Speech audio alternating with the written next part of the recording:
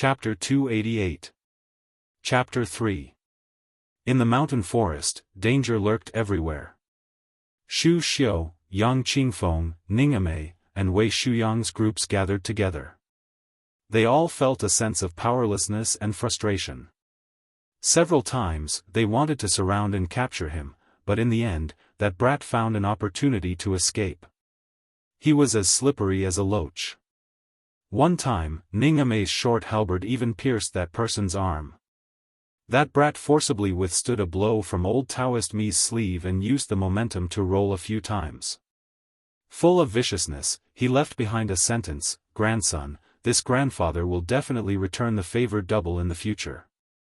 His shoulder knocked aside a Phoenix Battalion light cavalry behind him, and he once again fled into the shadows of the forest. The light cavalry was heavily injured by that ferocious collision. Yang Qingfeng's 3 red-clawed rats were all dead, and the last 2 had been crushed to death by that brat. Xu Xiu's expression was extremely unsightly. The best opportunity had been when that brat with a mouth full of obscenities had been shot by a powerful crossbow and forced into a dead end. However, with Xu Xiu's 2 hands and the vigorous internal energy that could activate the red armor of the Talisman General, she was only able to slap that brat surnamed Yuan into a tree. The thick tree had already been snapped, but he was still alive. This definitely wasn't Xu Xiu's intention to slowly play with him like a cat catching a rat. With one hand, she should have slapped that brat until his insides split open. Xu Xiu couldn't figure out the strangeness of this situation. If it was a simple superposition of martial strength, this side was definitely much stronger than that brat. However, Yuan Tingshan's bladesmanship was firm and unyielding, and his temperament was rather cautious. In addition, he seemed to have a keen sense of danger. Twice, when the net was just a hair away from closing, he was able to escape. Ningame cupped some water from the stream and patted his face. He calmly said, "This person is a natural scout." Xu Xiu was slightly angered. "General Ning, if we can't capture this person, then we shouldn't leave the mountain." The paralyzed Yang Qingfeng expressionlessly said, "With His Royal Highness Gerfalcon's helping to keep an eye on him, we can capture him." Xu Xiu's anger flared even more. She mocked, "You're really promising." Wei Shuyang acted as the peacemaker. "No rush, no rush. The Phoenix Battalion is familiar with traveling at night. We'll chase for one more night. If we still can't find him tomorrow morning, we'll immediately leave the mountain and head to Zhejiang City. At that time, if your highness is angry, this humble Taoist will bear it." His expression, he turned his head, and asked, without a change of expression. He turned his head, and asked. Because they were busy chasing after the enemy, they didn't have time to retrieve many of the arrows that were shot out. Other than the one who was heavily injured, the other 9 members of the Phoenix Battalion reported the number of arrows they had shot out. Ningame said, "Let's redistribute it. Zhu Ji, Yi Zhenfu, you 2 escort the injured Xiao Donglu. Purposely keep a distance from us and act as bait." Without any hesitation, the 2 white horses replied, "Understood." Wei Shuyang couldn't bear it. He said softly, "General Ning, isn't this a little?" Ningame, whose voice was as soft as that of the young woman from Wuzhou in Zhejiang City, smiled. She did not explain anything, but Xu Xiu could see the determination in this general's eyes. Xu Xiu couldn't help but ask, "General Ning, are you sure that kid will fall into the trap?" Ningame said calmly, "Yuan Tingshan has a vengeful personality. He's also very opportunistic. Even if there's a risk, he's willing to take a gamble. In this encirclement, I can see that this person has always believed in his gamble." Xu Xiu said, "Oh." She didn't say anything else. As long as the mission was completed, the death of a few light cavalry was nothing to her. But in her heart, her evaluation of this good-tempered Bailiang general increased. An hour later, Yuan Tingshan squatted on a branch and stared at the 3 light cavalry that had left the formation. The wound on his arm had been bandaged, and the short halberd was in his mouth. To kill or not to kill? Yuan Tingshan was hesitating. He could kill people with a sharp blade, but he could also cut flesh with a blunt blade. Even with his strong will, he was cursing in his heart. An originally easy mission had turned into such a miserable state. Even a clay bodhisattva would have some anger. Yuan Tingshan believed that in terms of talent, he was not inferior to the disciples of the aristocratic families. Among the Xianyuan brothers on the Bull Mound, 2 of them had left the mountain to travel the Jianghu to earn their reputation as heroes. One of them had almost had the tendons in his arms and legs broken, while the other had some real skills. They fought to a draw, but Yuan Tingshan only lost in terms of moves. If he really fought with his life on the line, he was confident that he could cripple the elegant aristocratic family disciple within 100 moves. A cold smile appeared on Yuan Tingshan's face. Reincarnation was very important. If one was born into a good mother's womb, they would be able to easily obtain top-tier secret manuals. With the guidance of an expert in the family, they would be stable. The people of the same age from the aristocratic families would pretend to be extraordinary. If they could not beat them, they could just cry to their parents. It would be difficult to suffer even if they wanted to. Song Kelly was undoubtedly one of the best among these people. Yuan Tingshan lowered his head and looked at the Padao that was as inconspicuous as his own. What could he rely on? He could only rely on this damn Padao to carve out a future for himself. Hateful. Hateful, I should kill. Kill. I don't believe that I will die here. As long as I don't live long enough, even the king of hell will not be able to take my life. Yuan Tingshan bit the short halberd and was about to jump down from the branch. His body instantly stiffened, like a full moon bow. Someone above him laughed. At this critical moment, Yuan Tingshan was about to fight to the death. That person said softly, "Don't regret it." Yuan Tingshan did not move at all. He did not hesitate to reverse the flow of his qi. Blood oozed out from the corner of his mouth due to his internal injuries. However, his mind was extremely clear. No one wants to buy your life. I am too lazy to kill you. I just find it fun to see you running around. I don't want you to die so early. Yuan Tingshan gritted his teeth and asked, "Who are you?" There was no response. Yuan Tingshan risked looking up and saw a little girl squatting on a swaying branch. She was carrying a golden sunflower. On the tree and under the tree, they stared at each other. Other than an old man who taught me how to kill, I usually only talk to the dead or those who are about to die. If you speak more than 20 words, you will die even if you don't. How many words have you seen? The girl spoke very stiffly. At the end of her sentence, the corners of her mouth curled up. Yuan Tingshan's qi surged. He was not only bleeding from the corner of his mouth, but also from his 7 orifices. However, at this moment, his blade emitted an inch-long bluish-purple glow. That day, he went deep into Mount Longhu with Xianyuan Qingfeng and saw a middle-aged Daoist fishing. He was the only one who ate all the vermilion fruits. At first, Yuan Tingshan did not think much of it. However, when he went down the mountain and boarded the boat, he heard a voice. It was that Daoist's voice. He only said the words "dragon spits water." However, when he looked around, he could not see that Daoist. Then, his qi began to roll.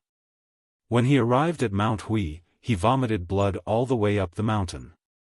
When he arrived at Sixfold Waterfall, he almost crawled under the dragon spits water. Later, he had to carry the torrential water on his back. With his physique, it was reasonable to say that he could hold on for half an hour. Any longer and he would hurt his internal organs and meridians. However, he sat there for 24 hours. It was indescribably mysterious. His realm advanced rapidly. This was the biggest reason why Yuan Tingshan dared to use his blade against that young master on the white horse. Now, he only lacked a secret blade technique manual. Yuan Tingshan raised his blade and chopped off half of the branches of the towering tree. At some point, the little girl was squatting on a nearby tree. She was still carrying that eyesore of a sunflower. She said calmly, your realm advanced. This time, Yuan Tingshan was really running for his life. Chapter 289. The original name of Yinchi Pass had long been forgotten. It became Yinchi Pass only because a poet from the frontier fortress of the previous dynasty said that the southern geese wept to the north. This pass was heavily guarded by Bailiang. With one man guarding the pass, it forcibly blocked the northern barbarians' passage to the south.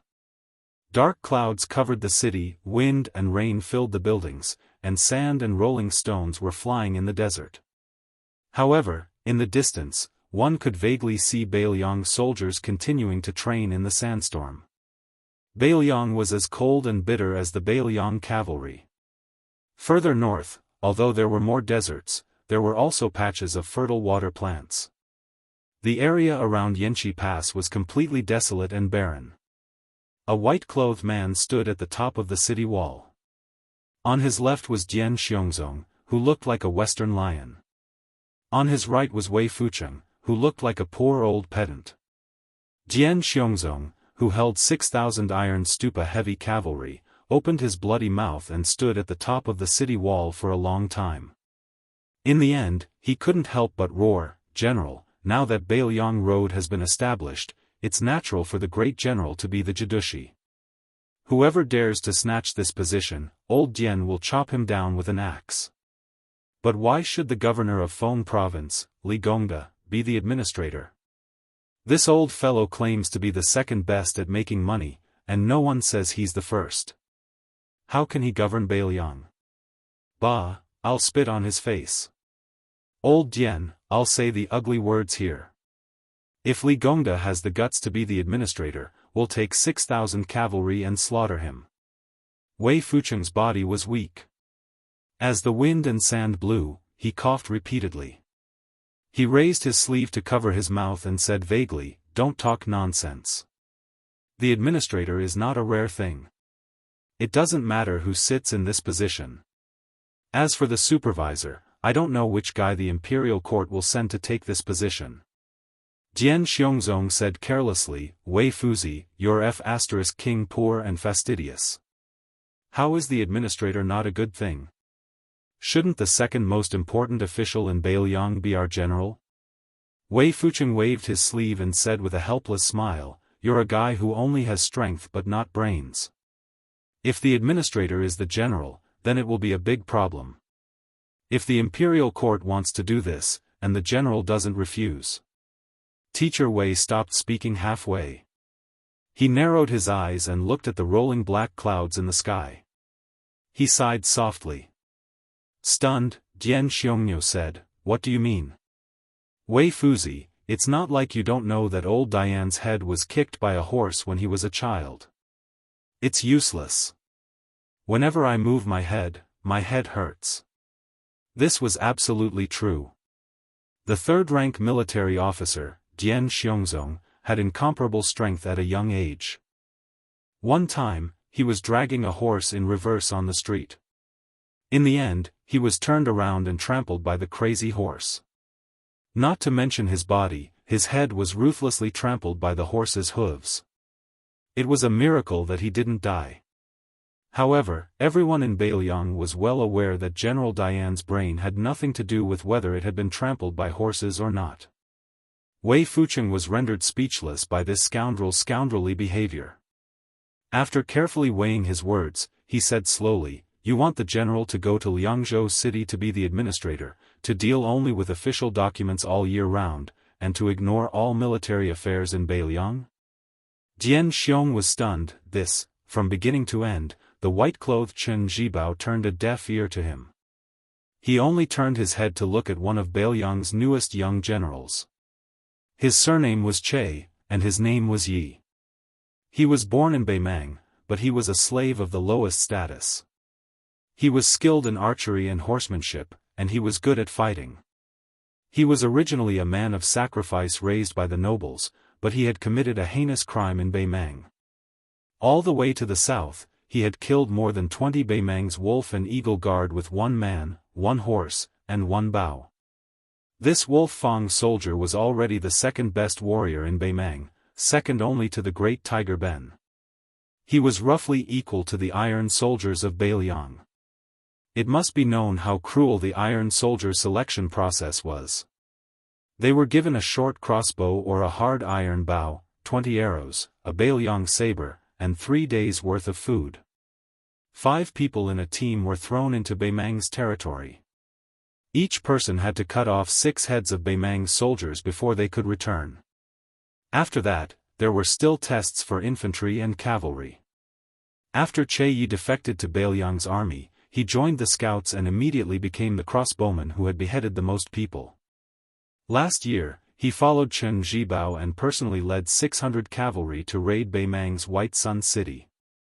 With 1 arrow, he shot through a certain member of the Beimang royal family who was patrolling the border.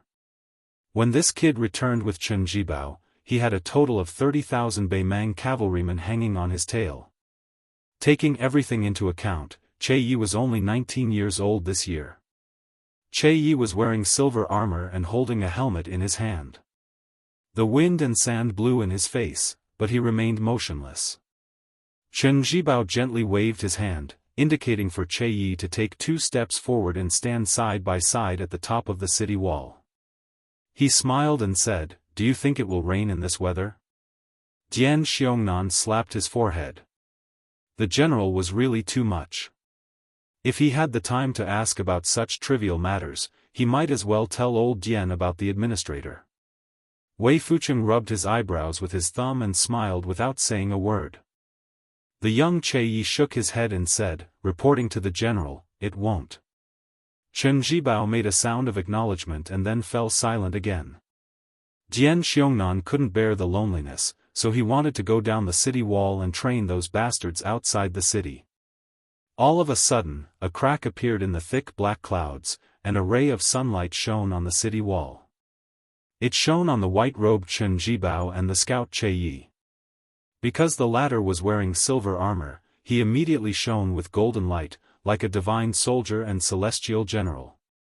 At this time, hulls shook the sky at both ends of the Yinma River about 5 kilometers away from the city. There were more than 100 iron chains hanging on the Yinma River all year round. At this moment, all of them were pulled taut by the soldiers standing on both sides of the river. It was a tug-of-war between 50 people. Regardless of whether they were soldiers or captains, regardless of whether it was winter or the scorching sun, they all had to bare their upper bodies. Their skin was soft and tender. If they were pulled out once or twice in June or July, their skin would explode. Now that autumn was coming, they could be considered lucky. But in a few months, it would be the worst. According to Beiliang's military rules, how could the loser of a tug-of-war lose? That was to drag the other party into the river with the iron chains. In summer, it could be used as a bath, but in winter, how could it be comfortable to fall into the river? Beiliang's army had many small hills, and the pillar state didn't care about it. However, private fights were prohibited. This was an iron law. If there was friction, it was fine. Either go to the drill ground and have a fierce fight, or each side brought 50 people here for a tug-of-war. When a hunchback old man accompanied by White Bear Yuan Zhuozong came down to the Yinma River, all the shirtless men instantly felt their blood boil. Oh my God, the great general is here. There was no harmony in a tug-of-war. When the great general returned from the capital to Beiliang, who the hell wanted to lose face? Su Shao, who wasn't wearing armor, came near a group of 50 Beiliang soldiers with his hands behind his back. He smiled and didn't say anything, just looking at the iron chains across the river. Gradually, people fell into the river from the 100 iron chains. After a whole incense stick's time, only the iron chain beside Su Shao remained across the Yinma River. Su Shao squinted and saw that more than half of the 100 people on both sides of the river had blood on their hands. Their shouts were hoarse. Someone on the left bank shouted, "Zhao Taizhu, you didn't drink milk when you were young, right? Stand up for me." Someone on the right bank shouted, "As long as your hands aren't broken, stand up for me one by one. Whoever slacks off first, I'll make you raise your ass when we get back to the barracks. Bastard! Do you really think you're a coward? Come on, kid, didn't you claim to be able to draw a 3-stone bow? This time, beat those bastards on the other side. Huang Qiong, you're the bastard. No one expected that the iron chains would be broken by 2 groups of people. The 100 people were all lying on the ground, unable to move a finger. Their hands were all covered in blood. Su Xiao smiled and said, "Okay." No one knew who was the first to shout, but all the soldiers who could still move shouted at the top of their lungs, "Long live the great general! Long live the great general!" The hunchback old man didn't stop them. If he didn't say anything, who would dare to go to the capital? Su Xiao turned to look at the top of the city wall and said to himself, "Why are you standing so high up?" Chapter 290. News of the sudden death of 20 riders near Zhejiang City in He Province had already spread throughout Mount Hui, and there was no news of their leader, Yuan Tingshan. For a time, all kinds of rumors and slanders were flying around. Some said that Zhao Yi, the prince of Guangling, had mobilized his armored cavalry to steal a woman.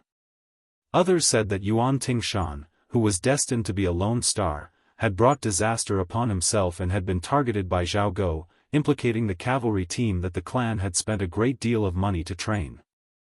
Others said that the young male and female of the Murong clan were not ordinary people and had the protection of immortals. All kinds of rumors were said, and all kinds of sneaky. Because the old family head had been in closed-door training for many years, and Xianyuan Guiqi, who was in charge of Mount Hui, was having a sword competition with someone at the Dongyue sword pool, the Xianyuan mansion on Bull Mound was without a leader. In addition, there were many factions within the clan to begin with, and the eldest branch and the other branches appeared united in appearance, but were divided at heart, so there was no one who could suppress the growing clamor. Xianyuan Qingfeng was from the eldest branch of the main branch, which was the main branch of the Xianyuan clan. Unfortunately, no matter how much effort the ancestors put in to nurture her father, Xianyuan Jingcheng, he was not of much use. What could they do if they couldn't be helped? A large clan also had its advantages. Xianyuan Qingfeng had 2 uncles, Xianyuan Jingcheng and Xianyuan Jingxian. One was calm and steady, while the other was determined to make progress. The latter's talent in martial arts was particularly astonishing, and he was only a thin layer of paper away from the realm of grandmasters. It felt like he would break through with a single poke if he dipped his finger in saliva. Therefore, in Xianyuan Jingshuan's line, the mother's status depended on the son's, and the son's glory depended on the father's, so they were domineering in Mount Hui.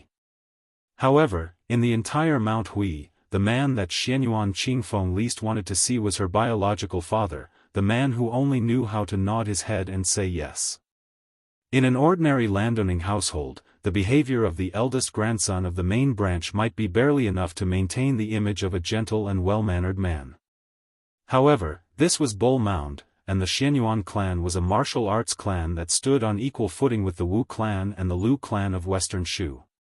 So what if he was well-read? Could he compare to a pair of fists that could destroy mountains and shake cities? Everyone on the mountain knew that not only did Xianyuan Jingcheng grant his only daughter's request, he was also extremely fearful of his wife, and never had the slightest thought of taking in a concubine. Although the Xianyuan clan was so domineering that anyone who wanted to come up the mountain had to change their surname to Xianyuan, and there was no lack of martial arts heroes who married into the Xianyuan clan, but the dignified eldest son of the main branch did not have a single heir to carry on the family name. Even if Xianyuan Qingfeng succeeded in getting a talent to marry into the family in the future, the main branch of the main branch would never be able to lift their heads up high. In these years, there was discord, and many people changed their allegiance to the other 2 branches that were flourishing with each passing day. Xianyuan Jingcheng completely became a loner, and everyone even knew that the wife who gave birth to the eldest grandson of the main branch still loved someone else to this day. At the beginning of their marriage, she made a defiant promise with Xianyuan Jingcheng that she would only have one child, and whether it was a son or a daughter would be left to fate. After Xianyuan Qingfeng was born, Xianyuan Jingqing really kept his promise. When Xianyuan Qingfeng was young, she still ignored her mother's gloomy expression that could never be resolved. She felt that her father, who never lost his temper, did not do anything wrong. As she grew older, she finally understood how fatal her father's indifference was in the Xianyuan clan, who had worshipped martial arts for hundreds of years. The older she grew and the more she was exposed to the ways of the world, the more Xianyuan Qingfeng wanted to stay as far away from this mediocre man as possible. When Xianyuan Qingfeng saw Song Kelly off Mount Hui, she naturally felt guilty towards this young phoenix of the Song family. The Song family was a first-class noble family in the dynasty. Moreover, the Song family had only one son in 3 generations. Song Kelly's importance was self-evident. Interacting with Xianyuan Qingfeng was already degrading his status. The Xianyuan clan could do whatever they wanted in Jianghu, but this was not worth mentioning to the important officials of the imperial court. After Xianyuan Qingfeng met Song Kelly, who was escorting the coffin to the south, she used many tricks to get to know him. With Song Kelly's eyesight, he should have seen through it long ago. However, he still didn't mind Xianyuan Qingfeng using him, or rather, using the Song family to show off within the Xianyuan clan. Not only did he come to Mount Hui, but he also seemed to have a pleasant conversation with Xianyuan Jingqing at the Bull Hill, giving Xianyuan Qingfeng a lot of face. Even though Xianyuan Qingfeng didn't have a good impression of scholars, she still felt some inexplicable feelings towards Song Kelly. She didn't know whether it was out of gratitude or admiration. That Yuan Tingshan who was so conceited that he didn't even try to hide his wild ambitions? Xianyuan Qingfeng asked himself, would I feel regret if he really died? Walking down the mountain on the limestone path, Xianyuan Qingfeng glanced at the Six-Fold Sisters waterfall. Song Kelly smiled and said, I learned some physiognomy from my father. It's not easy for Yuan Tingshan to die. His fate is very bad, but he's very tough. Xianyuan Qingfeng was a bit frightened and was about to explain. Song Kelly said gently, Miss Xianyuan, you're overthinking. Xianyuan Qingfeng didn't say anything else. He was afraid that he would add fuel to the fire. The two walked silently on the path. When they reached the foot of the mountain, they saw a boat. Song Kelly suddenly stopped and hesitated for a moment. In the end, he said, Mr. Shouzhua is very knowledgeable and has analyzed the 3 doctrines in simple terms. I've been talking with Mr. Shouzhua through candlelight for the past few days and have learned a lot. Mr. Shouzhua said that learning from reading scriptures is like looking at plum blossoms and drawing pancakes. His words enlightened me. In the past, I remembered my family's teachings to be humble and respectful in all matters and not to be overbearing. However, in the end, I didn't understand why I had to be humble. In the eyes of a wise person, my childish words and actions would only make me a laughing stock. Miss Xianyuan, please forgive me for speaking bluntly, but Mr. Shouzhua is definitely not a mediocre person. Xianyuan Qingfeng smiled and didn't think much of it. He only joked, did my father ask you to be a lobbyist? How many books did he give you? Song Kelly was stunned and murmured, a father knows his daughter best.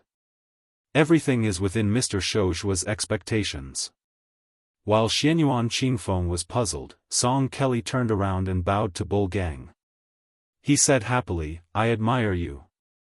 Looking at Song Kelly's back as he boarded the boat, Xianyuan Qingfeng was confused.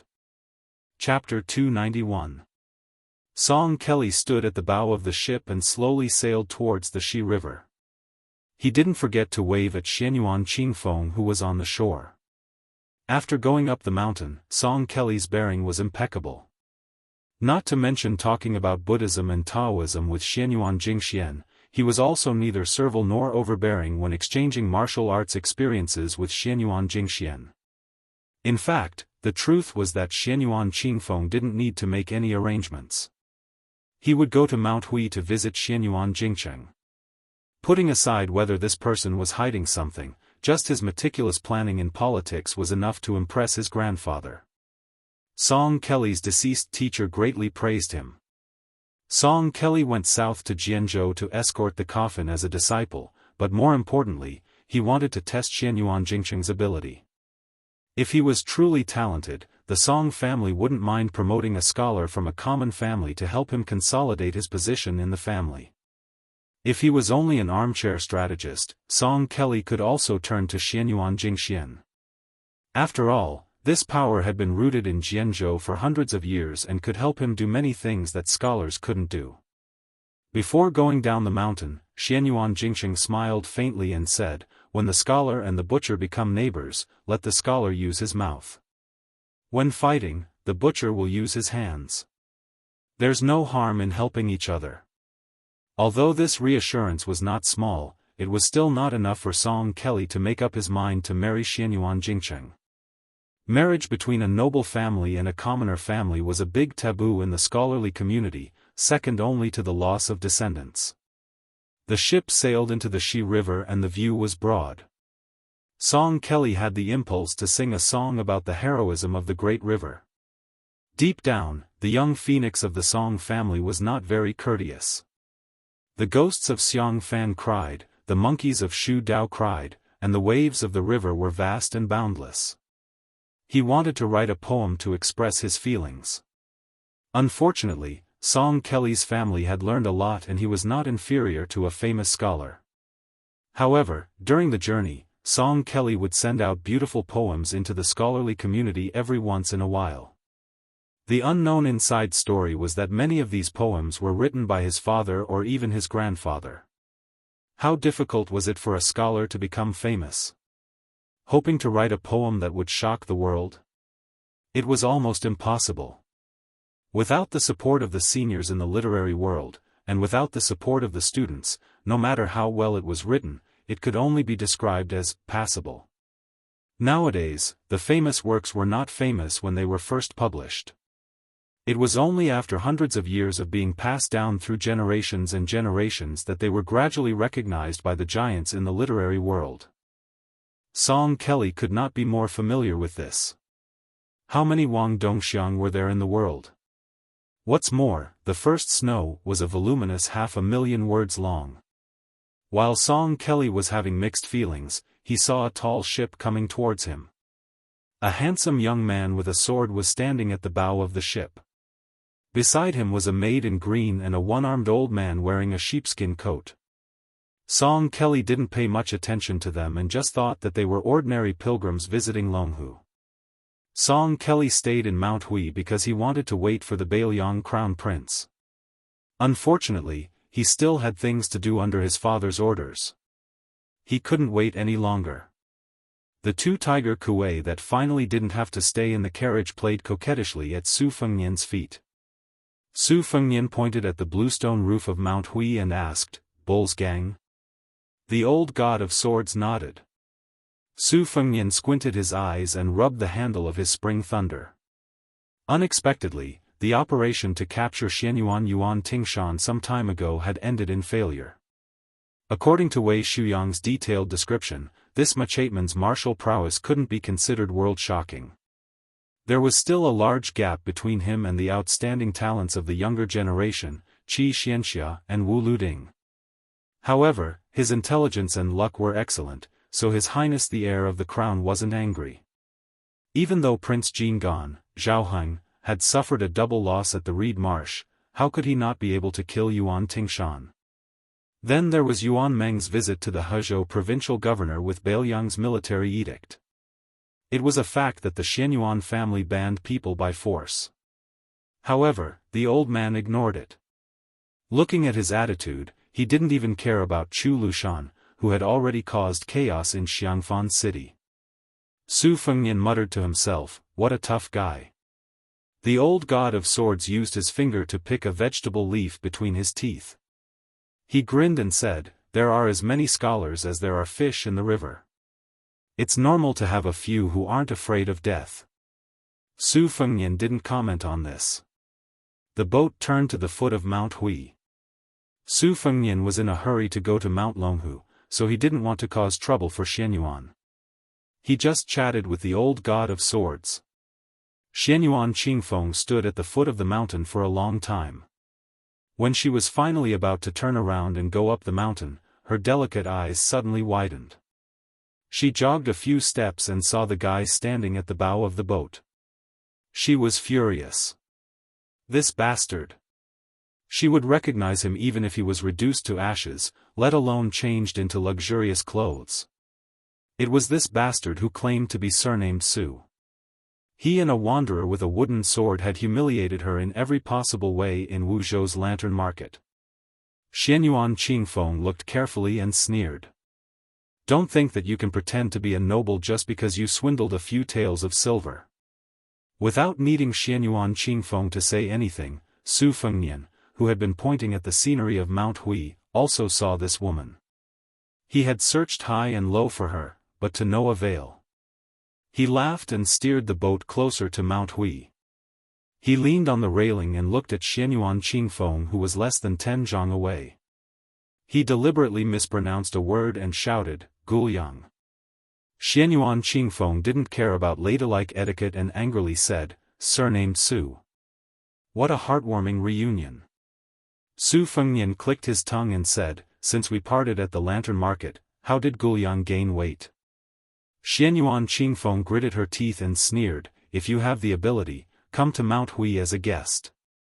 Xianyuan Qingfeng will definitely be a good host." Su Fengnian rested his chin on his hand and said with a smile, "You miss me so much?" There was a Xianyuan ship at the foot of the mountain. Xianyuan Qingfeng ran onto the ship and tried to catch up. One ship wasn't in a hurry to escape, while the other chased relentlessly. Soon, the two ships were only 50 zhang apart. Su Fengnian slowly walked to the stern of the ship and suddenly sped up. He leaped onto the railing and shot towards Xianyuan Qingfeng like an arrow. Under her dumbfounded gaze, Su Fengnian stood on the railing of the ship she was on and looked down at this arrogant woman from the Xianyuan family. Su Fengnian glanced at the restless Xianyuan retainers. Just as he was about to speak, something strange happened on the surface of the river. A sloppy old Daoist came over on a raft. The skinny young man on the bamboo raft pursed his lips and gently breathed in and out. One end of the bamboo raft suddenly pierced into the river while the other end was raised high. He used the momentum to bounce onto the ship and spread his legs like a wild horse. Then, with a kick, he actually caused the entire ship to sink. This strength? The young man instantly jumped high and crashed onto the bow of the ship where Xianyuan Qingfeng was standing. The ship shook violently again. Other than the old god of swords, Li Chungang, all the passengers on the two ships were slightly agape. Not to mention this Qinggong, but the strength to cause the ship to sink several feet? After the ordinary-looking skinny young man landed on the ground, he turned around and hugged His Royal Highness's legs tightly. He cried out at the top of his lungs, "Brother!" Chapter 292. The two warships that had accurately calculated the depth of the Green Dragon stream slowed down after the withered young man stepped on them. The Xianyuan family's private warship wanted to quietly increase its speed and keep the two brothers with different appearances on board, but the warship in front would not let it succeed. Swords were drawn and swords were unsheathed, but Xianyuan Qingfeng only saw the withered young man with bamboo-like arms carry brother Su to the back of the bed. He hugged him tightly and refused to let go. The Xianyuan family dominated the southeast Wulin, and those who were qualified to stay on the warship were all elites. After receiving a signal from Xianyuan Qingfeng, the two swordsmen swung their swords like dragons and stabbed the young man's back. They wanted to pierce through the brothers and nail them to the warship's railing like sugar-coated haws. They wanted to show their power to those foreigners who had angered Miss Xianyuan. 2 lives were nothing to Xianyuan. Why had the governor's office of the Sword Province been able to operate smoothly all these years under the suppression of the Prince of Guangling? Wasn't it because they had the full support of the Flood Dragon that had dominated Mount Hui for 500 years? Otherwise, when a scholar encountered a military ruffian, he would have been suppressed by the powerful Prince Zhao Yi to the point that he was worse than a stray dog. Since the governor's office of the Sword Province was mutually beneficial, the governor's office of the Guangling army was not a mediocre person. He had given Xianyuan a great deal of power and authority, and had spared no effort in eliminating dissidents through bloody means. He had secretly supported Xianyuan. Otherwise, how could Mount Hui have cultivated a 200-man private cavalry under the nose of the imperial court? Xianyuan Qingfeng frowned. She clearly saw that Brother Su only touched the young man's head and did not seem to notice the two swords. This was not in line with this guy's cowardly demeanor. Although Huang Manor's heart acupoint was not opened, his sense of danger was probably above that of Yuan Tingshan's. The two swords came at him, but he did not seem to move skillfully. He only turned around and held the sword with both hands. The swordsman suddenly exerted force, wanting to crush the ignorant young man's palm. Huang Manor's face was as ferocious as a vajra. He suddenly twisted, easily twisting the sword as if it was a reed pole. He then pulled it again and rushed forward, dragging the two swordsmen who hesitated and did not have time to let go of their swords in front of him. His two fists smashed into the swordsmen's chests. A thick mist of blood exploded from the swordsmen's chests, and they died on the spot. Their corpses fell into the river like kites with their strings cut. The rest of the Xianyuan men of sacrifice who were originally watching the show saw that the situation was not good. In order to protect Xianyuan Qingfeng who was standing on the bow, they had to brace themselves and go forward. As a result, the young man was still stabbed between his eyebrows by a sharp sword. He laughed and raised his arms, causing his clothes to flutter. Everyone saw that the sword formed a large arc between the two of them, but it did not pierce between his eyebrows at all. The sallow and emaciated young man stepped on the right foot, raised his left knee, and placed his center of gravity on his right foot. His right foot rotated forward, and his left knee turned inward, and the instep straightened outward. He suddenly jumped into the air and whipped out his lower leg. The force of the kick reached the instep of his foot, and the result was that when the young man landed on the ground, the body of the man of sacrifice was still in the forward position, but his head flew several feet into the air.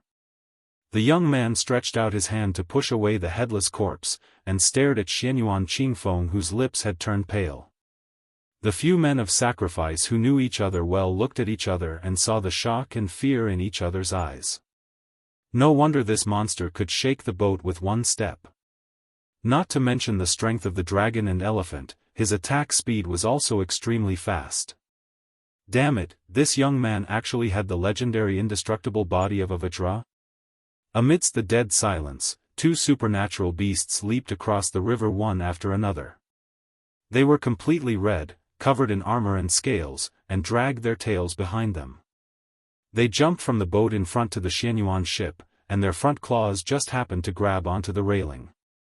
After a few struggles, they finally squatted on the railing and bared their fangs and claws. The young man leaned forward and let out an angry roar. Xianyuan Qingfeng was so scared that he staggered back. Outside the ship, a sloppy old Daoist was walking on a raft. Coincidentally, a head smashed towards him, and he rudely slapped it into the river with a bamboo pole.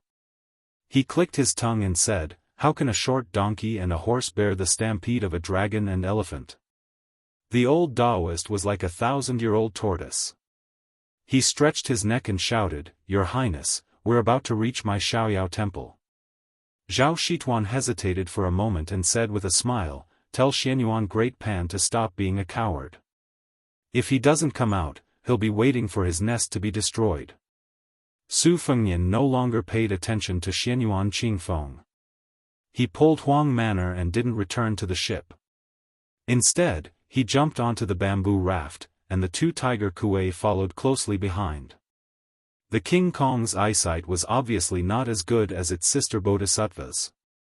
It directly dove into the water, causing countless splashes. Bodhisattva, who was on the bamboo raft, saw her brother having fun in the river and also jumped down. Su Fengnian smiled and said, "Old Daoist, I didn't say that I'm going to Mount Hui to cause trouble. What are you blindly making a fuss about? Are you planning to divert the trouble from the west to the east?" The old Daoist, who was the quietest and most unknown Daoist in the Daoist master residence, purposely exclaimed in surprise. He was afraid that the eccentric crown prince of Bailiang would turn hostile. To be honest, as the second Daoist master of the Daoist immortal abode, old Daoist Zhao Shituan's seniority in the Daoist orthodoxy could be said to be superior to the 33 heavens. Mount Longhu and Bailiang were separated by thousands of li, so the old Daoist had seen all kinds of storms. When he was in Bailiang's territory, he didn't mind putting his arm around this junior's shoulder. It wasn't necessarily because he was afraid of the great pillar state Su Shao. It was just that he had a carefree temperament to begin with. When he was young, he was also an extraordinarily frivolous and alcoholic. He was truly a rare talent with great ambition. Otherwise, he wouldn't have left the country to travel far away with his sword. Once he left the mountain, he didn't return to Mount Longhu for a whole 20 years. Now that he met His Royal Highness, who was frivolous and unrestrained, he was quite suitable. If it were Zhao Danxia and Zhao Danping's nephews, one of whom was a minister of Yue and the other a prime minister of Qingxi, who were together with Crown Prince Su Fengnian, they wouldn't have such an attitude. Su Fengnian glanced at the giggling Huang manor, then raised his head to look at the old Daoist. He asked in surprise, "You're not afraid of water anymore?" Chapter 293. The old Taoist nodded. "I've been afraid for a long time. Shaoyao Temple is right next to the Green Dragon stream. I told him to follow the stream to Mount Hui where the Dragon King River enters the Shi River, then keep going north until it reaches the Spring God Lake.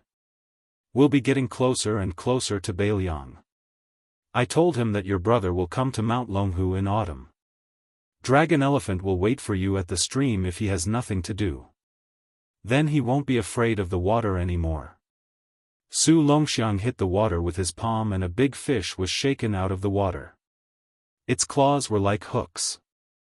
After catching the fish, he looked at his brother and grinned foolishly, as if he was asking for credit. Su Fengnian patted Huang Manor's head and shook his head. "When in Rome, do as the Romans do. Just eat some vegetarian food. Let the fish go."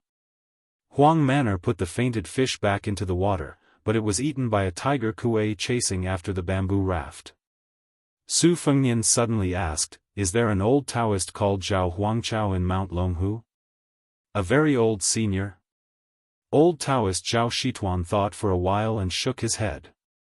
"There are many century enlightened masters in seclusion on the mountain, but none of them are called Zhao Huangchao." The boats and rafts sailed up leisurely while the Xianyuan cruise ship turned around and returned to the Mount Hui pier. Xianyuan Qingfeng stood at the window of the cabin. His lips were livid and his body was trembling. It was hard to tell if he was scared or angry. She wasn't blind. Although her martial arts talent was mediocre, she had a good memory and was outstanding on Mount Hui. No matter how complicated the moves were, she would never forget them. To put it nicely, Mount Hui was a place where people from all walks of life accepted talents. To put it bluntly, it was a place where people of all walks of life lived together. The Xianyuan family had a rich collection of books. Other families and sects regarded them as treasures, but the aspiring tripod pavilion in Mount Hui had countless books. In terms of the number of books, it was only inferior to the Tide Listening Pavilion in Bailiang. Yuan Tingshan said he wanted to marry her because he saw her as a shortcut to the peak of martial arts. Even if she couldn't enter the aspiring tripod pavilion, as long as Xianyuan Qingfeng personally taught her, all problems would be solved. How could Xianyuan Qingfeng not see how terrifying the yellow-skinned youth was? Perhaps in the entire Hui Mountain, there were no more than 10 people who could create such a huge commotion. If the invincible Vajra behind the youth was included, the number of people who could be counted on one hand. That was fine. This unfamiliar word made Xianyuan Qingfeng's heart tremble. After the spring and autumn period, although the title of crown prince had a tendency to spread in the dynasty, as long as one was a legitimate son of a noble family or a bastard son, they were qualified to hold this title. However, the title of crown prince became more and more precious. Only the princes and princesses of the imperial family could be called crown prince. In the southeast of the dynasty, according to the law, only the descendants of Zhao Yi, the crown prince of Guangling, could be considered crown prince. Zhao Yi had 3 sons and 6 daughters. The crown prince, Zhao Yu, hadn't been hereditary. Speaking of which, it was strange. It was probably due to the heavenly Tao's retribution that the lecherous Zhao Yi had snatched countless beauties. The 7 concubines who had broken the rules were all beautiful enough to captivate the birds and beasts. However, their children all resembled Zhao Yi. All of them had big heads and ears, and were as fat as pigs. They did not inherit the looks of the concubines at all. If that was the case, who was the fellow whom the Longhu Taoist addressed as Your Highness? There was no need to doubt the identity of Crown Prince. If he wasn't a descendant of a Crown Prince, who would dare to bring elite soldiers with him? Even the powerful Guangling Duke, Zhao Yi, would not hand over such information to the imperial court. His children leaving the duke's manor to play was even more relaxed than ordinary families. His surname was Su. Xianyuan Qingfeng's face was pale. After all, Xianyuan was one of the top aristocratic families and was well informed. She also heard that the eldest son of Su Shao, who had a different surname, traveled for 3 years before returning to Beiliang to avoid marrying into the crown prince's family. For some reason, he went out again this time. Not long ago, he caused trouble in Gangnam-do. Thousands of scholars from the Imperial College in the capital clamored for the emperor to issue an edict to Jiangnan. Otherwise, the country would be in chaos and the law would be against the law. Unfortunately, the butcher who took away the title of pillar of the country was still favored by the emperor and protected his royal highness. As long as the king of Beiliang was in the capital, no official above the 4th rank dared to impeach him. Only the scholars of the Imperial College wrote tearful letters in blood, which made them a joke. Xianyuan Qingfeng still remembered the arrogance of the Beiliang cavalry under Mount Longhu when the older generation of Mount Hui talked about it. At that time, it wasn't because of her family's righteousness, but because after the iron hooves flattened Mount Longhu, they were intimately interdependent. Xianyuan also didn't have a good ending, so she had to bite the bullet and stand with the Taoist priests of Mount Longhu. If it really was the crown prince of Beiliang, what should she do? It was fine if she had to swallow this anger, but if that beggar turned into Crown Prince Su came to Mount Hui to denounce her, how would her family deal with it? Her father was cowardly and would definitely be too scared to argue. Because of her father's decline in power, the other branches wouldn't hit him when he was down. Her family originally wanted to marry her to Zhao Yi's 6 sons, but because of Song Kelly's arrival, there was a slight silence. Once her uncle Xianyuan smelled the opportunity, how could he show mercy? Who didn't know that this uncle had openly teased her mother, saying, "The dumplings are delicious, but not as delicious as sister-in-law." Her father only knew how to study behind closed doors, so how could he say anything about it? Was there a lack of such jokes? Xianyuan Qingfeng walked out of the cabin in a daze when the boat docked. A lone boat shot over. An old Confucian scholar with white hair flew across the river and landed at the bow of the boat. The boat was filled with spiritual energy as it slowly approached the riverbank. Seeing the only old man in her family who cared about her, Xianyuan Qingfeng's eyes welled up with tears. The old man with an ancient sword at his waist said kindly, "Who dares to bully my granddaughter? Which family's brat is it? Grandpa will teach him a lesson for you." Xianyuan Qingfeng lowered his head and didn't say anything. The old man smiled and said, "It can't be the crown prince of Beiliang who went to Jianghu, right? This is going to be troublesome." Xianyuan Qingfeng raised his head, his face full of shock. The old man who returned from the Dongyue sword pool was Xuanyuan's national weapon. Rumor had it that he could ride a sword for 100 feet and decapitate someone. His sword skills were outstanding in the southeast. Even the Dongyue sword pool, whose sword skills were second only to the Wu family's sword tomb, saw him as their #1 threat. The old man said proudly, "So what if he's the crown prince of Beiliang? Can he bully my granddaughter? I'd like to see if that one-armed Li Chungang can still open the gates of heaven with his sword." Chapter 294. I'll update tomorrow. 3 guaranteed, 4 guaranteed. They could already see the Xiaoyao temple by the Green Dragon stream. The big boat and the bamboo raft slowly docked together. Before getting off the raft, Huang Manor bent down and turned to look at Su Fengnian, indicating that he wanted to carry his brother. Su Fengnian smiled and shook his head. The old Taoist Zhao Shituan felt a little sad. The Zhongding family was cold-blooded. There were several brothers who loved each other so much. Thinking about it carefully, the Su family had few male descendants. The second son, Su Longxiang, was born mentally retarded. Of course, the two princesses were destined to be married off. In this way, the Bailiang Palace would not leave any room for outsiders to interfere in the succession. Anyway, the eldest son, Su Fengnian, would be the heir. No matter how idle His Royal Highness was, there was no suspense. On the other hand, the Zhao family is the first Taoist master's residence in the South Kingdom. Although there is an ancestral rule that only Zhao can be a Taoist master, Qi Xuanzhen suppressed the Taoist master's residence 50 years ago. Now, in the Jing generation, there is Mr. White Lotus in immortality and Wuxia Xianxia in martial arts. They are all outsiders. No matter if it is fated chances or Taoist spells, the Zhao family can't compete with them at all. During these years, they have been scheming against each other. If the Taoist master's residence didn't worry about the strength of the main branch, Zhao Danping wouldn't have become the ridiculous prime minister. Zhao Shituan sighed worriedly. A group of people walked along the bluestone path to the Xiaoyao temple. In the past, the old Taoist master lived alone in the Taoist temple, so there was no such path.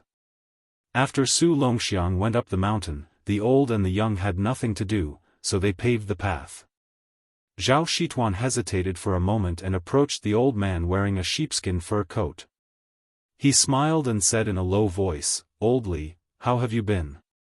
The old god of swords snorted. Li Chungang had visited Longhu twice in his life, and both times, he met Zhao Shituan, who was about the same age as him. As a result, he was pestered by Zhao Shituan. The first time, it was Zhao Shituan who led him to the devil-slaying platform. Li Chungang did not have a bad impression of this guy, who was highly regarded by both the old Taoist master and Qi Xuanzhen. Everyone in the Taoist master's residence was as old-fashioned as clay statues, with neither immortal nor human aura. Li Chungang had already scolded them for being neither human nor ghost. He remembered that the first time he went down the mountain, this Taoist master's residence finally had an unrestrained young Taoist, who insisted on following him to Jianghu for several months. Zhao Shituan Taoist master said shamelessly, "Old Li, my kung fu is far worse than yours." Li Chungang thought of Jiang Ni and his own difficulties in accepting a disciple. His Achilles heel was poked and he was furious. He pointed at Su Fengnian and glared at Zhao Shituan. "Look, my new disciple. Even if Su Longxiang becomes invincible in the future, do you think he can beat this old man's disciple?" Old Taoist Zhao was angry at first.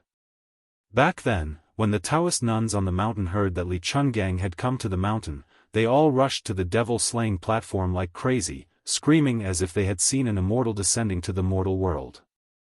Zhao Shituan thought that when he was young, he was also very handsome. Although Li Chunggang's kung fu was a little higher than his, he was a little more handsome, and he was a little more famous. This group of women who were supposed to be pure and devoted to the Yellow Court would not be so crazy. However, at that time, Li Chungang held his sword and came with an unparalleled momentum. Zhao Shituan was not convinced. Until today, it was not that old Taoist Zhao thought that he could beat Old Li in a fight, but when it came to competing with disciples, Zhao Shituan was confident that no one dared to jump out and compete with him.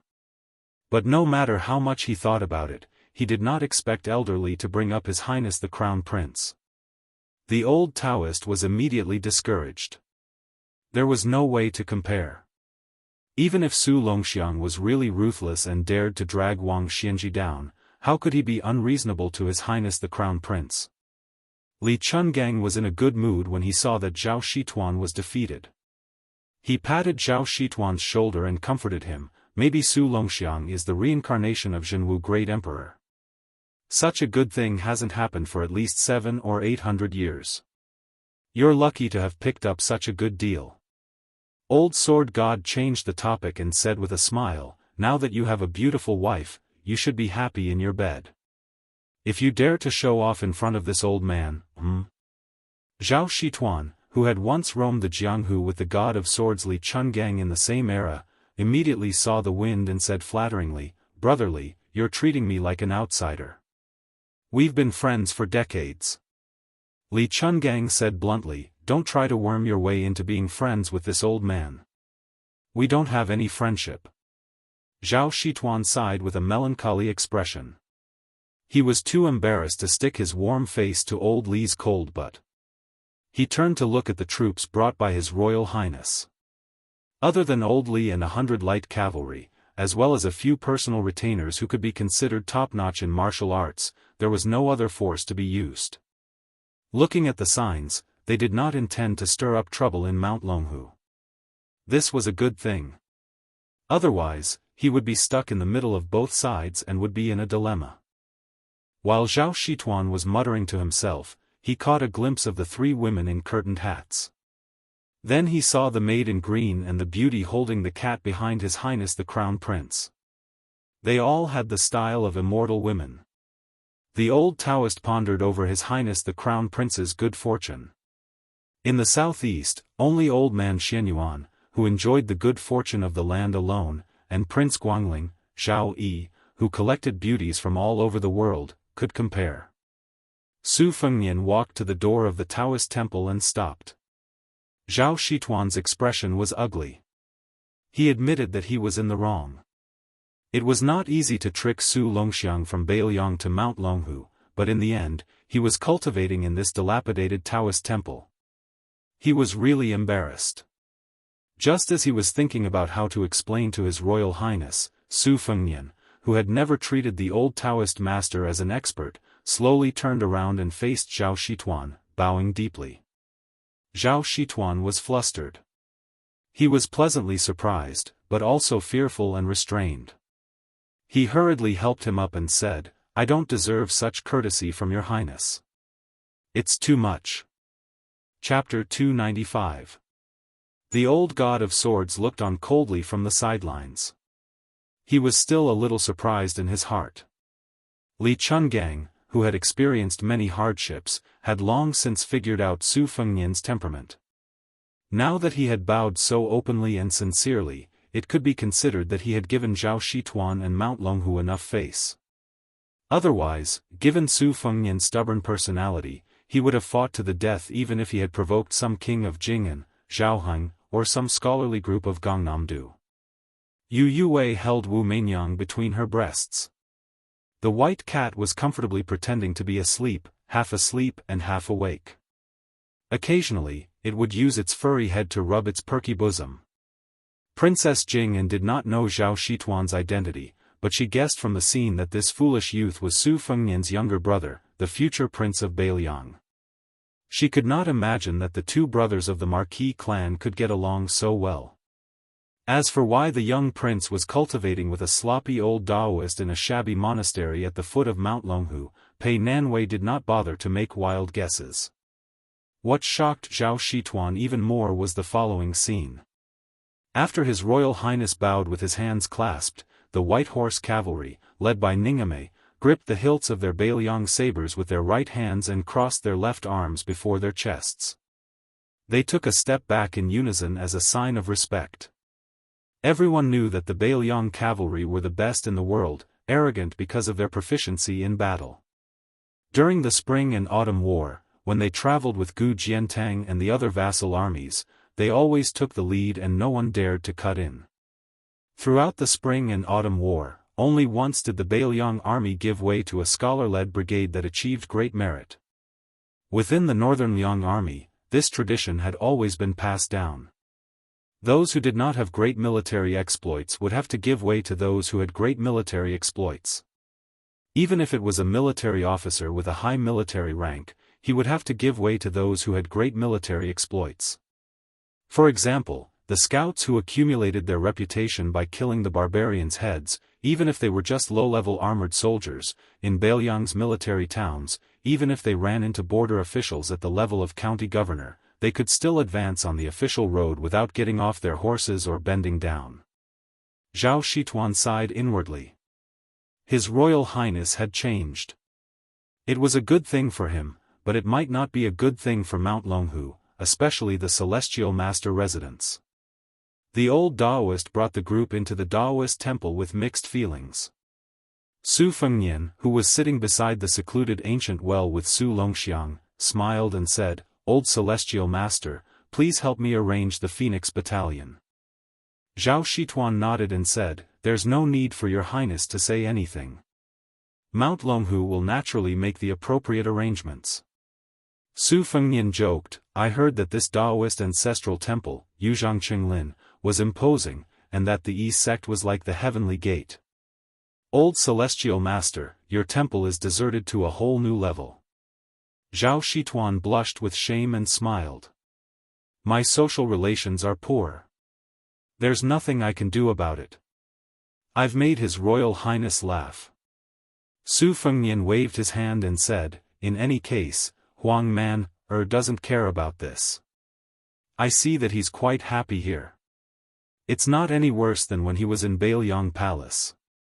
Isn't that right, Huang Man, Su Longxiang grinned foolishly. On this side, they kept talking about His Highness, Bailiang, and the old Celestial Master. The authorities were calm and indifferent, accustomed to it. As a result, the Murong siblings, who were outside the situation and were kept in the dark, were greatly frightened. Although Murong Tonghuang had long expected that Su Fengnian's identity was very special, no matter how he thought about it, he felt that being able to rank with Chu Lushan in the front line was already extremely shocking. For the remnants of the spring and autumn period, specifically in the provincial capital, the most unforgettable thing for the Bailiang army was undoubtedly the ghost city of Xiangfan, which had been completely massacred after the city was breached. There was also Jianghu, where the Western Leibi sat. Longhu and Xianyuan faced each other from east to west. How could they forget the humiliation brought by the Bailiang's iron armor? Murong Wuzhu was in high spirits. She was overjoyed when she mistakenly thought that she had caught a thin straw in the wind and waves, only to discover that it was a towering tree. It was like she had accidentally fallen in love with a poor scholar, only to find out that the scholar was the heir of a wealthy family after eloping with him.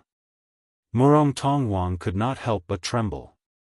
His face was flushed, and he stared at His Royal Highness with a complicated expression. Other than the master of the Wudong Palace, who in the world was the most feared figure in the world by Jiangdong and Xianyuan? It was Bailiang. Su Shao, the butcher of Jianghu. Blue Bird and Yu Yue went to the Taoist temple to clean up the house. Pei Nanwei had to lower her head under the eaves. Most of the time, she was no different from a maid. She had already accepted her fate. Ningame and the others were taken to the nearby Taoist temple by the old Taoist master Zhao Shituan. The old god of swords went to take a walk by the green dragon stream alone. In the end, only the brothers and siblings with different identities were left in the courtyard. Su Fengnian touched Huang Man's head and glanced at Murong Tonghuang, who was looking straight at him. Murong Wuzhu was peeping at His Royal Highness, but soon he lowered his head and looked at his feet. His Royal Highness said calmly, "You finally know my identity?" Murong Tonghuang bit his lips. Su Fengnian smiled and said, "Did you pee in your pants?" Murong Tonghuang was stunned. Su Fengnian smiled and said, "If Wen Hua was here, he would definitely say that I peed in my pants." Murong Wuzhu did not feel disgusted when he heard such frivolous words. He just felt unbearably shy. His ears and neck were red, and he did not dare to look at His Royal Highness, who had a prominent identity. Murong Tonghuang could still hold on and looked at Su Fengnian from beginning to end. Su Fengnian thought for a while and said with a naughty smile, "I do have a little grudge with the Xianyuan family, but don't think that you can just watch the flood leisurely. When the time comes, you will go to the Bull Gang to discuss the Xianyuan family. I'll have to trouble you and your brother to cooperate and act closer to me. Murong Wuzhu quietly raised his head and quickly lowered it. Murong Tonghuang asked straightforwardly, "Are you really the prince of Beiliang? The eldest son of the king of Beiliang?" Su Fengnian nodded and said, "Otherwise, would I dare to use 100 light cavalry to slaughter 20 Xianyuan cavalry?"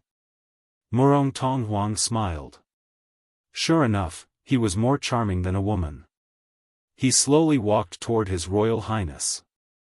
Su Fengnian quickly raised his hand and said with a frown, "Don't do this, I can't stand it. How can I be looked at by a man?" "Fine, when we go to Mount Hui, your sister will be the only one to suffer. Let's make it clear in advance that I am taking advantage of you. There is no room for discussion. However, if you shamelessly snuggle up to me, I will always feel that you are taking advantage of me. Both of us will have goosebumps." Murong Wuzhu covered her mouth and let out a soft and light laugh. Murong Tonghuang was stunned and turned around. Murong Wuzhu were laughing and crying. Perhaps to an outsider, it was just a crying and laughing scene, but to the Murong siblings, it was 10 years of bitterness and sorrow. Su Fengnian said calmly, "Don't be in a hurry to be grateful. The reason why I helped you is because I feel that you are pitiful.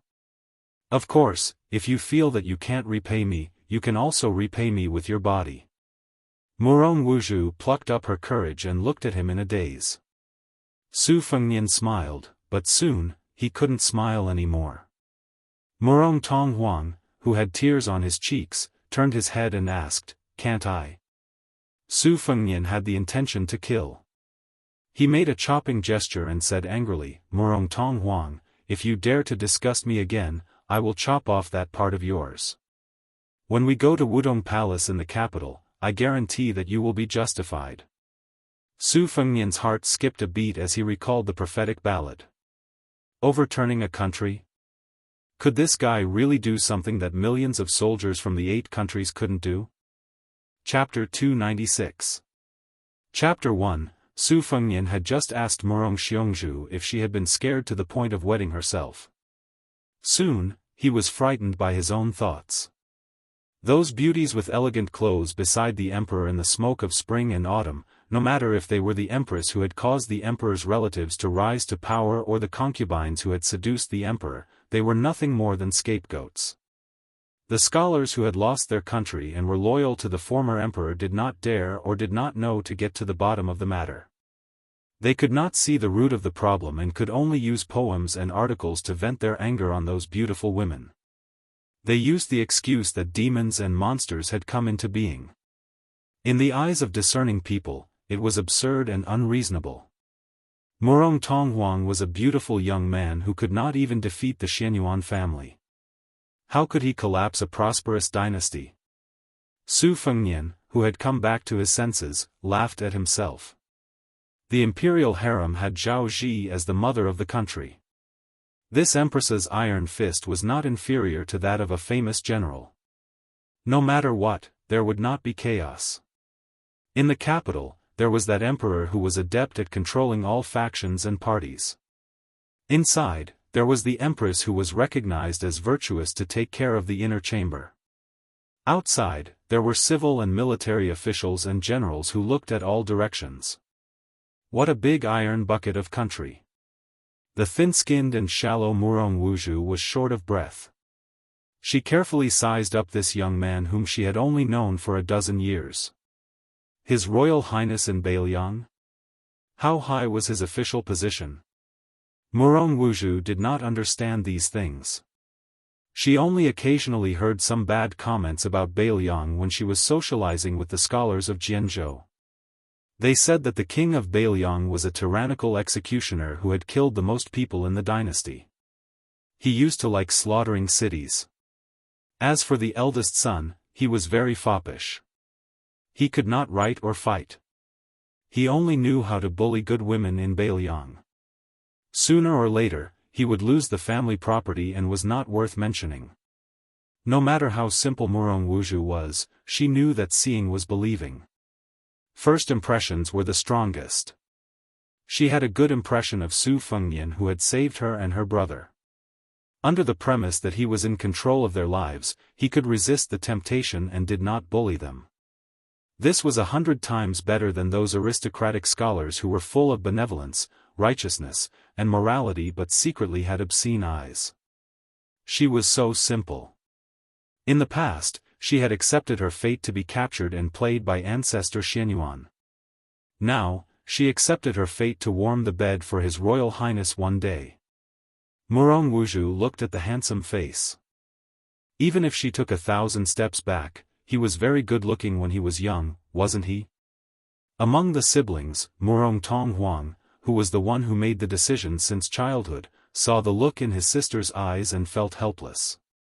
Su Fengnian was extremely disgusted with the scholarly men's penchant for cutting off their sleeves. Of course, he kept a respectful distance from Murong Tonghuang. However, he quite liked this guy's unscrupulous ruthlessness in order to achieve his goal. He was truly ruthless if he dared to be ruthless to himself. If a man could endure the disgust and throw flirtatious glances at another man, he would be unlucky to be born in a small family. If he was given a bigger stage, he would be good at dancing. Since Murong Tonghuang's words and actions were straightforward, Su Fengnian couldn't disappoint him. He gently kicked away the tiger Kuei King Kong who was biting his robe and said with a smile, "If you want to use Beiliang's tiger skin as a banner to intimidate others, you don't need to hide it. Since I've eaten my fill and have nothing better to do, I won't be so shameless. However, I'll say the ugly words first. At least we're in the same camp now. Don't stab me in the back and think about giving Mount Hui a proof of your allegiance. We can't let you and your sister take all the good things." Murong Tonghuang nodded and said gloomily, "After we stepped out of the family, we didn't think about going to the Xianyuan family to live an ignoble existence. However, since His Royal Highness said so, I also hope that Your Highness won't use us to win over Mount Hui. If so..." Su Fengnian waved his hand and shook his head, "Then you're underestimating me, Su Fengnian." Murong Wuzhu whispered softly, "Su Fengnian?" Su Fengnian said with a smile, "Isn't the name nice? A phoenix won't perch unless it's a parasol tree. You two are quite fated, right? My courtyard in Beiliang Palace is called Parasol Garden. If you have the chance, you can go there and play. Don't worry, I really don't have any thoughts about you two. I also feel that it's a waste of saliva to keep talking about this. In the future, don't be on guard against this. Do you see the big sister holding the white cat? I like her. If we're talking about her face and smooth skin, then Big Sister Pei, or Aunt Pei, who wears the veil hat with you two, is definitely more outstanding than you two. You two are guarding against me like you're guarding against a thief. It's very hurtful." Murong Wuzhu giggled. As a result, she was glared at by Murong Tonghuang, but this time, she didn't shrink back for the first time. Su Fengnian looked at Murong Tonghuang and said helplessly, "You can't protect your sister for the rest of her life. She has to get married and take care of the family alone. When that time comes, don't tell me that you're still following behind your sister. Aren't you afraid that your future brother-in-law will dislike you for being an eyesore?" Murong Tonghuang coldly snorted and said, "That'll have to wait until she finds that kind of man. Once she finds that kind of man, it's fine even if she wants me to die." Chapter 297. Su Fengnian was speechless. He could only turn around and smile at Huang Manor. In the next few days, His Royal Highness unexpectedly did not go to the Daoist Master Mansion, nor did he go to the Mount Hui Gang. He stayed at Xiaoyao Temple obediently. He would either ask the old god of swords about the flaws in his life-saving saber techniques or ask the old Taoist master about the essence of the talismans in Mount Longhu. Especially the latter, he rarely met a junior at the foot of the mountain who was willing to let His Royal Highness enjoy being his master. He told him everything he knew. During this period, he especially went to the library at the top of the mountain and brought down many Taoist cloud talisman secret scriptures. The old and the young talked until dawn. Probably because he was afraid that His Royal Highness would say that he did not know anything, Zhao Shituan even picked up a few talisman incantations that were feared by ordinary Daoists. While he was cramming, he explained the mysteries to His Royal Highness. It should be known that Zhao Shituan was very talented when he was young. Unfortunately, he had the same problem as the Xianyuan Great Plate. In every field, he did not ask for in-depth knowledge.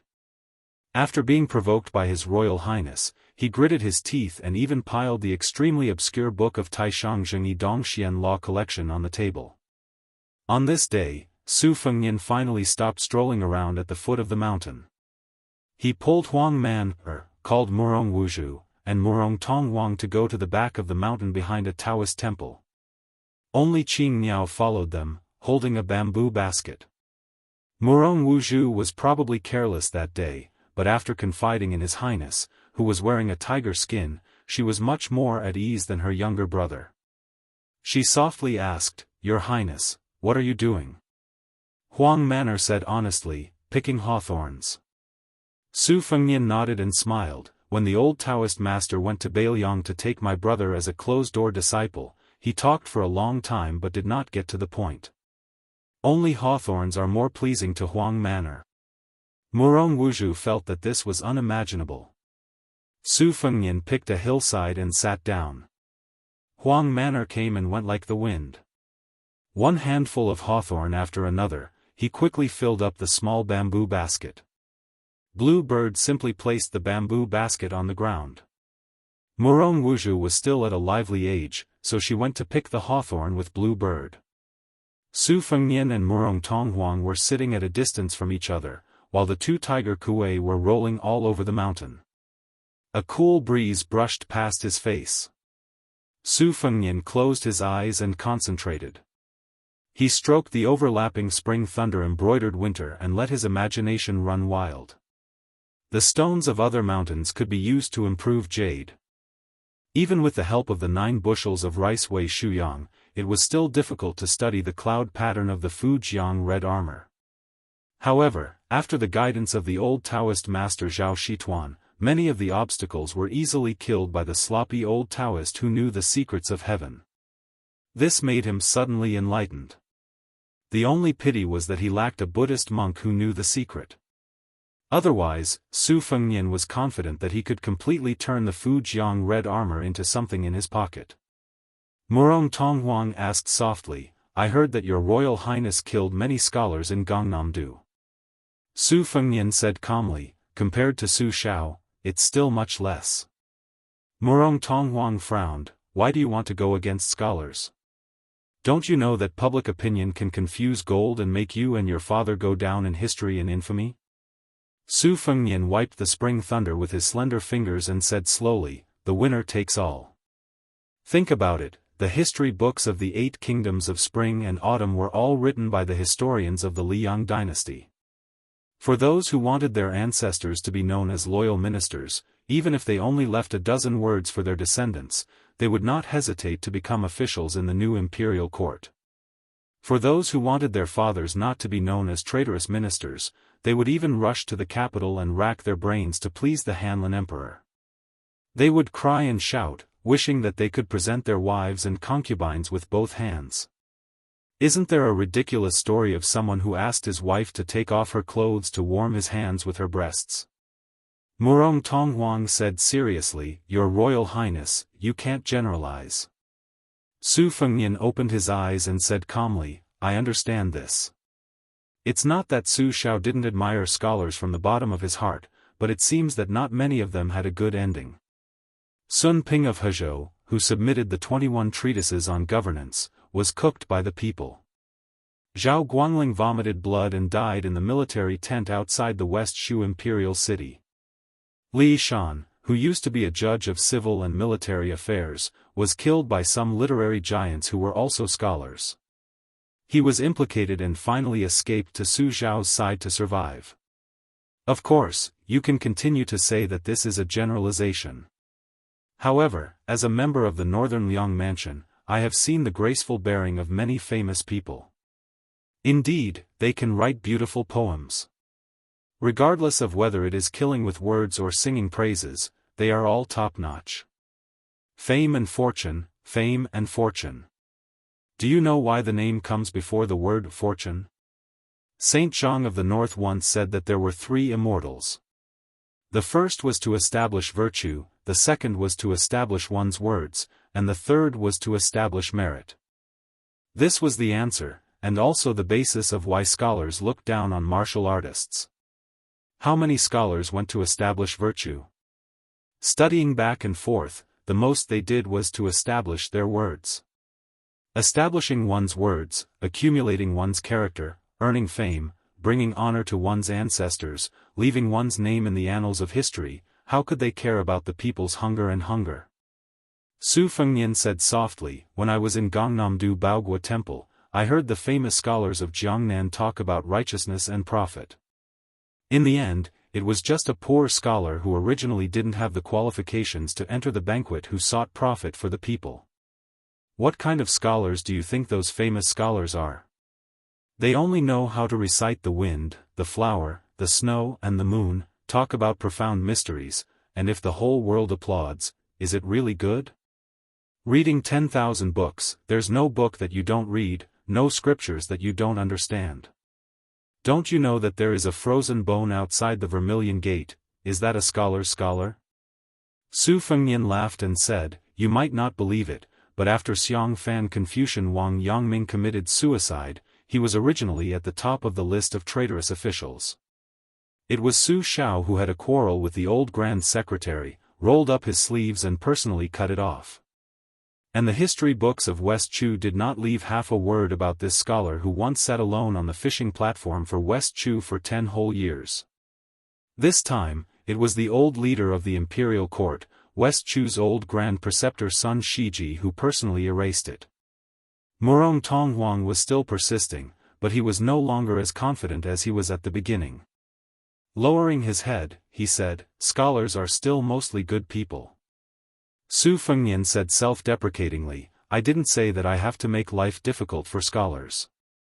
Besides, there are a lot of people and things that have no right or wrong to speak of. If we get into a dead end and insist on either one or the other, then there's no reason to speak of. Murong Tonghuang grunted. Su Fengnian propped his chin on his hand and looked toward the bull, De Gang. He muttered to himself, that kid Wen Hua is still open-minded. I wonder where he is right now. Murong Tonghuang was in a daze, lost in thought. Su Fengnian turned his head and stretched out 2 fingers.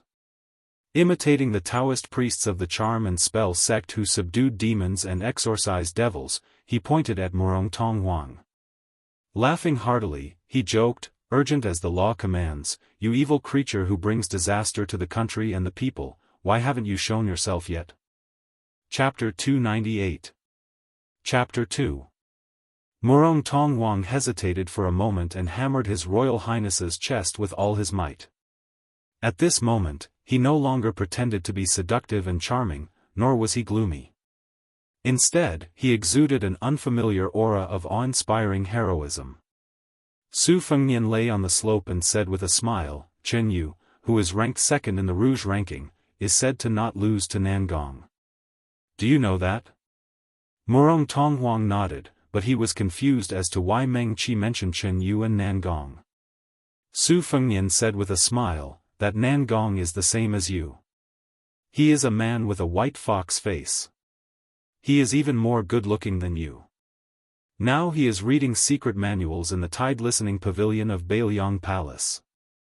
When he comes out of the pavilion, he might be the number 1 in the world. These 2 sabers of mine, Spring Thunder and Embroidered Winter, were originally his. Later, I gave one to him and borrowed the other. Murong Tonghuang laughed and said, if you continue to explain, be careful that you don't say that you are trying to hide 300 taels of silver. Su Fengnian felt relieved.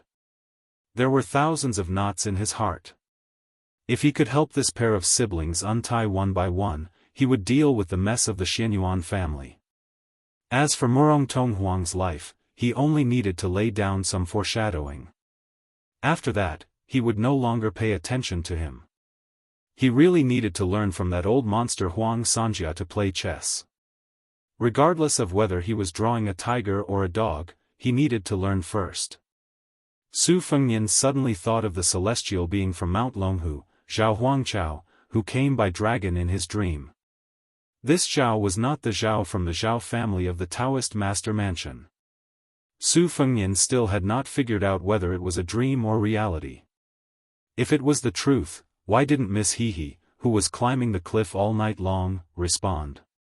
Even the old god of swords, Li Chungang, did not notice it. However, if he were to treat it as a dream, then everything the white python told the black dragon and the middle-aged Daoist priest, Zhao Huangchao, said was reasonable and well-founded, especially the bearded heavenly dragon that rose from the cliff. It was almost exactly the same as the one in the evil spring thunder flood dragon painting. This painting of the heavenly king and the heavenly maiden came from the hands of a great Qi practitioner and was supplemented by an ominous prophecy. Su Fengnian frowned. For the time being, he did not dare to mention this strange matter to anyone. Perhaps he would only be able to mention it to Su Shao and Li Yishan once he returned to Beiliang. His Royal Highness didn't know that not long ago, someone had coincidentally arrived at Mount Insignia. Xianyuan Qingfeng and his grandfather, Xianyuan Guiqi, were standing on the Wangjiang terrace of the aspiring cauldron pavilion. The two of them were leaning against the railing. The aspiring cauldron pavilion was built against the cliff, while the Wangjiang terrace was abrupt. The mountain wind was blowing, and it was very cold at the top. Xianyuan Qingfeng pulled the collar of his fur coat. The old man with white hair on his temples smiled and said, "Are you cold? You mischievous girl. You're just like your father. Both of you are unwilling to work hard on the path of martial arts. Practicing martial arts doesn't necessarily mean you have to fight and kill. Strengthening your body is fundamental." Xianyuan Qingfeng's cheeks were flushed from the strong wind from the river to the wall of Bull Mound. He shrunk his neck and said coquettishly, "It's not too late to learn now." Xianyuan Guiqi, who had an ancient sword hanging from his waist, smiled but didn't say anything. The old man was the only son of Xianyuan of Mount Insignia's generation. After his ancestor, Xianyuan Great Plate, suffered defeat after defeat, he went into seclusion to cultivate. It was Xianyuan Guiqi who single-handedly supported him. When he was young, he was a nobody. He missed the opportunity to fight Li Chungang, the god of swords, who was known as the invincible god of swords. It was only in the recent 20 years that he rose to fame. His first battle after leaving the mountain was the toughest Wu family's sword tomb as a whetstone, forcing the Wu family's Su of Gojoseon to unsheath his sword. Although Xianyuan Guiqi was defeated, it was still a glorious defeat. He was praised by the martial arts world as a late bloomer. All the friends he had made over the years were old. Not long ago, he went to the Dongyue sword pool and defeated 6 sword puppets with one strike. His reputation was right behind Dong Tai's. Xianyuan Guiqi said softly, "I heard that Li Chungang is by the side of the crown prince of Beiliang." The old man flicked the scabbard with his finger, and the ancient sword in the scabbard hummed, even louder than the whistling of the mountain wind. However, Xianyuan Qingfeng did not react at all. The old man sneered and said, "Li Chungang used to be a sword immortal. When did he become a lackey of the Beiliang? How disappointing. I wanted to find this sword Dao Senior to spar with him after I returned from the sword pool. Although it's convenient now, I don't know if Li Chungang is worthy of unsheathing the plain sword." Xianyuan Qingfeng smiled and said, "A starving camel is still bigger than a horse. Isn't that old man the 8th? Xianyuan Guiqi smiled indifferently and said, "Girl, don't try to goad me. Do you know that once one's sword Dao realm regresses, the difficulty of advancing again, especially for an expert at Li Chunggang's realm, is comparable to ascension? As long as he's not a first-stage sword immortal, your grandfather can fight him. If this 8th rank is real gold and silver, then that's fine. But if it's only because of Li Chunggang's unparalleled heroic figure that they gave him a title, then I might as well expose this fig leaf. The former sword god without the wooden horse and one arm being defeated by the plain embracing sword is better than being used as a stepping stone by those young people." Xianyuan Qingfeng was about to say something when the old man waved his hand and said, "Girl, go first. Don't catch a cold from the wind. That bookish father of yours is going to nag me for a month or so." Xianyuan Qingfeng left the aspiring cauldron pavilion with a gloomy expression. How could one survive in the Xianyuan clan where martial arts fanatics gathered? Xianyuan Qingfeng walked in the pavilion. There were bookshelves on both sides, and her slender hand slowly touched the secret manuals arranged according to the pronunciation of the first word. Her eyes were dull. The ancient books that her fingers touched were all martial arts secret manuals that Jianghu dreamed of. She had read most of them and memorized them in her mind. Because she knew that once she got married, she would no longer be allowed to enter the aspiring cauldron pavilion, even if it was to find a son-in-law. Therefore, she had been painstakingly memorizing the contents of the secret manuals all these years, page after page, book after book, hoping that she could find a man she could rely on in the future to revitalize the first wife's branch whose spirit had been sapped by her scholarly father and restore the glory of a great sect. After walking out of the aspiring cauldron pavilion, Xianyuan Qingfeng's face was filled with determination. An old woman who had taken care of Xianyuan Qingfeng since she was young hurriedly ran over and whispered, "Miss, Yuan Tingshan is back. There are signs of him being seriously injured and dying." Xianyuan Qingfeng calmly asked, "Can he be saved?" The old woman shook her head and said, "Using normal methods, he'll definitely die." Xianyuan Qingfeng stood there in a daze, as if her soul had left her body. The old woman said sympathetically, "Miss, if Yuan Tingshan dies, then so be it. Just find another young man and nurture him with all your heart." Xianyuan Qingfeng's lips turned pale as she murmured, "There's no chance for that." She suddenly turned around and walked past countless bookshelves in the pavilion to the Riverview Terrace. With a plop, she knelt down behind Xianyuan Guiqi. The old man, who had mastered qi cultivation, remained silent and didn't ask anything. Xianyuan Qingfeng put her hands and knees on the bone-chilling green jade floor and said in a low voice, "Grandpa, please save Yuan Tingshan's life." Xianyuan Guiqi said something that others couldn't understand. If you want to have the ability to humiliate others, you must first have the ability to humiliate yourself. Xianyuan Qingfeng's body began to tremble more and more violently.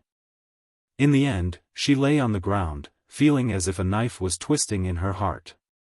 She sobbed and said, "Grandpa, why did the great ancestor choose me for dual cultivation? Why? As long as Grandpa can save Yuan Tingshan, as long as Yuan Tingshan can withstand 10 strikes from the great ancestor, Qingfeng won't have to be a bull anymore." Xianyuan Guiqi shook his head. A middle-aged Confucian scholar who resembled Xianyuan Guiqi walked into the Riverview Terrace while coughing. His hair was tied up in a bun, and he held the forbidden thunder mantra of virtue in one hand and covered his mouth with the other. After releasing his hand, he put his hand behind his back, leaving behind a pool of blood. Xianyuan Guiqi was slightly angry. "Jingcheng, since you're not well, don't walk around." Xianyuan Jingcheng said bitterly, "Life and death are predestined. Just accept your fate." Xianyuan Guiqi, who had his back to the father and daughter, waved his sleeve. Clearly, he was quite angry.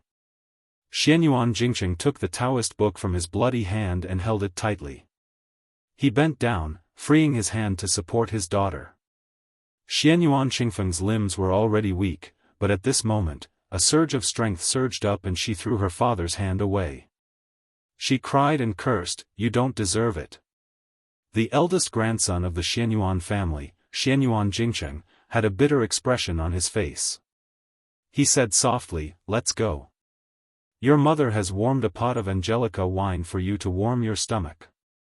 Xianyuan Qingfeng stood up shakily and staggered out of the Wangjiang terrace, leaving Xianyuan Jingcheng with a resolute and desolate back view. Xianyuan Guiqi was angry at his son's lack of struggle and lamented his misfortune. He raised his voice and reprimanded, "Look at you. Back then, in order to marry a loose woman who could be anyone's wife, you disgraced the family. What have you been doing all these years?" Xianyuan Jingcheng said calmly, "Reading." Reading the spring and autumn annals of righteousness. Reading Taoism without action. Reading Buddhism with compassion. Xianyuan Jingqing said word by word, neither warm nor angry. His tone was extremely slow. Indeed, if it wasn't for his gentle temperament, how could he have endured 20 years of supercilious suppression? The other two branches were already riding on top of his head to shit and piss, but this scholar never uttered a word, only reading his book. Jingqing wants to let the ancestor know that his so-called understanding of the three religions is bullsh*t. Xianyuan Jingqing walked to the railing and stood side by side with Xianyuan Guiqi. Xianyuan Guiqi was so angry that his eyebrows were twitching. He wanted to slap this good-for-nothing son of his to death. Xianyuan Jingqing smiled. He held the forbidden thunder spell of virtue tightly. Blood seeped into the pages. He said, "Since I can't become an immortal Zhenren, shut up. You disgraceful thing." Xianyuan Guiqi slapped his son's face and walked away. Obviously, if this middle-aged scholar was allowed to continue, his words would only shock people to death. Xianyuan Jingqing, who was slapped, was indifferent. He looked at Longhu. Logically speaking, with the strength of Xianyuan Guiqi's hand, even if he restrained it, the slap on Xianyuan Jingqing's face would not disappear in a flash.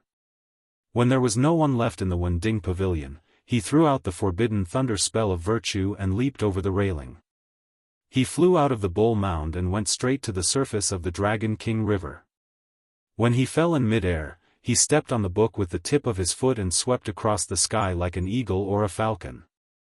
The world Zhenren was so close that they could not recognize him. Xianyuan Jingqing floated across the Dragon King River. The first time his foot landed on the shore, it created a big pit. The second step was slightly smaller, and the third step was even smaller. He took 7 consecutive steps, each step stepping on the pit like a blooming lotus. A lotus appeared with each step. After 7 steps, the ground was already covered in dust. Chapter 299. Chapter 3. His Royal Highness's talk about fame and fortune is quite insightful. If a scholar fishes for fame and compliments, it may seem easy, but in fact, it's no different from a merchant. A famous scholar's mysterious talk harms the country. This scholar is not a scholar. Holding the scriptures at home, laughing at the frozen bones outside the door. This kind of reading is indeed not reading. It's just reading the impolite, heartless, and unrighteous heavenly book. Mount Hui Xianyuan Jingqing, on behalf of Zhang Xuanping, who is both a teacher and a friend, pays his respects to His Royal Highness. Xianyuan Jingqing, on behalf of Wang Yangming, a scholar from Xiangfan, pays his respects to the King of Beiliang. Finally, Xianyuan Jingqing pays his respects to the King of Beiliang on behalf of all the poor scholars in the world. Su Fengnian widened his eyes and looked at the scholar in green who was walking towards him. He didn't know that this guy was eavesdropping just now, and he couldn't detect the flow of his qi at all. When they were 30 steps away, the man who called himself Xianyuan Jingqing bowed 3 times in a row. After straightening his back, he stopped moving forward. Murong Wuzhu, who was squatting beside His Royal Highness and picking hawthorns, dropped her hawthorns on the ground when she heard the 2 words, Xianyuan. Murong Tonghuang was a little calm, but his knuckles were blue, revealing the panic in his heart. For the siblings, the Xianyuan clansmen on the Bull Mound were not the Jianghu individual immortals who enjoyed the good fortune of the land alone, but the devil who played Jianzhou in the palm of his hand. However, Murong Tonghuang still fiercely pulled away his sister who was trying to grab Su Fengnian's sleeve. He almost helped her stand up and walked away. It seemed that he didn't want to be implicated, but Su Fengnian and Murong Tonghuang's lips almost curled up at the same time after they separated. Obviously, they had a tacit understanding. Since someone from the Xianyuan family had taken the initiative to attack instead of defending, even knowing Su Fengnian's identity, Su Fengnian didn't dare to slack off in the slightest, even if it was the infamous Xianyuan Jingqing. This person had respectfully bowed 3 times, so there must be something fishy going on. After Su Fengnian stood up, he caught a glimpse of Huang Man, and Qing Miao approaching. They were both in a horn-like position. He smiled and asked, "Mister's 3 bows are enough to shock the heavens and make ghosts weep. I just don't know if Mister dares to do such a thing on the Bull Mound." Xianyuan Jingsheng said calmly, "If you say I don't dare, His Royal Highness doesn't seem to believe it. If I say I don't dare, His Royal Highness will draw his knife on the spot." Su Fengnian stared at the eldest grandson of the Xianyuan family who had become the laughingstock of the Xianyuan family. He didn't want to be deliberately mystified anymore, so he said impatiently, "Say it, why are you looking for me? If it weren't for your friendship with Mr. Sun, why would I talk nonsense with you?" Xianyuan Jingsheng went straight to the point and said calmly, "Your Highness, do you know why my daughter, Xianyuan Qingfeng, made things difficult for you in Wuzhou?" Su Fengnian clenched the spring thunder in his left hand. He wanted to kill with one blow with the knife in his left hand. "You didn't go to Mount Hui to look for trouble with the Xianyuan family, but dared to come down the mountain to provoke me? When did the Xianyuan family have a scholar who worried about the country and the people?"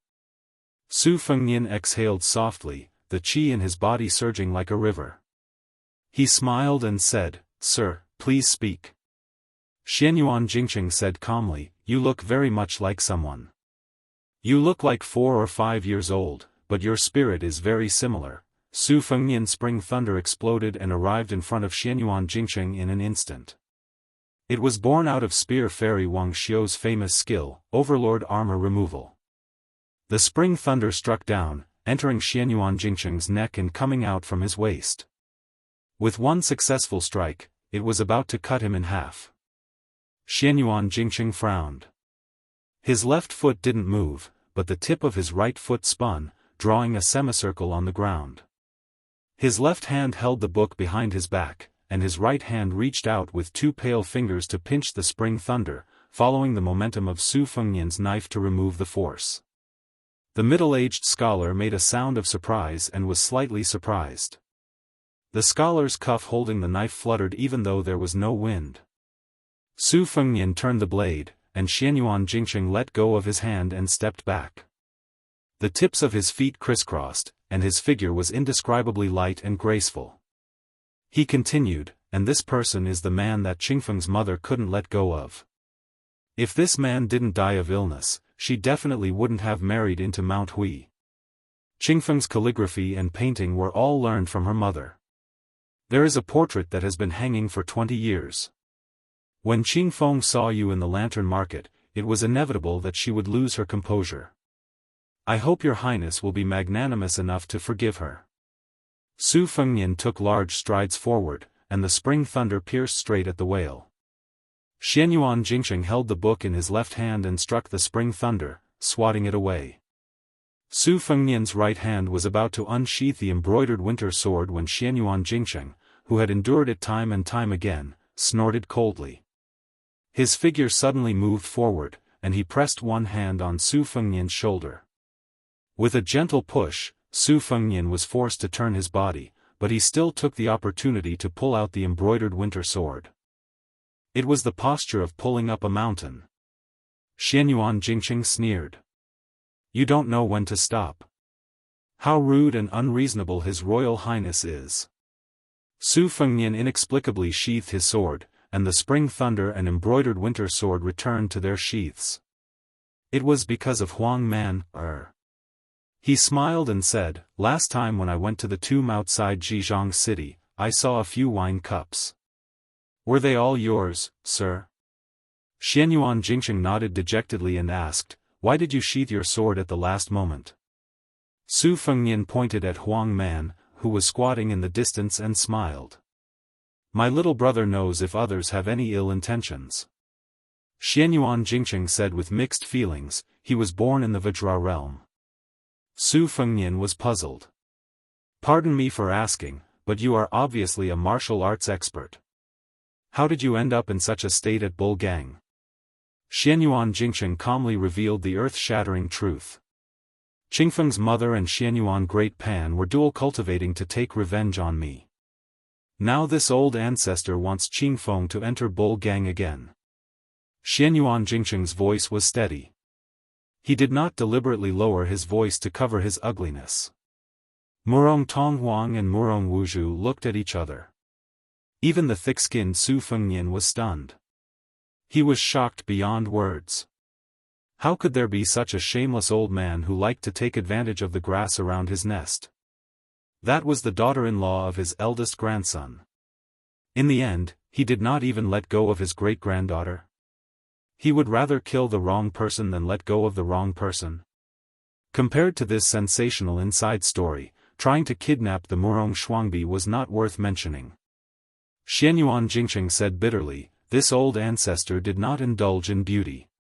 It was because he wanted to achieve the immortal Zhenren realm that he took an unorthodox path. Su Fengnian scolded, **t. Whether it is the Dao sect's bedroom technique or the esoteric sect's dual cultivation, Xianyuan Jingqing, are you still a man? Xianyuan Jingqing said indifferently, I have learned all the secret exercises of Mount Hui's Wending Pavilion in 20 years. I have taken a fork in the road with no return. I am not afraid of death. I only ask for the safety of the mother and daughter. Xianyuan Jingqing said slowly. He coughed a few times and covered his mouth. The blood stains were scarlet. It was a ghastly sight. Su Fengnian could not keep up with the thoughts of this sickly scholar. He asked, can you fight with Xianyuan Great Plate to the death? I heard that this old monster's strength is very strong. The Taoist classics in Xianyuan Jingqing's hands were already stained red. He put them behind his back. He smiled at Su Fengnian and said, I can. He wants to achieve immortality. I will let him experience it. However, the immortal Zhenren realm that I have achieved is not really immortality. Therefore, the outcome is 50-50. However, after I die, what will happen to the mother and daughter? I have been thinking about this problem. That is why I have been waiting for His Royal Highness.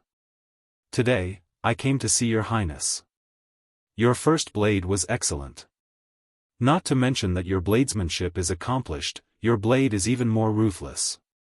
Xianyuan Jingqing sincerely asks for Your Highness' help. In this world, only Your Highness can save the mother and daughter. Su Fengnian was shocked again.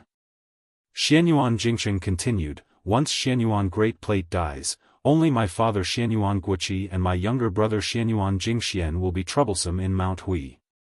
If these two die, as long as Your Highness can protect Qingfeng's life, you can use her as a puppet to control the bull gang. Su Fengnian asked, is this a trap set by the Xianyuan family? Xianyuan Jingqing shook his head and said, no. Su Fengnian was helpless. He shook his head and said, if it is as you said, it is not difficult for me to do it. However, you must help to get rid of either Xianyuan Guoqi or Xianyuan Jingxian.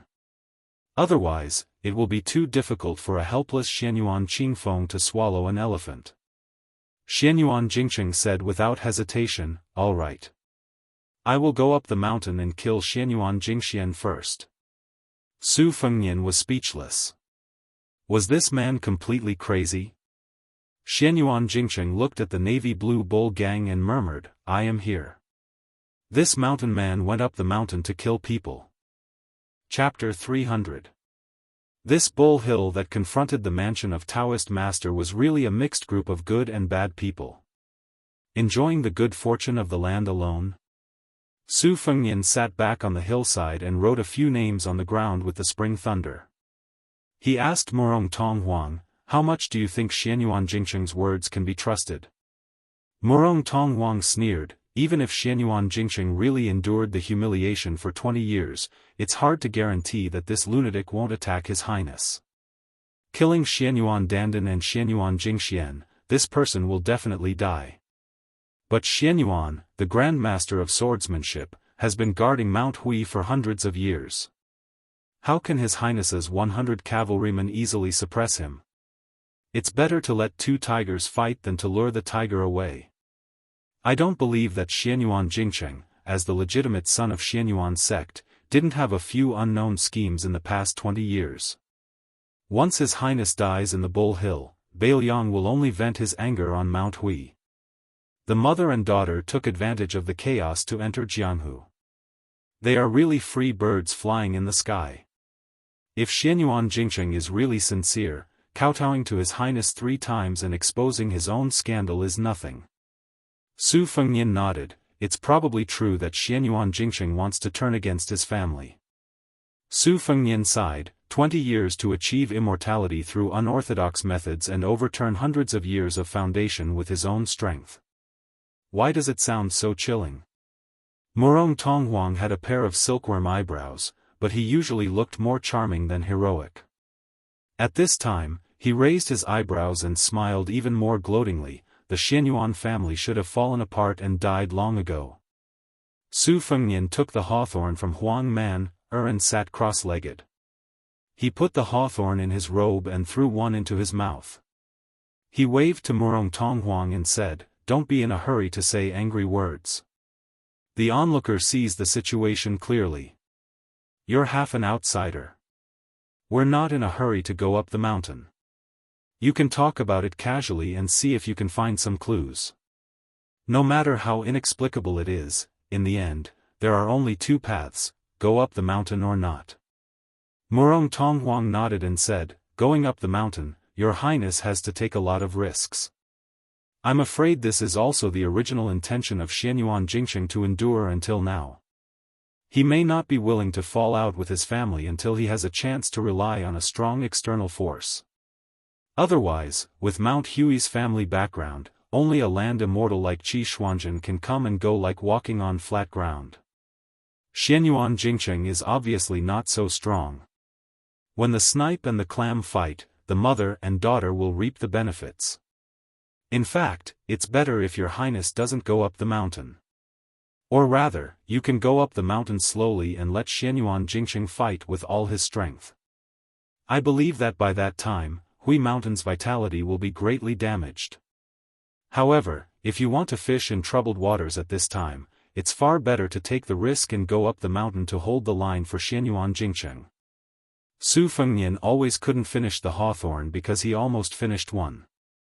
Huang Man had already carefully wiped a handful with his sleeve. Su Fengnian wiped the carelessly written words on the ground with spring lightning and threw some hawthorns to the siblings. He said with a smile, "Go up the mountain, we have to go up the mountain early." Murong Tonghuang frowned and said, "Why?" Su Fengnian stood up and looked at Bull Gang and said softly, "To watch a fight."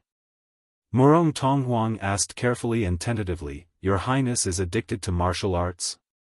Su Fengnian said self-mockingly, "I'm just greedy for life and afraid of death." Of course, there are also the thoughts of chivalrous heroes who want to save beauties since childhood. Murong Tonghuang turned his head and couldn't help laughing. The word chivalrous heroes could be said by anyone, but it was said by the eldest son of Ren Tu, who made the whole Jianghu tremble under the sound of horse hooves. It was ridiculous. Su Fengnian said with a smile, "Laugh if you want." Although Murong Tonghuang had let down some of his guard, he didn't have the guts to be presumptuous in front of His Royal Highness. Of course, he didn't dare to make fun of him. Su Fengnian patted Huang Man's head and said, "Let's go to Mount Hui.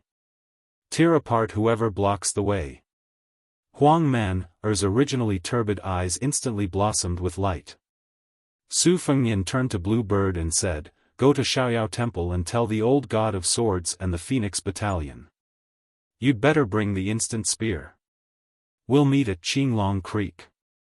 This time, we'll play big. By the way, I'll remind the old celestial master Zhao Shituan that Mount Longhu better not get involved.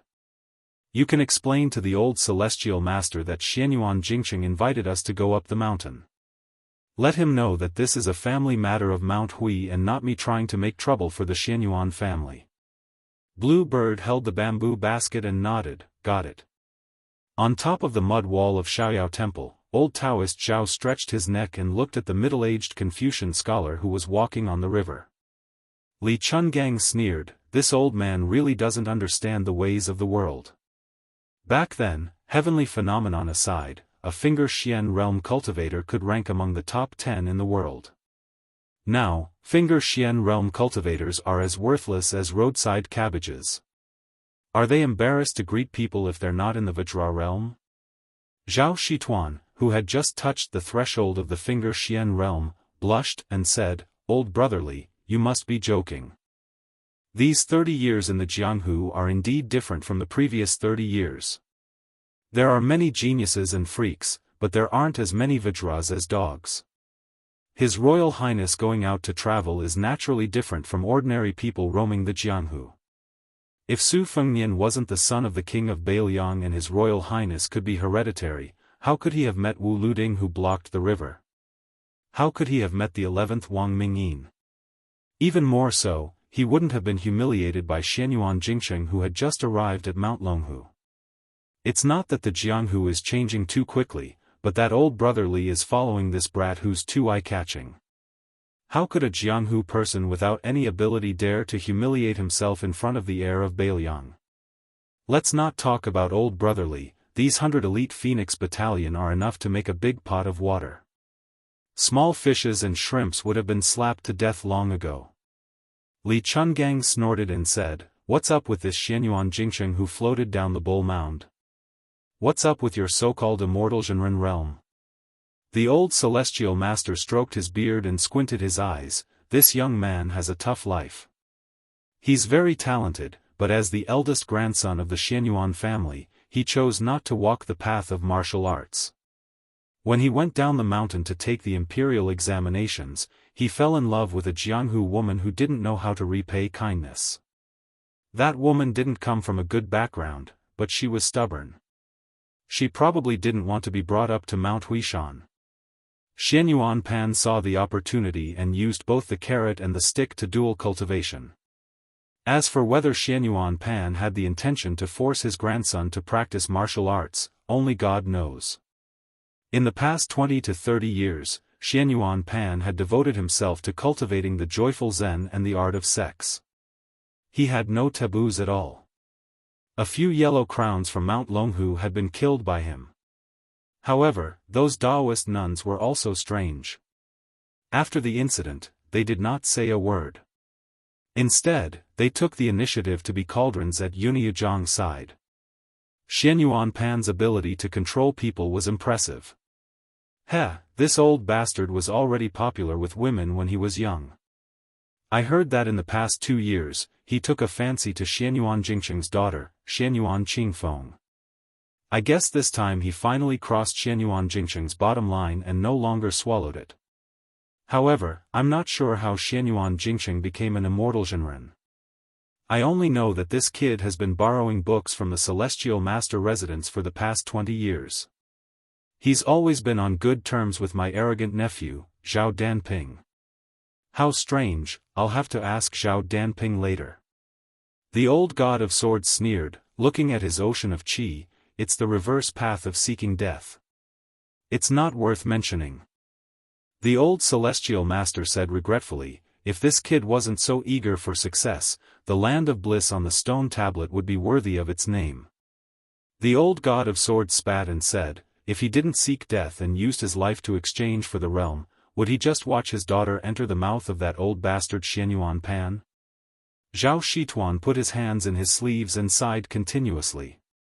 He frowned and said, brotherly, do you think His Royal Highness will take over this hot potato? Li Chungang said without hesitation, nonsense, it's at least a battle of Xian Finger against Xian Finger. It might even be the peak battle of celestial phenomenon. Would that kid not go?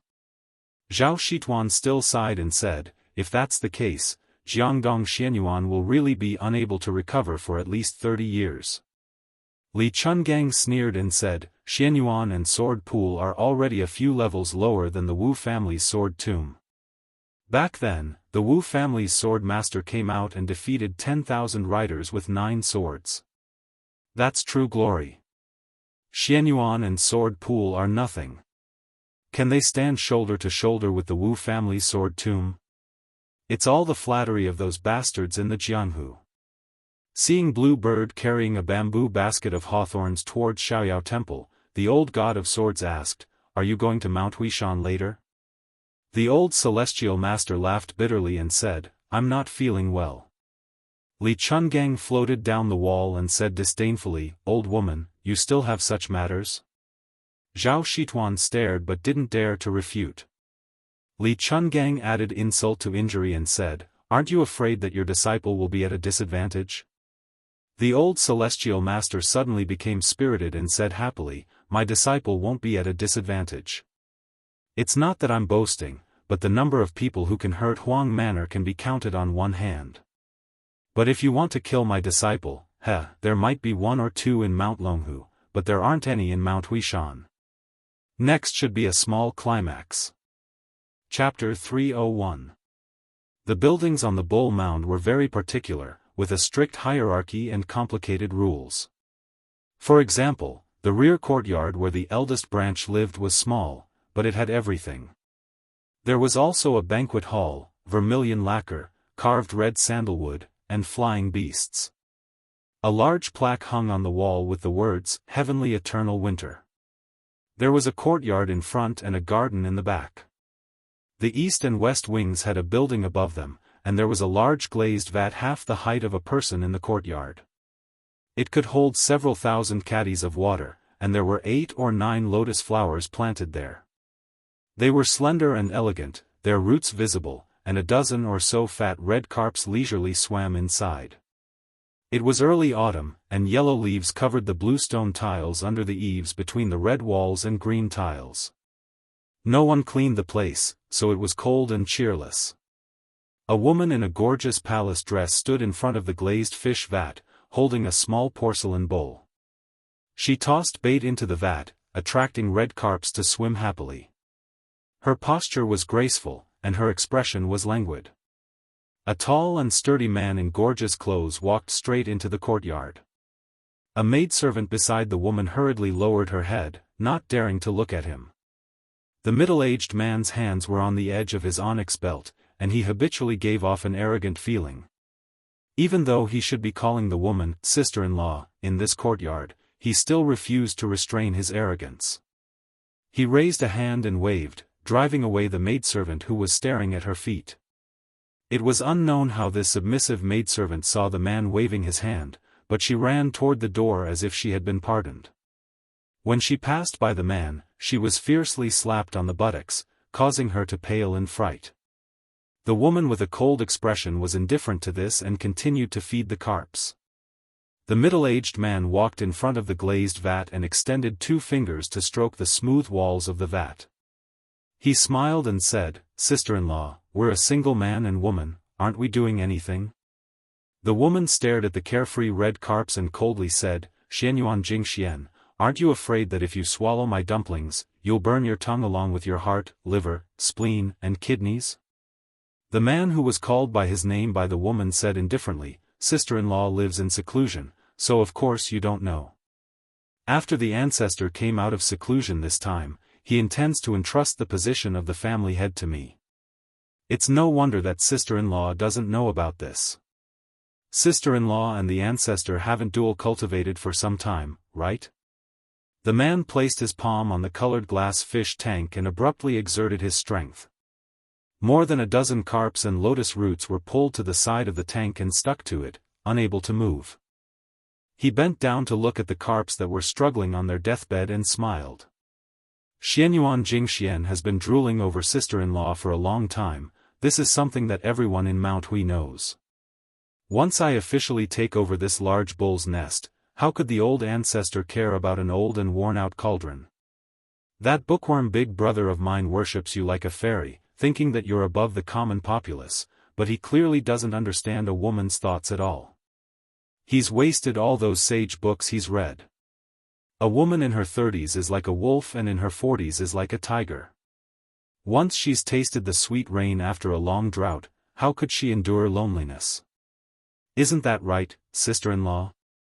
The woman was humiliated in such a way, but she remained unmoved.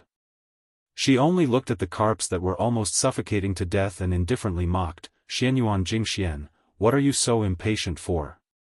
It won't be too late to vent your frustrations when you become the head of the Xianyuan family. That's right, do you remember when you went to southern border 6 years ago? Sister-in-law just happened to see that loyal and unswerving wife of yours on the large bull's bed, but she was extremely seductive. When she first came to Mount Hui, she called me a depraved slut every day.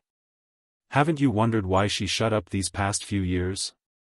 I might as well make it clear to you, it was sister-in-law who pitied her for being lonely, so rather than wasting energy scolding others, she might as well save her energy to serve others in bed. Sister-in-law was so merciful that she earnestly asked old ancestor to shower her with rain and dew. Xianyuan Jingxuan's expression darkened and he paused for a moment. His palm left the wall of the glazed fish tank and the lotus flowers all snapped. Blood seeped out from the scales of the dozen or so carps, and their corpses floated to the surface.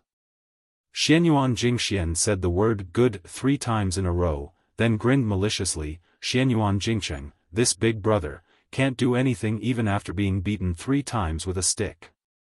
I didn't expect sister-in-law to be so scheming, knowing how to use small tricks to retaliate. This is for the best. Today, I'll carry sister-in-law back. I want to see if there's anyone in the eldest branch who can be as unyielding as sister-in-law. Or perhaps Xianyuan Jingcheng will simply wantonly have fun with sister-in-law here? I heard that sister-in-law fell ill from longing for a portrait, so I don't mind hanging that portrait at the head of your bed to liven things up. Sister-in-law, what do you think? Isn't Jingxian much more amorous than Big Brother? The woman calmly gazed at the blood-soaked fish tank and smiled. Compared to Xianyuan Jingcheng, you think too highly of him.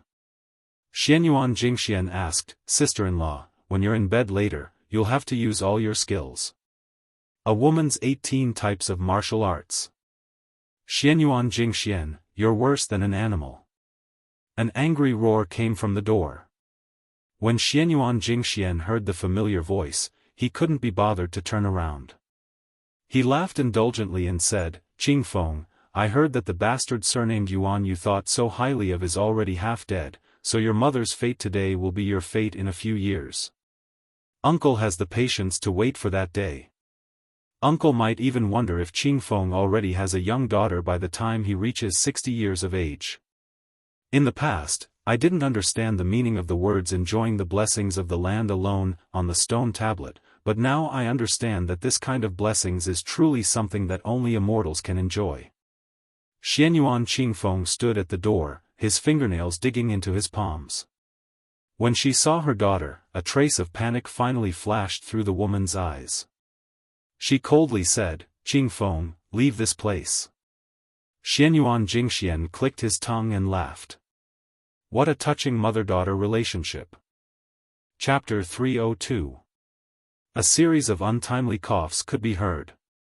Xianyuan Jingxian was stunned and slowly turned around.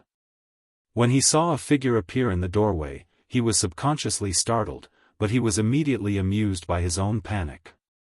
He stood next to the large glazed vat and unbridled guffawed. The reason why he was surprised was because Xianyuan Jingxian knew that anyone could set foot in this large sect's inner court except for the man at the doorway. And that man just so happened to be the husband of the woman behind Xianyuan Jingxian. How absurd was this? Back then, his wife in her prime would rather dual cultivate with the old ancestor, causing the eldest son of the first wife to become a laughingstock. She would rather stare blankly at a yellowed portrait for 20 years than look directly at her husband. No one would believe it even if he told them. Xianyuan Jingxian, who was on the verge of tears from laughing, wiped the corners of his eyes with a sinister expression. He remembered the warm scene of the 3 brothers standing on the Aspiration Cauldron Pavilion's river-gazing platform when they were children, standing on their tiptoes and leaning against the railing. He clearly remembered that his eldest brother said that he wanted to be a civil official whose name would go down in history, his second brother said that he wanted to revive the family's prestige and surpass the Wu family's sword tomb, and Xianyuan Jingxian declared that he wanted to be a martial artist like Wang Xianji who could smash the enlightened masters of Longhu into meat patties with a single punch. The 3 brothers were still as close as brothers at that time, but after they grew up, the 3 of them had completely different futures. Second brother Xianyuan Jingyi had the demeanor of a great general and was clever in all aspects, absorbing many forces in Jianghu that could not be underestimated. Xianyuan Jingxian himself had made great strides on the martial path and was now on the verge of stepping into the Grandmaster realm. His future achievements would only be greater than his father's. But as for his eldest brother, despite the great expectations and resources the old ancestor had bestowed upon him, he was still a useless piece of trash who could only be submissive when speaking to others and would only retreat when arguing with others. In the Xianyuan family, where martial arts were highly valued, how could a martial arts fanatic like Xianyuan Jingxian respect an older brother who had never touched a sword or a staff and only knew how to hold a few books? After coughing, the middle-aged scholar still did not enter the courtyard. He covered his mouth and said vaguely, "Jingxian, you should have waited a little longer. Unfortunately, you've never had much patience since you were young. This is not good." Xianyuan Jingxian seemed to have heard the funniest joke in the world. He had just stopped laughing when he couldn't help but laugh again. He placed his hands on his agate belt and looked straight at his sickly older brother, Xianyuan Jingcheng. "Eldest brother, what do you think I should have waited? Should I have waited for you to become the head of the family with your righteousness and morals? Should I have waited for my niece to become a pitiful cauldron furnace, or should I have waited for my father's to run out again?" Jingxian Jingshuan's SS father, Jingshuan's father, but eldest, SSS, use, my eldest, even my s. Is, tus, tus's. Xianyuan Jingcheng loosened his grip and nodded, "Go on." Xianyuan Jingxian chuckled. "I've endured it for many years and I really don't want to endure it any longer, s. 2. Xianyuan Qingfeng's expression changed drastically. The pale-faced scholar slowly said, "But you know that this kind of excessive enthusiasm is like a tree without roots. It has no long-term benefits to the martial path." Xianyuan Jingxian rubbed his stomach and sneered. "You sure are sincere when you say these words. It enlightens me. My stomach hurts from laughing." Xianyuan Jingcheng turned to look in the direction of Bull Landing and murmured, "Mount Hui will only be cleaner when it snows heavily in winter. Our family is really too dirty." Xianyuan Qingfeng extended his hand and motioned for his mother to leave the courtyard and stay away from his uncle who had reached the finger-profound realm. But the woman did not move. She would never approach that man of her own accord. The middle-aged scholar stared deeply at her and smiled faintly. There was an indescribable sense of open-mindedness and relief. He, who had never set foot in this courtyard, actually walked over the threshold for the first time. She and Xianyuan Qingfeng were both dazed.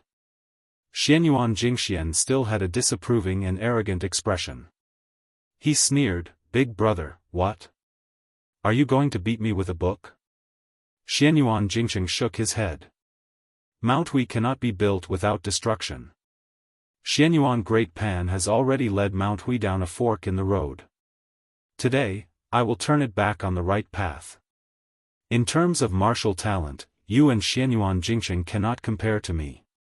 You are the finger-profound realm, so I will kill you with the finger-profound realm." The middle-aged scholar spoke unhurriedly. The sleeves of his wide green robe fluttered elegantly. The mother and daughter only saw this man who had stood aloof from worldly affairs his entire life walk straight toward Xianyuan Jingxian. He seemed to be walking slowly, but he arrived in front of Xianyuan Jingxian in the blink of an eye. Xianyuan Jingxian, who was clearly already at the finger-profound realm, widened his eyes. The middle-aged scholar grabbed him by the neck with one hand and continued walking. They passed through the large glazed vat and arrived at the rear courtyard. The scholar stopped and threw Xianyuan Jingxian into the room. His body exploded in midair. The middle-aged scholar, who was bleeding slightly from his 7 orifices, turned around. He seemed to want to reach out and touch his wife, but in the end, he did not have the courage.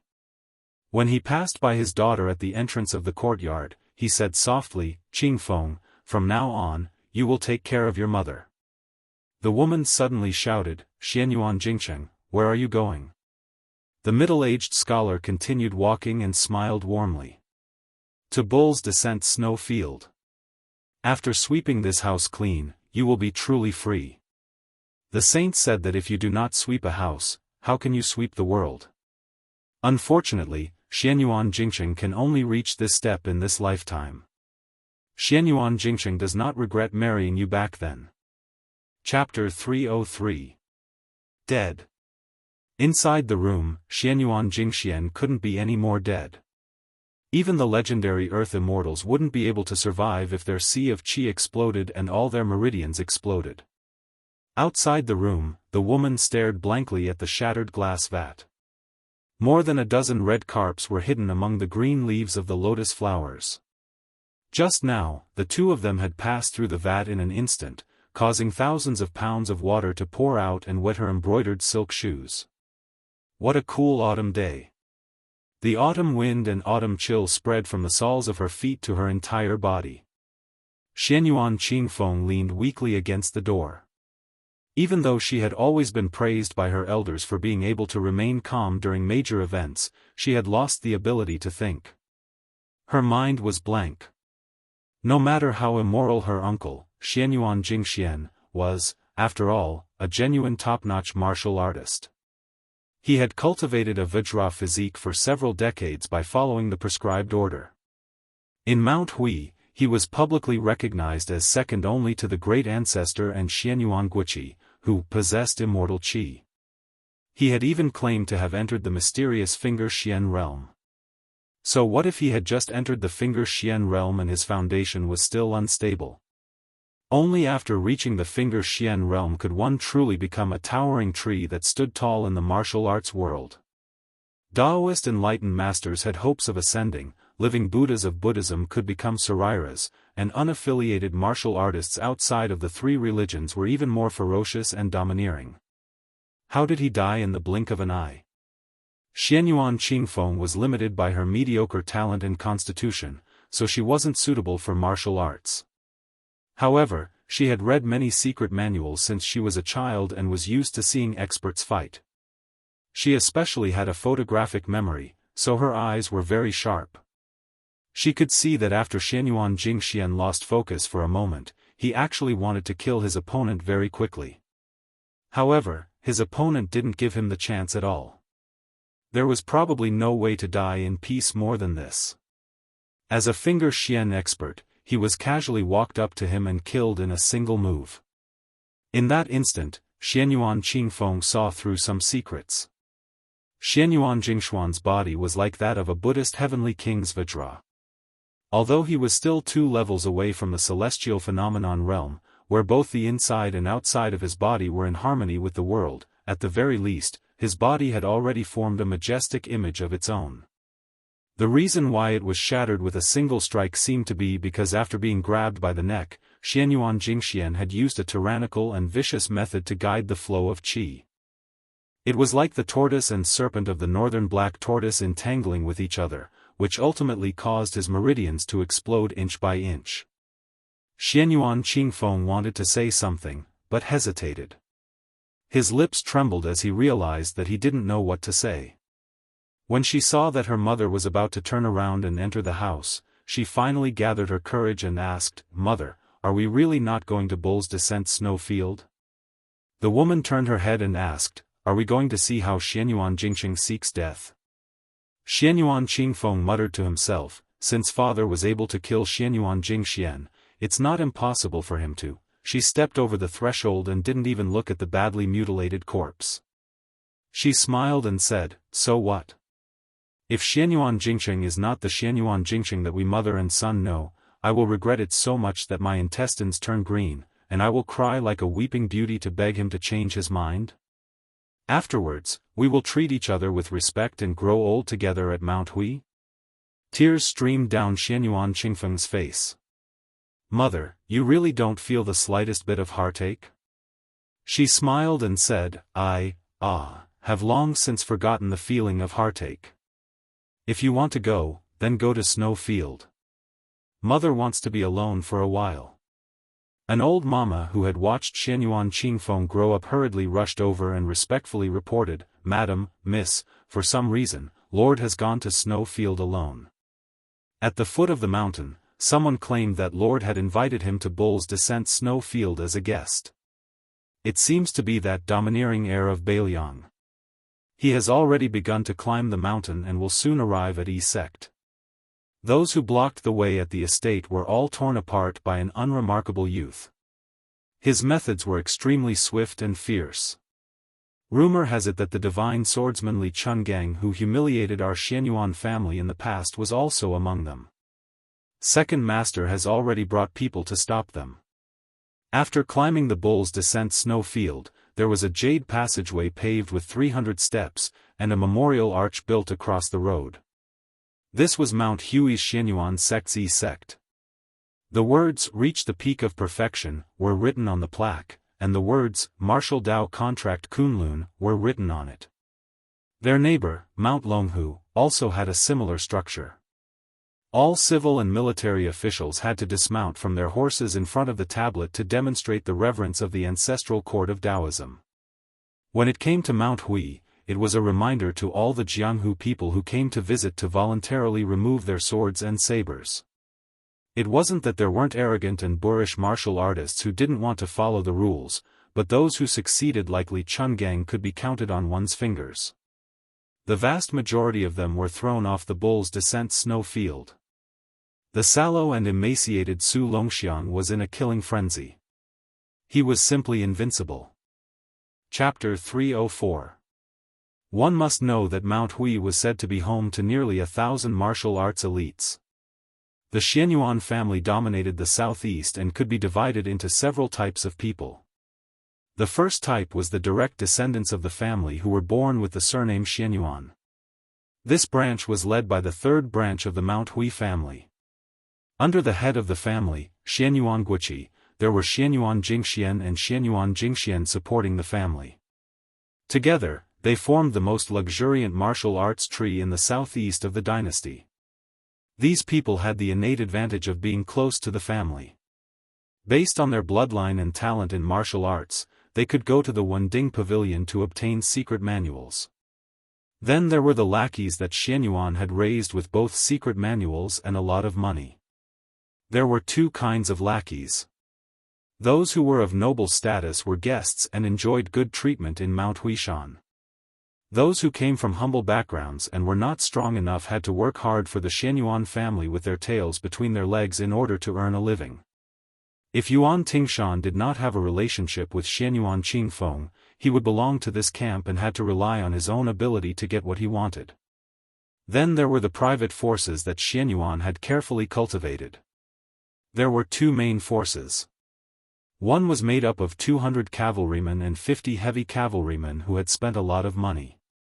The other was made up of 150 light cavalrymen who were relatively cheaper.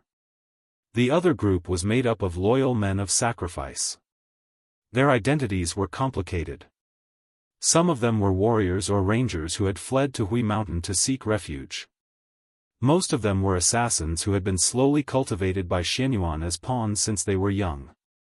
Very few of them could live to 30 years of age, which showed how active the Xianyuan family was in the southeast Jianghu. His Royal Highness and Huang Manor stood together under the Yi Gate. Beside them stood the old man with the sheepskin fur coat. Blue Bird held the instant spear. Behind them were the halberd Ningame and 100 white horses. Near the two gates were a crowd of people. Sabers, spears, staffs, and all kinds of weapons were present. Xianyuan Jingxian stood on the steps with a gloomy expression. Close to 100 archers with outstanding arm strength held the geographical advantage, ready to shoot. More than 30 guests had turned out in full force. They were all experts who had been famous in the Jianghu for a long time. Su Fengnian clicked his tongue and sighed. What a turbulent Jianghu. Dark clouds had already gathered overhead, and there was actually a sign of heavy rain. A few decades later, Old Manly, who was now one-armed and without a sword, dozed off while standing. He did not say a word. Su Fengnian turned his head and asked, "How far is it from here to the thieves' lair?" The elderly god of swords opened his eyes slightly and said lazily, "It's not too far." Outside of Bull Landing, there was a large piece of flat land, which was the snow plateau. If I'm not mistaken, Xianyuan Jingsheng will have a fight with Xianyuan Pan there. It is indeed a good place for people to die. Su Fengnian felt a headache coming on. There are so many first and second-rate experts and a few hundred men of sacrifice. How are we going to get past them? Li Chungang grumpily said, this old man can easily pass through by himself. As for you, if you want to fight force with force, then you'll have to wait to die here. Do you think that the foundation of a large clan that has been established for hundreds of years is just for show? Su Fengnian whispered, to catch bandits, first catch the ringleader. The elderly god of swords thought for a while and said, you mean to take down Xianyuan Jingsheng? Su Fengnian smiled and nodded, eager to give it a try. The elderly god of swords rubbed his chin and narrowed his eyes. If this old man were to personally take action, it would be simple. However, without this old man's effort, you'll just sit back and watch the show. Kid, let Huang Man yell first to show your strength and tear a few people apart before talking about anything else. Then, let this girl beside you, who can play anything but the instant spear, hold the fort. When this old man will take action, it will depend on his mood. Don't worry, I won't make you wait too long. This old man was also very curious about how high Xianyuan Jingsheng could reach if he did not hesitate to exchange his life for his realm. It was not too rare for heavenly phenomenon experts to fight each other, but it would be interesting if both of them were trapped in a situation where they would fight to the death. If half a land immortal accidentally popped out, it would be a feast for the eyes. Kid, you don't have any other abilities, but you're just SOSO at stealing from others. Looking at Huang Man, taking large strides forward, the elderly god of swords said with slight sadness, this old man's painstaking efforts back then have been wasted. Xianyuan Jingsheng finally appeared after much difficulty, yet he still rebelled. This big tree has been hollowed out in the hands of Xianyuan Jingsheng. In the end, it is still going to fall. Great Snow Plateau. The middle-aged scholar walked slowly against the wind. His sleeves fluttered in the wind, making him stand out from the crowd. After enduring silently for 20 years, he finally revealed his loftiness at this moment. Along the way, he kept coughing and blood seeped out. No one could see through him. Xianyuan Jingsheng thought of many things, good and bad, honor and disgrace, ups and downs. Xianyuan Jingsheng stopped and looked at the tall figure at the end of the great snow plateau. He muttered, I've finally reached here. That figure was abnormally tall and sturdy. This was an old man with a technique to retain his youthful appearance. The old man who had a head full of white hair 20 years ago actually had black hair at his temples. He stood at the entrance of Bull Descendant's mansion without a smile. One man guarding the pass with a majestic aura. This old ancestor, the only one on Mount Hui who had the qualifications to say that he enjoyed the land's blessings alone, had a sharp gaze and a loud voice, Jingsheng, have you ever read to resonate with heaven and earth? His deep voice surged in the great snow plateau. There was a string of wind chimes hanging under the eaves of Bull Descendant's house. Because of the strong wind at the peak of the mountain, they jingled all year round. At this moment, it was silent. Like a person who was about to die with his neck strangled.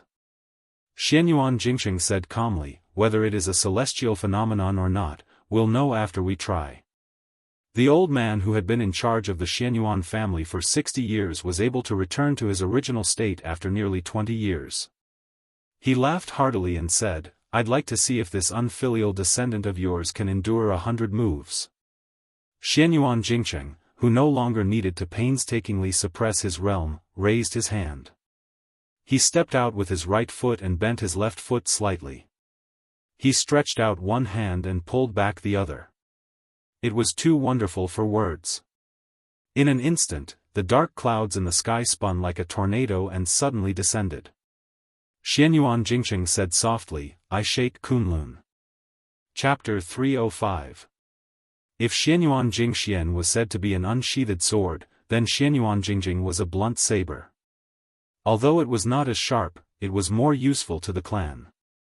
Xianyuan Jingshuan's temperament was not suited to dealing with people. That eldest grandson of his, who was always elusive, only knew how to study, so many heavy responsibilities naturally fell on Xianyuan Jingjing's shoulders. He welcomed guests from all over the world and was adept at nurturing soldiers. The second branch's position had risen over the years, becoming more and more stable. Out of 10 guest officials, Xianyuan Jingxian was in charge of 200 cavalry. When the heroes of the nearby provinces mentioned him, they would all raise their thumbs and praise him for being a timely rain from Jiangdong. There was once a beautiful servant who made fun of a lame martial artist who came up the mountain out of admiration. The latter descended the mountain in shame and indignation. When Xianyuan Jingxian heard this, he immediately cut off the head of his favored servant and carried it down the mountain to beg for forgiveness. At that time, this martial artist was just a nobody in Jianghu, but now he was a guest official of Mount Hui. The generation with the surname Jing was divided into 3 branches, and the distribution of resources was always going to be uneven, so there was no such thing as keeping pace. The eldest grandson, Xianyuan Jingcheng, was already recognized as a withered tree with sparse branches and leaves, without any shade to speak of. Xianyuan Jingxian was too domineering, even daring to say that he would eat dumplings and eat sisters-in-law. Coupled with his self-confidence in his grandmaster realm, it was hard to avoid suspicion that he was 1,000 miles away from others. Did Xianyuan Jingjing have any thoughts of moving into Yunyu town in the future?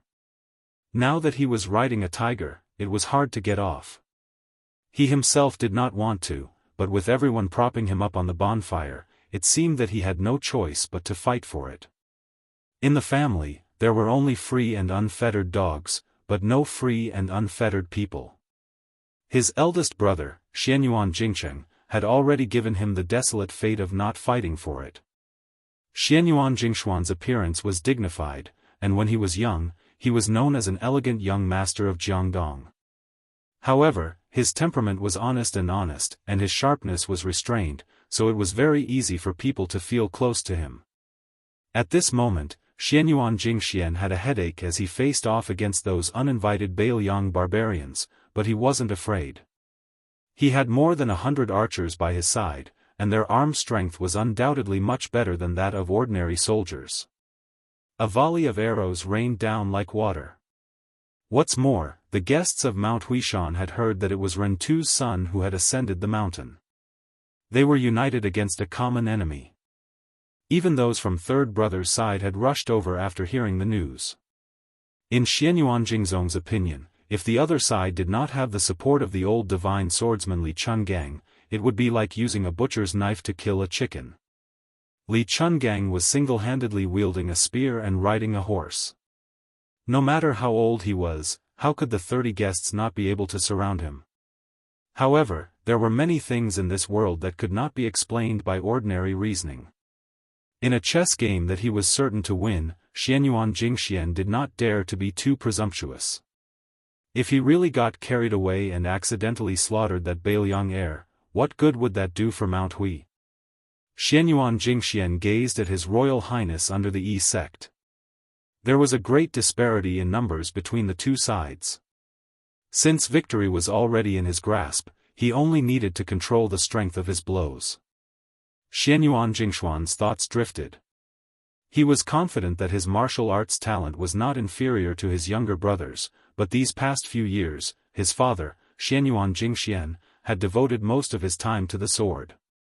Most of the year, he was either in seclusion or exploring secluded places in search of otherworldly experts to sharpen his swordsmanship. Xianyuan Jingxian poured his heart and soul into managing an aristocratic family, so it was inevitable that his martial arts cultivation would be delayed. In his youth, his eldest brother, Xianyuan Jingxian, had not touched martial arts other than a few techniques to strengthen his body. Xianyuan Jingxian and Xianyuan Jingxian were equally matched when it came to martial arts.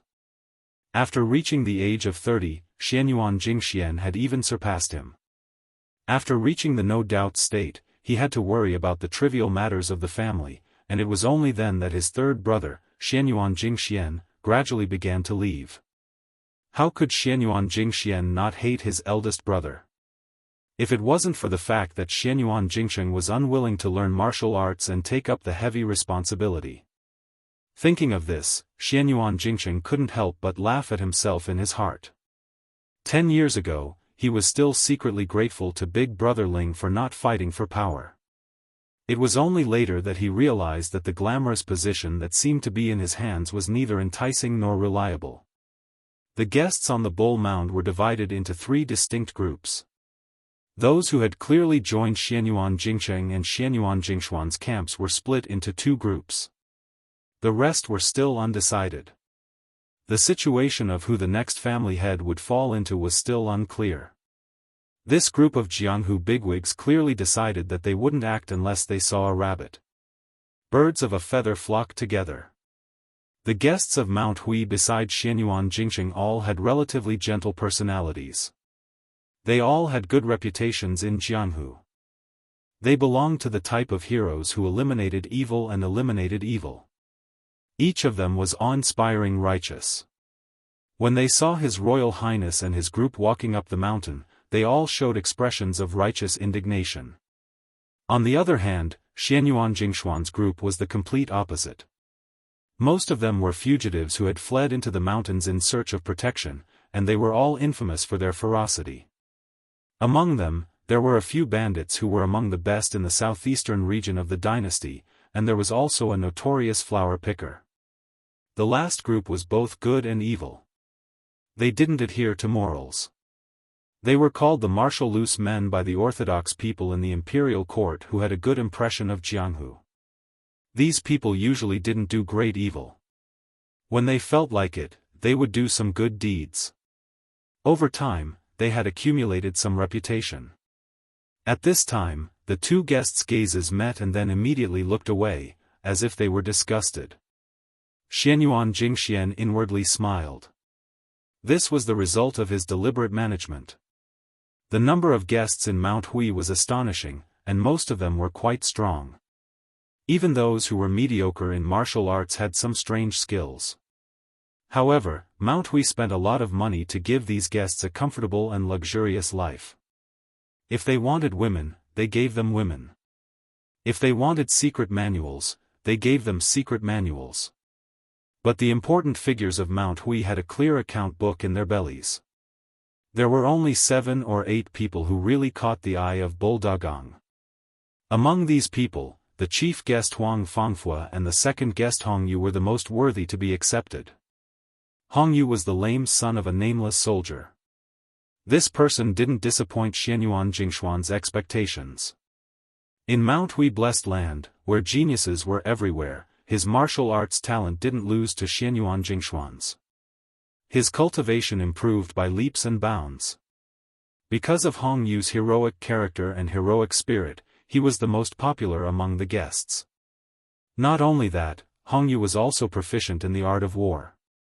After he was given the power to command the cavalry, he helped the entire second branch, which allowed the second branch to suppress the third branch. He could be said to be Xianyuan Jingshuan's lucky general. The chief guest of Mount Hui, Huang Fangfua, was the #1 martial artist in Jianghu. He was close to the realm of Grandmaster.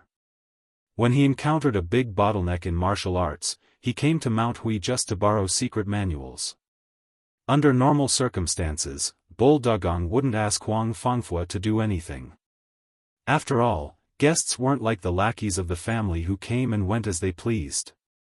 These experts mostly followed the rules of guests who stayed and left if they didn't. Moreover, the most difficult people to serve in the world were the literati and experts. The originally arrogant and domineering Mount Hui was cultivated under Xianyuan Jingxian. For more than 10 years, they had been pursuing harmony and wealth. They didn't want to bully their customers. This unknowingly increased the status and arrogance of the guests, and their tempers became more and more crafty. How many people could be like Xianyuan Jingxian, who killed a concubine in order to win people's hearts? Huang Fangfua was also a very smart person. He was proficient in all kinds of martial arts. He had reached a higher level early and rarely met a worthy opponent in Jianghu. However, he was suppressed under the realm of Grandmaster. He couldn't understand why. During this period, he risked his life to go to the western regions and Beimang. However, he still couldn't reach the realm that seemed to be within reach. Finally, on the Spring God Lake, he had a sword discussion with Xianyuan Jingqi. They appreciated each other's talent and were invited to Mount Hui. Now, Huang Fangfuo was the leader of the martial artists. He only treated Xianyuan Jingxian and Xianyuan Jingxian with respect, but didn't see each other with sincerity. Instead, he often drank wine and talked about history with the useless guy of the eldest branch. A big clan that was committed to dominating Jianghu naturally had its own petty interests. However, it also had a grand plan to look at the entire Jianghu. Huang Manor walked to the open space in the middle of the square with his bare hands. Xianyuan Jingqi had already received the news that this skinny young man had killed more than 10 people on his way up the mountain. Their hands and feet were all torn apart while they were still alive. Xianyuan Jingqi was the flag of Mount Hui when his ancestor and father weren't present. He lived like a prince in a high position. He cared about his face the most. He wanted to show his royal highness who was in his power. He coldly said, "Release the arrows." The bowstring released an ear-piercing buzzing sound. The arrows flew like locusts towards the young man who didn't know whether he was dead or alive.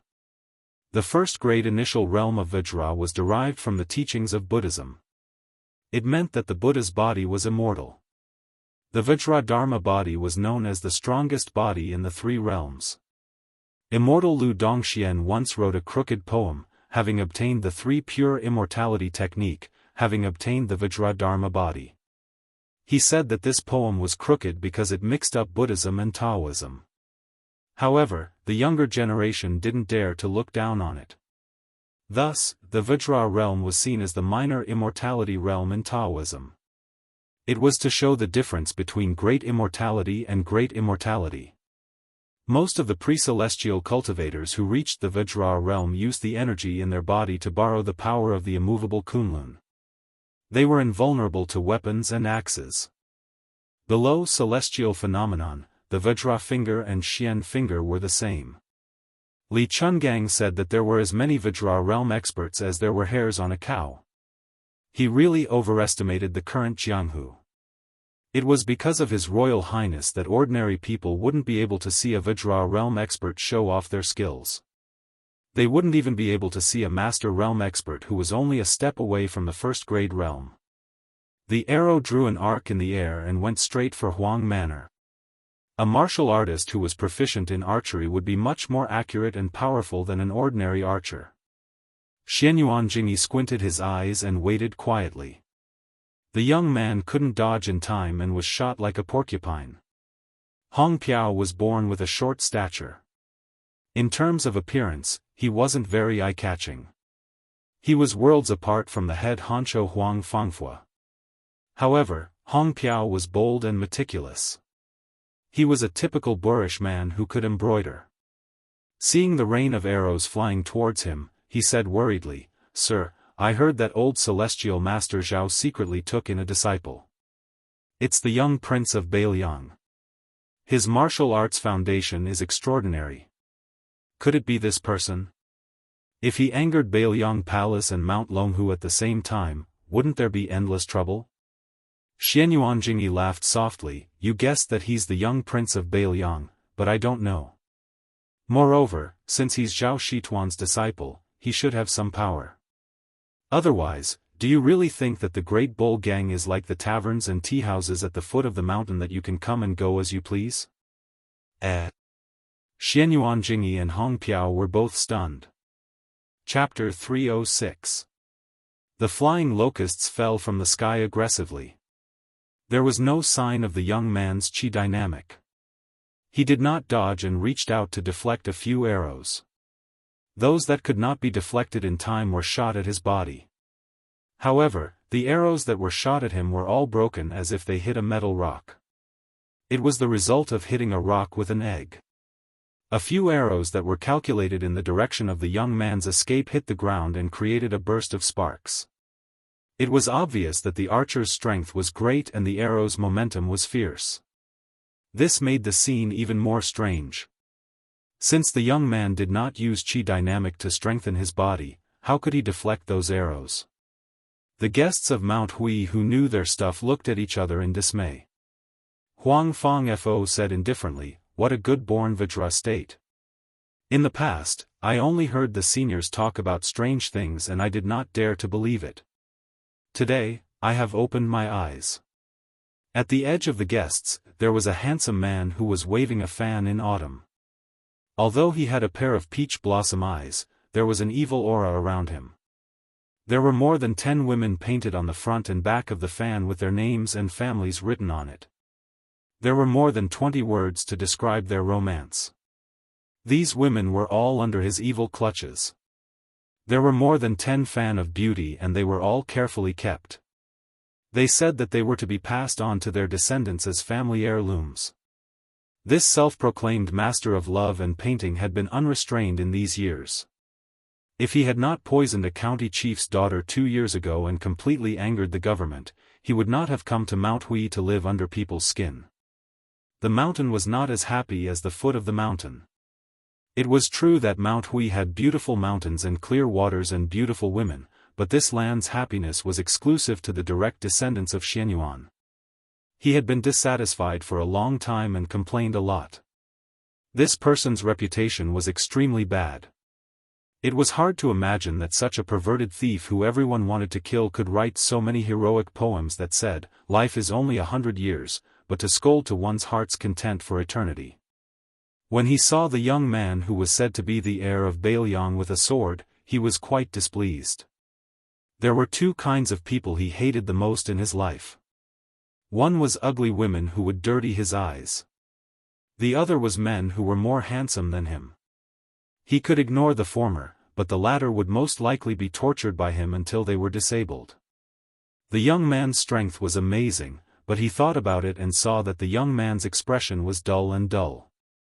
He felt that he was just a brute. He was not afraid of this at all. To be a flower thief, the most important skill was to be able to escape. Therefore, his lightness skill could be ranked at the top of Mount Hui where there were many masters. He felt that staying in Mount Hui was really boring. Some of the beautiful women were divided up and could only be seen but not eaten. It was too annoying. Mount Hui was full of hidden dragons and crouching tigers.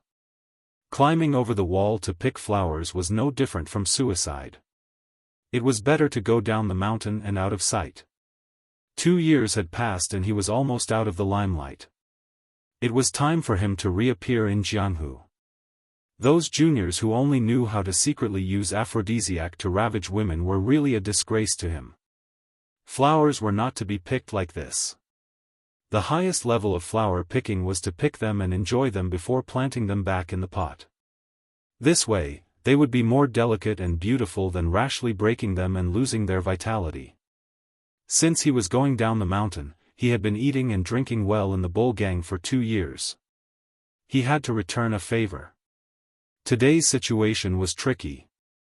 He was sure that many of the guests in Mount Hui were afraid of the king of Bailiang's name and did not dare to make a move. But he was different. Behind the mountain, I don't care if you're the king of heaven or a different surname. Huang Manor turned around and looked at Su Fengnian. After getting permission from his eyes, he started to run. You're not allowed to use such a desperate move like the Overlord's armor removal. If you can't beat us, then run. It's okay to lose face. As long as there's life, there's hope. Sooner or later, we'll be able to get back at you. His Royal Highness turned around and teased Blue Bird. As he spoke, he felt a little regretful. It was a pity that Wen Hua wasn't present.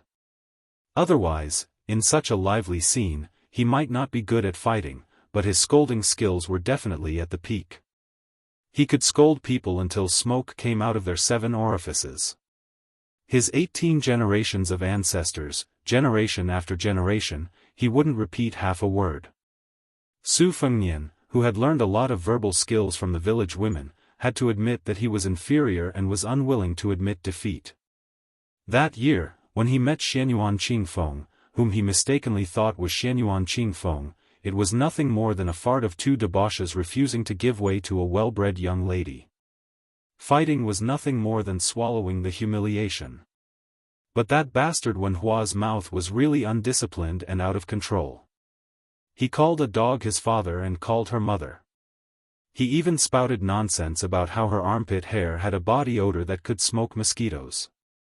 He even did the vulgar action of taking off his pants and revealing his two buttocks in public. Even if Xianyuan Qingfeng was a bodhisattva with a good temper, he would still get angry and beat him up.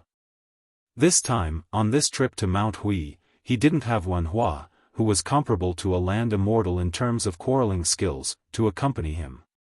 Blue Bird held her spear and rushed out. Her figure wasn't as surprising as Huang Manners. First, it was the foolish youth, then it was the delicate girl. Other than that old god of swords, Li Chungang, this Bailiang prince didn't have any other capable experts. Long Xuanyu followed the rules and asked Xianyuan Jingyi to fight. Almost at the same time, a guest elder with firm and fierce fist techniques also stepped out. Long Yuxuan saw the green-clothed female servant coming over with her spear. Xianyuan Jingyi didn't need him to say anything and signaled Long Yuxuan to deal with that impetuous girl. The youth was handed over to another guest elder to capture. The outcome was decided. Xianyuan Jingyi could be considered to have guessed the outcome, but the outcome was already decided on his side. Chapter 307. It was unknown if the guest elder, who was famous for his fist techniques, had underestimated him, but in just one exchange, he was forcefully blocked by that young man's fists. His body didn't move, but his feet sank deep into the shattered floor. Then, with a punch, the guest elder's head was chopped off. It wasn't accurate to say that it was chopped off, the entire head was smashed away by the young man. The scene was extremely bloody and cold. Long Yuxuan, who was laughing loudly and floating towards the lady in green, was about to tease her when he caught a glimpse of this scene from the corner of his eye. He was so frightened that he swallowed his words. As expected, the spear suddenly swung down and cut a 2-meter-long crack on the ground. Fortunately, he moved quickly. Otherwise, wouldn't that spear be like a watermelon being cut by a knife? That lady let the entire Mount Hui know what it meant to have a spear technique that was as strong as a swimming snake and explosive thunder. Long Xuanyu's Qinggong was undoubtedly excellent, but that red spear moved like a shadow. As long as the spear touched the ground, countless stones would be shattered. Even if it swept through the air, it would still make a whistling sound. The experienced and knowledgeable Huang Fangfuo was once again shocked when he saw the young man who was born with Vajra. He muttered, "The spear Immortal King embroidery has finally appeared? But that's fine, but how can a young lady be so domineering?" Su Fengnian had been glancing at the old man with the sheepskin fur coat. If he didn't take advantage of everyone's shock to take down the leader of the bandits, Xianyuan Chongyi, it would be a good opportunity to squander. Li Chungang rolled his eyes and said, "My heart aches for that daughter. This old man doesn't understand. You clearly care about her so much, so why don't you eat her up? To a woman, this kind of care is the most practical." Su Fengnian flew into a rage out of humiliation. "Cut the crap, senior, make a move." The old god of swords raised his chin and said in annoyance, "Wait a while more, look over there." Su Fengnian looked in the direction and saw Xianyuan Qingfeng walking over slowly. She said to Xianyuan Chongyi in a clear voice, "My father invited His Royal Highness to Bull Hill to view the scenery and has already obtained the permission of the old ancestor." The moment she said that, there was a commotion. Xianyuan Chongyi frowned and said, "Qingfeng, don't mess around." It was obvious that he saw this niece's words as a fake imperial edict. Xianyuan Qingfeng said calmly, "Uncle, if you don't believe me, you can go and ask the ancestor yourself." Xianyuan Gong narrowed his eyes and smiled. "That won't be necessary. However, His Royal Highness wants to make friends through martial arts. Let's wait until the fight is over." He turned to the second guest chamberlain and said, "Brother Hong, are you going to spar with that junior?" Only with you personally leading the formation will we be able to show the sincerity of Mount Hui's hospitality. Hong Piao was expressionless as he prepared to attack. Xianyuan Jingyi, on the other hand, was observing the subtle changes in his niece's expression from the corner of his eye. He didn't have any good feelings towards Xianyuan Qingfeng. As a woman, she wanted to seize power from him, her own uncle. She truly had a heart higher than the heavens and a life thinner than paper. Xianyuan Jingzong waited until she spoke and concluded that Yuan Tingshan, who was exhaling more than inhaling, had been abandoned by his niece. Instead, he had turned to cling to the thigh of the heir of Bailiang, hoping to borrow an external force to contend against the mansion of the old ancestor. However, did this infamous His Royal Highness have the ability to challenge the old ancestor? However, Xianyuan Jingyi understood his niece's feelings. After all, to any woman, entering and leaving Mansion of the Bull was a completely different world. Xianyuan Qingfeng's mind was already in turmoil, and she was wholeheartedly focused on smashing a broken jar. Naturally, she didn't care about Xianyuan Jingyi's erroneous guesses. In the backyard of the eldest branch, a young woman with a cold expression quietly watched the wine stove that was gradually heating up. The wine's name was Angelica, and it was sandwiched between tea leaves from Mount Hui's old tea before the rain, as well as osmanthus seeds picked every mid-autumn festival. The wine's color was golden and translucent, with a hint of green. The wine's aroma was a combination of tea and osmanthus. It was slightly bitter in the mouth, but when tasted carefully, it lingered for a long time with an endless aftertaste. This wine had the meaning of, after bitterness comes sweetness, but it wasn't popular in Mount Hui. Mount Hui was also known as Yaozhao Mountain. In the ancient book, Classic of Mountains and Seas, it was recorded that Yaozhao Mountain had many osmanthus trees. However, after the Xianyuan family occupied this blessed land, they enjoyed a peaceful life for several hundred years. Perhaps it was because their good fortune didn't last long, and their luck gradually decreased, causing the old osmanthus trees to die one by one. Last year, even the only remaining osmanthus tree named Tanggui, which had a lifespan longer than the 1,600 years of the Daoist master's residence on Mount Longhu, had withered. Therefore, apart from a few jars of wine brewed from the osmanthus seeds last year, this Angelica osmanthus wine had become extinct. Everyone in Mount Hui knew that the eldest son of the first wife, Xianyuan Jingcheng, was an absurd person who was addicted to drinking Angelica osmanthus wine from the books of the sages. The older generation remembered even more clearly that every year on Xianyuan Qingfeng's birthday, this scholar, who was once delusional enough to want to pass the imperial examinations and leave the mountain and was unwilling to practice martial arts, would bring his young daughter to Tanggui to have his height carved.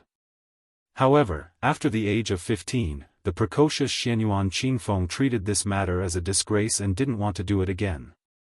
Thus, he drifted further and further away from his father.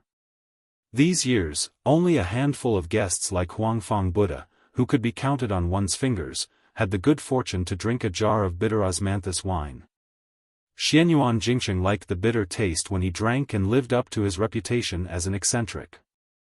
Every year, Xianyuan Jingcheng brewed 3 jars of Angelica osmanthus wine. 2 jars were sent to the courtyard, and he only had 1 jar left. Therefore, he never had enough wine, but here, he never drank. He let the 2 jars of wine sit idle every year. Year after year, the more jars there were, the more mellow the aroma of the wine became. She finally opened a jar of wine and brought in a set of wine utensils that had been sealed for many years. The wine utensils were made by that man himself. In any case, other than practicing martial arts, that person seemed to be good at everything. Sitting alone, she filled a cup of wine and placed it on the table, as if she was hesitating whether to drink or not. She began to hate herself for no reason and reached out to slap the wine cup away. After a while, she stood up to retrieve the wine cup. Only then did she discover 2 small lines of words engraved at the bottom of the cup. The handwriting was clear and elegant. Life is bitter, so long as the right person returns. Chapter 308. Dark clouds loomed over the great snow plateau. A storm was coming. Do you want to shake Kunlun? After hearing his grandson Xianyuan Jingsheng's words, Xianyuan Depan raised his head and laughed heartily. He did not mind the imminent battle. This was not because Xianyuan Depan was conceited. He counted the opponents that the hunchbacked old man had challenged before. When he was 20 years old, he challenged the family's ancestor and caused him to be seriously injured.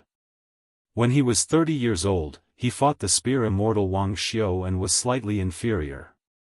When he was 40 years old, he single-handedly entered the sword tomb of the Wu family and forced the sword crown of that generation to use the flying sword technique. Although he was defeated, it was still a glorious defeat. After the Battle of the Sword Tomb, he comprehended swordsmanship for 10 years and was confident that his swordsmanship was comparable to that generation's sword god Li Chungang. Not to mention that Xianyuan Depan also competed with the immortal Qi Xuanzhen during this period of time. It was natural that he was defeated. However, if his cultivation was ordinary, why would Qi Xuanzhen, who had stayed on the demon-slaying platform all his life, fight? Xianyuan Depan seemed to have competed with others and lost every time. Therefore, he was mocked as Xianyuan Invincible. However, not to mention Qi Xuanzhen, the only person in 500 years who could compete with Ancestor Lu, and Li Chungang, who was invincible in the secular world at that time, even the most inconspicuous Gu Jiantang now had extraordinary swordsmanship. If he claimed to be second, no one dared to claim to be first. In this way, how many people dared to underestimate this ancestor of the Xianyuan family? Xianyuan Depan had lived for nearly 100 years. He was different from Li Chungang, whose realm was declining day by day and eventually could not recover. Generally speaking, he had been steadily improving. People predicted that he had reached the celestial state when Xianyuan Depan was in charge of the dynasty. In these years, he had devoted himself to dual cultivation and devoted himself to fusing Confucianism, Buddhism, and Taoism into one. With Xianyuan Depan's age and strength, it was not impossible for him to reach the realm of Earth Immortal. After Qi Xuanzhen ascended to immortality, there was no longer a Zhenren of this realm in Longhu Mountain. Once Xianyuan Depan achieved immortality, the hatred of the past would be returned to the ancestral court of Taoism. At that time, even if Gu Jiantang's swordsmanship was superb, how could he be a match for an Earth Immortal? Those who were well-informed speculated about Li Chunggang's ascension. The one-armed old man wanted to use Xianyuan Depan to establish his authority. Most of them were not optimistic about the old god of swords, whose realm had declined greatly. The busybodies of Jianghu had specially placed bets on the outcome of Li Chungang and the various first pin masters. Without exception, the odds were extremely high, indicating that they did not have high hopes for Li Chungang. As for the odds against Wang Xianji and the new god of swords, Dong Tai, the odds were about 5,000 taels of silver on Li Chunggang's victory. Jianghu was forgetful and fickle, just like the saying that scholars despised each other since ancient times. Xianyuan Depan's 10 years of seclusion showed that his realm had improved greatly. His sideburns had turned from white to black. It was a clear proof that he had returned to his original state. It was a mysterious sign of becoming an immortal Zhenren. When Qi Xuanzhen was slaying demons on Mount Longhu, he was 70 years old, but his appearance was as handsome as a young man. Xianyuan Depan was not in a hurry to make a move. He had waited for 20 years and finally, this day had come. Usually, as he got older, his patience would get better. Xianyuan Depan looked at his eldest grandson from afar, who was not tainted by worldly affairs. There was no emotion in his eyes. To him, blood relations could be heavy or light. If he was obedient and had the potential to become a dragon, then he would nurture him. If he was a good-for-nothing with mediocre roots, then even if he was his biological grandson, then he would simply abandon his intentions. Since when was Xianyuan Depan the kind of elder who liked to play with his grandson? The joy of family relationships was not worth mentioning compared to his own immortality. He made an exception and gave this eldest grandson whom he had high hopes for another chance. The first time was during Xianyuan Jingsheng's coming-of-age ceremony. He asked him if he was willing to learn martial arts. Unfortunately, this stubborn child insisted on learning from Sun Ping of Zhejiang City. Xianyuan de Pan was really amazed by this grandson's talent. Even if he was an unpolished jade for the rest of his life, it would be good to just leave him at home and collect dust. Later on, Xianyuan Jingsheng met the woman in distress and returned to the mountain to beg for help from his family. Xianyuan de Pan then gave him another chance. However, this grandson who had wasted his talent actually refused again. Xianyuan de Pan was furious and no longer regarded him as his eldest grandson. He turned to nurture the less talented but ambitious Xianyuan Jingxian. Later on, that woman actually took the initiative to ask for dual cultivation. Xianyuan de Pan was just going with the flow. Since he had decided to abandon Xianyuan Jingsheng, it was fine to have a young granddaughter-in-law who was suitable to be a human cauldron. Xianyuan Pan looked indifferently at the tornado that was attracted by Xianyuan Jingsheng's abundant qi. It was in the shape of a giant funnel, and the root of the wind spun violently on the great snow plateau as if it reached the heavens. It continuously tore down the black clouds in the sky, becoming more and more intense. Xianyuan Jingsheng stretched out one hand and drew an arc, while his other hand slowly lifted upwards. He said softly, "Rise again." Another huge tornado appeared in the sky on the left side of the great snow plateau. The phenomenon of heaven and earth revolved around the dragon axis, causing endless wind and sand to blow. In one go, Xianyuan Jingsheng's aura skyrocketed, but it did not show any signs of weakening. He clenched his hands into fists, and his qi instantly climbed to the peak. He said slowly, "Rise 3 times." A tornado appeared on the right side. On the great snow plateau. 3 dragons draw water. Xianyuan Pan's gray hair was messed up by the strong wind. He said calmly, "Stealing the power of heaven and earth, is this your heavenly phenomenon stage? This kind of opportunistic behavior is fine for scaring people, but if you want to hurt me, it's really laughable." Xianyuan Jingsheng did not say anything. The 3 tornadoes surged with heaven's might and quickly moved towards the motionless Xianyuan Pan. The 3 dragons suddenly converged and pressed down on ancestor Huishan, who was in the center and did not bother to dodge. "Good timing." Xianyuan Pan laughed loudly. His hands hooked into claws, and his left hand reached out into the 2 tornadoes. The vast sea of qi that contained the accumulation of nearly 100 years of internal energy began to exert its power, rolling like a boiling boiler. The reason why he looked down on Xianyuan Jingsheng's heavenly ability was related to Xianyuan Pan's own cultivation. Generally speaking, the saints of the 3 sects each left behind bits and pieces of information for the future generations to figure out the great Tao. Among them, Zhang Susheng of the North proposed that reading books would nourish the righteous energy of heaven and earth, and also said that if the great people did not live in peace, they would be famous. Therefore, the experts who entered the great realm of martial arts through Confucianism were extremely good at resonating with heaven and earth, and using their own strength to stir up heaven's secrets. This was undoubtedly an extremely grand and magnificent scene, but in the eyes of Xianyuan Pan, who used strength to prove his Tao, it was just a joke.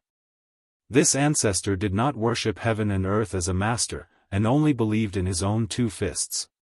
He was the same as Li Chungang, who wanted to make the world tremble and gods weep when he used his sword. All the talk about not being able to achieve Tao and floating on the sea, and all the talk about suffering in this world and blessings in the future were all nonsense. The more Xianyuan Pan studied the profound meaning of the 3 sects, the more firm he was in his original path. He had 2 hands, and even the immortals, Buddhas, demons, and demons had to obediently retreat and get lost. Moreover, Xianyuan Pan had a clear goal, which proved that the path he chose was not only feasible, but also extremely correct. Wang Xianji of the martial emperor city. In today's world, there were only a handful of people who could fight with him, Xianyuan Pan. Xianyuan Jingsheng, the useless abandoned son of the family, was not worthy. Xianyuan Pan actually tore apart the 2 tornadoes. Without the foundation of the waterspouts, the black clouds at the top of the tornadoes slowly rolled as if they were dying, and finally drifted away and returned to the sky. Just as he was dealing with the last waterspout, Xianyuan Jingqing tapped the ground with the tip of his foot, and a large pit was blasted out of the ground. His figure was like a long rainbow, piercing through the tornadoes, and then came to the front of Xianyuan Pan, and pushed out with his palm. Xianyuan Pan, who was not surprised, sneered, and changed his claw into a fist, and went straight for the center. Xianyuan Jingqing turned his palm sideways, ignoring the turbulent fist force, and only placed it on the back of his fist. Xianyuan Pan's face changed slightly, and he retracted his right fist, while his left hand stuck to the middle of the bridge of his hand, trying to remove this wrist. Unexpectedly, Xianyuan Jingqing changed his grip in an instant, and pressed down diagonally, while his left hand fiercely slapped Xianyuan Pan's shoulder. This attack seemed to be played down, but it disrupted the center of gravity of the ancestor whose inner strength had already reached the point of perfection. His body was thrown forward, but Xianyuan Pan was adept at facing the enemy, and he borrowed the momentum to smash his shoulder against Mount Tai, and smashed the chest of this eldest grandson of the first wife who had a strange technique. However, the expressionless Xianyuan Jingqing changed his grip again, and pushed Xianyuan Pan back to his original position. For a moment, the latter only had the rare bravery in the world, but he could not move, nor could he stay still. All of this happened in the blink of an eye, and both sides had switched from offense to defense. Xianyuan Jingqing pushed out with his palm again, and Xianyuan Pan accurately calculated the speed of his palm. He countered with an even fiercer elbow strike, but he did not expect that Xianyuan Jingqing's palm strike, which was originally like a needle hidden in silk floss, would explode the moment it was about to touch Xianyuan Pan's elbow strike, and his palm strike was even fiercer and faster than Xianyuan Pan's elbow strike, and it landed on Xianyuan Pan's chest. Ripples that could be seen with the naked eye appeared between the two of them because of this palm strike. Xianyuan Pan's tall and sturdy body was pushed back 100 feet. The wind chimes that had been pulled taut all this while finally could not bear the burden and fell to the ground. Xianyuan Pan, who was known for his bravery and fierceness in the world, was actually pushed back. Chapter 309. At this moment, an old man carrying a sword slowly walked onto the snowy plains. He wasn't the least bit surprised by this shocking scene. Lowering his head, he said in a clear voice, "Father, Xianyuan Jingxian has been killed by Xianyuan Jingqing." Xianyuan Pan hummed indifferently. He looked thoughtfully at Xianyuan Jingqing, who clearly wanted to commit treason to the end. He asked, "How many moves did it take to kill your third brother, who had just entered the profound finger realm?" Xianyuan Jingqing, who had been expressionless all this time, suddenly smiled. He coughed a few times and covered his mouth. Smiling vaguely, he said, "We agreed beforehand that I would kill him with the profound finger realm. However, I actually used the heavenly phenomenon realm. That's why it was only one move."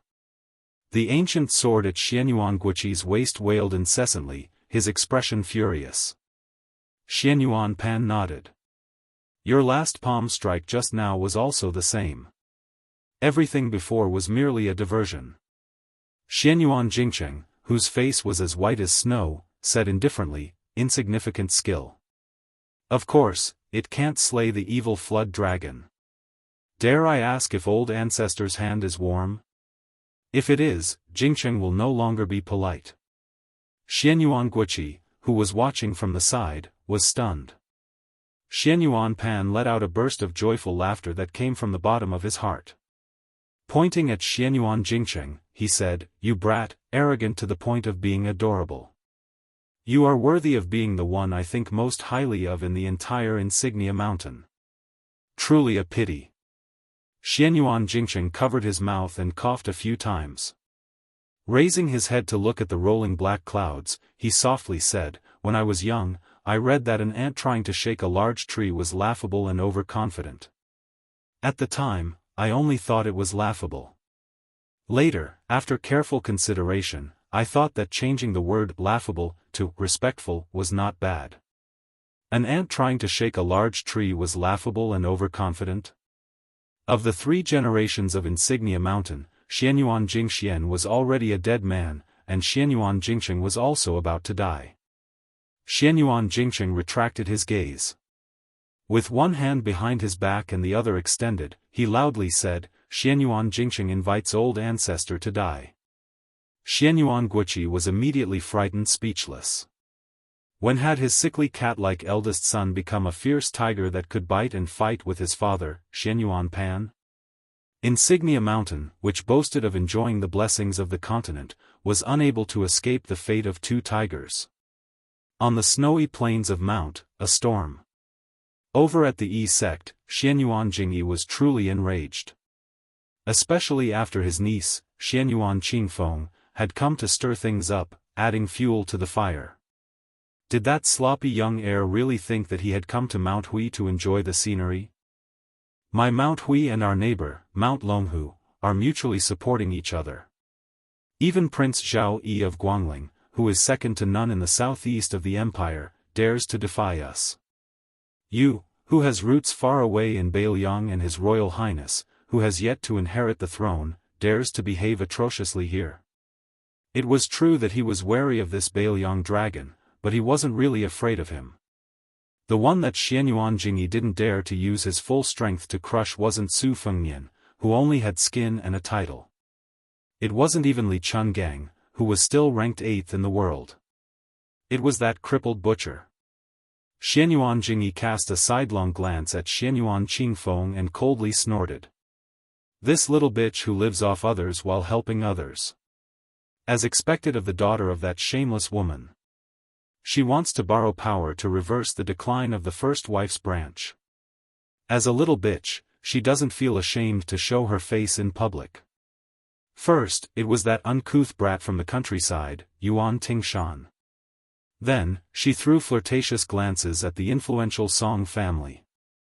Now, she's even seduced the heir of Beiliang, who has a terrible reputation. The Xianyuan family's reputation has been completely lost.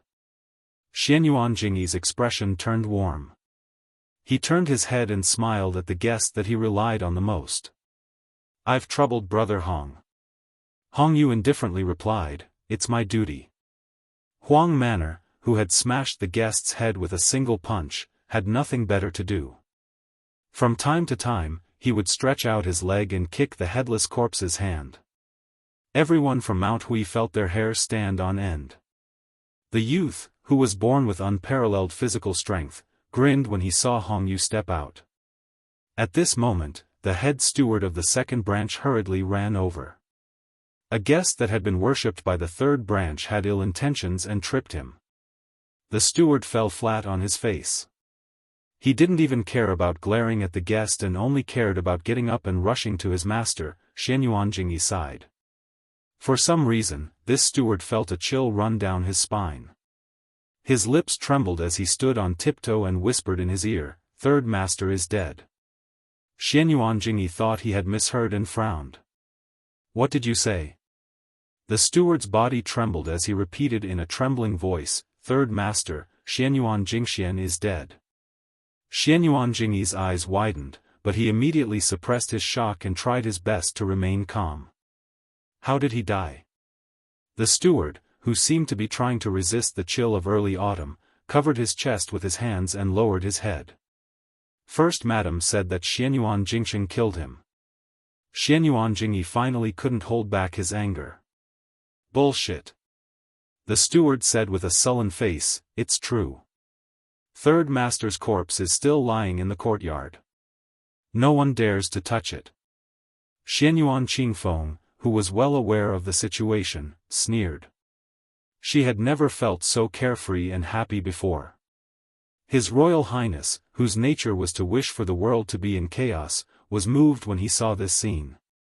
Blue Bird was currently chasing after the man with the fan like a stray dog. Su Fengnian laughed loudly. "Blue Bird, come back, come back. This great bull gang's backyard is already on fire. Xianyuan Jingcheng killed Xianyuan Jingxian. Brothers killing each other is lamentable and lamentable." The crowd was in an uproar. The guests weren't blind. Aside from a few martial fanatics who didn't know much about the world, most of them were shrewd people. When they connected the dots with Xianyuan Jingyi's abnormal behavior, they knew that the Bailiang heir's earth-shattering words weren't too far from the truth. Was the towering tree of Mount Hui going to fall? When the tree falls, the monkeys scatter. Those who ran too slowly would be crushed to death by the tree. Especially those who tied their lives to the tree branches with ropes. They were destined to die the most miserable deaths. But would it fall? Would Mount Hui really change? Almost everyone didn't believe it. Even if Xianyuan Jingqing really did kill Xianyuan Jingxian, as long as the Grand Ancestor was present, the situation wouldn't change. As for how Xianyuan Jingqing killed Grandmaster Xianyuan Jingxian, no one could figure it out no matter how hard they racked their brains. They might as well not think about it. Instead, they turned their attention to His Royal Highness, who had caused a huge commotion as soon as he came up the mountain. Some of the more quick-witted guests of the martial arts world were secretly considering whether or not they could latch onto Bailiang Palace. There were many secret manuals in Mount Hui, but could there be more than the Tideheart Pavilion? Grand Ancestor Xuanyuan's martial arts were profound and boundless, but in the end, he couldn't jump out of Jianghu. No matter how big Jianghu was, it was nothing compared to the king of Bailiang, who had coldly looked down on Jianghu from horseback in the past. The situation suddenly went completely out of control. Look! What's going on over at the snowy plains? Could it be a tornado created by human power? Good heavens, this is 3 dragons drinking water. Could it be that the Grand Ancestor has come out of seclusion? Is he going to ascend? Xianyuan Jingqing turned his head to look, his face dark and livid. Su Fengnian struck while the iron was hot and spouted nonsense. Hey, old man Xian named Yuan Jingjing, if you don't let this Shitzi pass, everyone will miss a good show that is hard to come by in 100 years. Xianyuan Qingfeng very tactfully added flowers to the brocade and calmly said, Uncle, His Highness came up the mountain at my father's invitation and has the Grand Ancestor's permission. Xianyuan Jingqing was hesitant. Dirty linen shouldn't be aired in public. If he let that jinx pass, he would lose face. But if he insisted on a deadlock and allowed the heir to slander him, the hearts of the people of Mount Hui would be shaken. Wait a minute. Xianyuan Jingqing's mind immediately turned. If what the steward said was true, then his third brother Xianyuan Jingxian was already dead, his eldest brother had gone to the snowy plains to seek his own death, and his father Xianyuan Guiqi had no intention of becoming the head of the family. In the future, when the Grand Ancestor ascended to immortality, who would be in charge of Mount Hui? It was truly a case of searching high and low for something, only to find it by chance. Xianyuan Jingqing was overjoyed, but he still looked like he was in a dilemma. Everyone held their breaths, patiently waiting for Xianyuan Jingqing's decision. Is it going to rain? Su Fengnian looked up at the sky, then turned to Xianyuan Jingqing with a smile. Let me pass, and an umbrella. That won't be difficult, right? Xianyuan Jingqing's face was angry, but he clearly took a step back. He calmly ordered the steward beside him, go get an umbrella. Su Fengnian brought all of his men to the snowy plains, but Xianyuan Jingqing only brought his 2 trusted aides, Huang Fangfua and Huang Fangfua. Xianyuan Qingfeng brought up the rear. Some scenes that she thought she had long forgotten suddenly appeared vividly in her mind. That man who mocked himself for being tasteless if he didn't read for a day, had personally taught her how to read, saying that as long as she opened a book, it would be beneficial, but she didn't need to understand it. He taught her how to write, and said that at the beginning of the book, she could use clever phrases to attract people's attention, causing them to be amazed at first sight, but it didn't matter if she started strong but finished weak. He had once let his young self ride on his neck, saying with a smile that dogs don't bark well, and humans don't speak well. If she wanted to be a good person, she should learn from dogs. At that time, Xianyuan Qingfeng was still young and didn't understand anything. When she reached an age where she could understand, she only had prejudice and contempt for him because she was too stubborn. All these years, she only had disdain and ridicule for his poems and essays. If I don't open my mouth first when spring comes, which bug dares to make a sound? Easy to rise and easy to fall, easy to be left and right, easy to be a fence-sitter, easy to reverse, easy to overturn a petty person's heart. Eating tea and eating food is suffering, being able to eat is a blessing, eating more is beneficial. Now that she read and thought about it again, Xianyuan Qingfeng couldn't help but cry. The snowy plains were cloudy with wind and rain, with lightning flashing and thunder rumbling. The torrential rain poured down, splashing on the heads of the group. Mount Hui seemed to have run out of luck. Chapter 310. The group quickly walked towards the snowy plains. The closer they got, the more violent the wind and thunder became. It was as if 10,000 horses were galloping, causing a piercing pain in their eardrums. Blue Bird held the kana in one hand and the umbrella in the other. Her expression was the same as usual. The old man wearing the sheepskin fur coat probably felt that this matter had nothing to do with him, so he walked rather lazily and leisurely, allowing the rain to fall on his body. With the old god of swords' vigorous internal energy, it wasn't difficult for him to keep the wind and rain away from him. However, for Li Chungang, this kind of gaudy expert demeanor wasn't something that could be faked. One umbrella couldn't block the wind and rain. The hem of Su Fengnian's brocade gown had long been soaked, and his boots were almost enough to raise a few small fish. He raised his hand into the rain and pushed the umbrella towards Blue Bird. However, he hadn't taken more than a few steps when Blue Bird quietly moved back. Half of her body was exposed to the rain. Su Fengnian was so angry that he laughed and took the umbrella. He hugged Blue Bird's slender shoulders and held the umbrella together.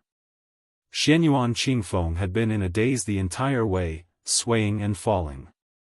Her cultivation in martial arts had always been mediocre. The rain of soybeans slapped on her cold and elegant face, making her look extremely pitiful. Su Fengnian turned around and glanced at her. He didn't pity her at all. To be honest, he didn't have any irreconcilable enmity with this woman. It was just that he had bumped into a knife's edge when he was traveling back in the day and had a small grudge with her. In addition, the Xianyuan family was a big tree that attracted the wind. His Royal Highness couldn't get along with others, so he naturally wouldn't bicker with ordinary people. After a few rounds, he had picked Xianyuan Qingfeng and Hui Shan. Moreover, every time Wen Hua mentioned this daughter of a wealthy family, he would always gnash his teeth. As brothers forged in times of trouble, Su Fengnian had to vent his anger no matter what. He remembered that when Su Fengnian was playing wild chess to earn money, Wen Hua would pretend to be a chess player to win some copper coins, so as to lure the spectators into the trap. When Su Fengnian quarreled with others, he would say that a gentleman uses his mouth and not his fists. He would appear to be trying to mediate the fight, but he would shout with all his might to stop the fight, but in reality, he would kick those bastards who lost in chess but refused to pay up. Usually, after a fight, the other party would inexplicably suffer countless monkey plucking peaches or black tiger digging out the heart. Their entire body would be covered with Wen Hua's footprints. When they finally came back to their senses, they were already lying on the ground without the strength to fight back. As for Wen Hua, he admired Su Fengnian from the bottom of his heart. He remembered that once at the Lantern Festival in Lu Province, the two fellows saw a young lady in front of them. Her waist was really thin, so thin that it made people worry that her waist would be broken if they twisted it. Su Fengnian made a bet with Wen Hua that he could hug Gu Liang's small waist without being hit. How could Wen Hua be willing to believe it? As a result, Su Fengnian indeed openly put his hand on that young lady's small waist and even intimately whispered something into her ear. After that, Wen Hua's eyeballs almost fell to the ground. That young lady first glared angrily at Su Fengnian, but after hearing what he said, her eyes instantly became as gentle as water. She only glared fiercely at Wen Hua, but she did not struggle free. Su Fengnian immediately let go of that seductive small waist and chatted and laughed with the young lady. His hand, however, made a kneading gesture on her small perky buttocks for Wen Hua to see. Until now, Wenhua still did not know how Su Fengnian did it. In fact, it was very simple. Su Fengnian told that young lady that Wenhua behind her was a perverted thief with bad intentions. He was protecting the flower. The pitiful Wenhua had looked at every woman in the past with eyes full of lust. Let alone a perverted thief, even if he was a great perverted thief who mercilessly destroyed a flower, the young lady still believed him without a doubt. Su Fengnian hugged Blue Bird's damp shoulders tightly and said with a soft laugh, "You called me young master when a few times. Wenhua will really remember you for many years." Blue Bird gave a puzzled grunt. Su Fengnian turned his head and stared at her face that could be considered delicate, but he never got tired of looking at it. He smiled and said, "It's nothing. My mind accidentally went astray." Xianyuan Jingyi walked at the very front, the little abacus in his stomach crackling loudly and loudly. After his eldest brother had caused the death of Xianyuan Jingxian, who was at the Grandmaster realm, he still dared to come to Bull's Descent Snow Plateau. Even if he brought a bramble to ask for punishment, he still wouldn't be able to get anything out of it. The old ancestor's temperament was hard to predict, but there was no doubt that he liked to seek revenge for the smallest grievance and to weigh the benefits extremely well. His eldest brother, Xianyuan Jingcheng, had obviously studied to the point that he had become a cripple. It was one thing for him to be content with his useless studies, but how could the old ancestor easily forgive him for using some unknown method to kill his third brother, whom he had placed such high hopes on? That niece of his who was fiercely siding with outsiders was acting abnormally. There was a suspicion that a broken jar would be smashed. In Mount Hui, how could a woman have the slightest chance to stand out? Grand Guest Elder Huang Fengfu's expression was calm, but Hong Piao, on the other hand, seemed to be distressed. Xianyuan Jingyi didn't pay attention to these minor details. Stepping onto the snow plateau, Xianyuan Jingyi immediately caught sight of the old ancestor's imposing figure. His qi leaked out violently like a tide, as if he was holding up a large umbrella, repelling the raindrops from 3 feet away from him. He then looked at his eldest brother, Xianyuan Jingcheng, who was standing in the field like a drowned rat, covering his mouth and coughing. You Confucian scholars scrupulously abide by the words of the northern sage Zhang, who said that you should cultivate your body, govern the country, and bring peace to the world. But let me ask you, Xianyuan Jingcheng, what kind of body do you cultivate, what kind of family do you govern? After living your whole life, you can't even protect your wife and daughter. Other people reincarnate to be free and unfettered. It's fine if you don't reincarnate. The wind whistled at the top of the mountain, but old ancestor Xuanyuan's arrogant laughter was even more ear-piercing. According to common sense, Xianyuan Jingcheng was far from 50 years old. It was appropriate to say that he had lived half his life, but Xianyuan Great Plate said that he had lived his whole life. It was obvious that he had seen through Xianyuan Jingcheng's method of fighting for the realm at the cost of his life. Moreover, the old ancestor didn't intend to let this scholarly and crafty junior continue to live. It was enough for Mount Hui to have one land immortal. What was the point of enjoying the land immortal alone? If there were two, what kind of scandal would it be? How could he enjoy the land immortal alone? If Xianyuan Jingcheng was willing to practice martial arts according to his wishes, Xianyuan Great Plate wouldn't mind letting him take over Mount Hui after he ascended. But if Xianyuan Jingcheng could compete for the land immortal in his lifetime, Xianyuan Great Plate would definitely strangle him. It would be best if I could ascend. If I worked hard for 100 years to seek immortality without any results, after I died, who would care about the rise and fall of the family? My children and grandchildren would have their own fortune. Whether it was glory or disgrace, I, Xianyuan Great Plate, wouldn't care about this damn thing. When Xianyuan Jingcheng heard this, he finally ate a pill of reassurance. There was no deviation in the development of the situation. This time, the old ancestor wouldn't tolerate his big brother's misdeeds. He was curious about how his big brother could kill Xianyuan Jingxian, who had already entered the Finger Profound realm. Xianyuan Jingcheng believed that he had the right time, place, and people to sit in charge of Mount Hui, but he still couldn't do it. Xianyuan Jingqing inadvertently saw his father's expression and was shocked. Why was his father so serious? Then Xianyuan Jingqing said something that made Xianyuan Jingqing sluggish. Heaven's evil can be forgiven, but the evil you bring upon yourself is the hardest to bear. Today, Xianyuan Jingqing was only enforcing justice on behalf of the heavens and sweeping away the 500 years of accumulated dust of Mount Hui. As for how much can be swept away, that would depend on the will of the heavens. In half a cup of tea's time, you exchanged 216 moves with the old ancestor as a heavenly image cultivator. Does the old ancestor have any chance of winning? Why use words to boost your courage? Xianyuan Great Plate, who had already accumulated power in Mount Hui for 60 years, was very calm. He said tit for tat, you did your best without regard for your life, but did you ever hurt me? Xianyuan Jingqing, who was dressed as a middle-aged scholar, smiled faintly. The old ancestor walked on the martial path for nearly 100 years.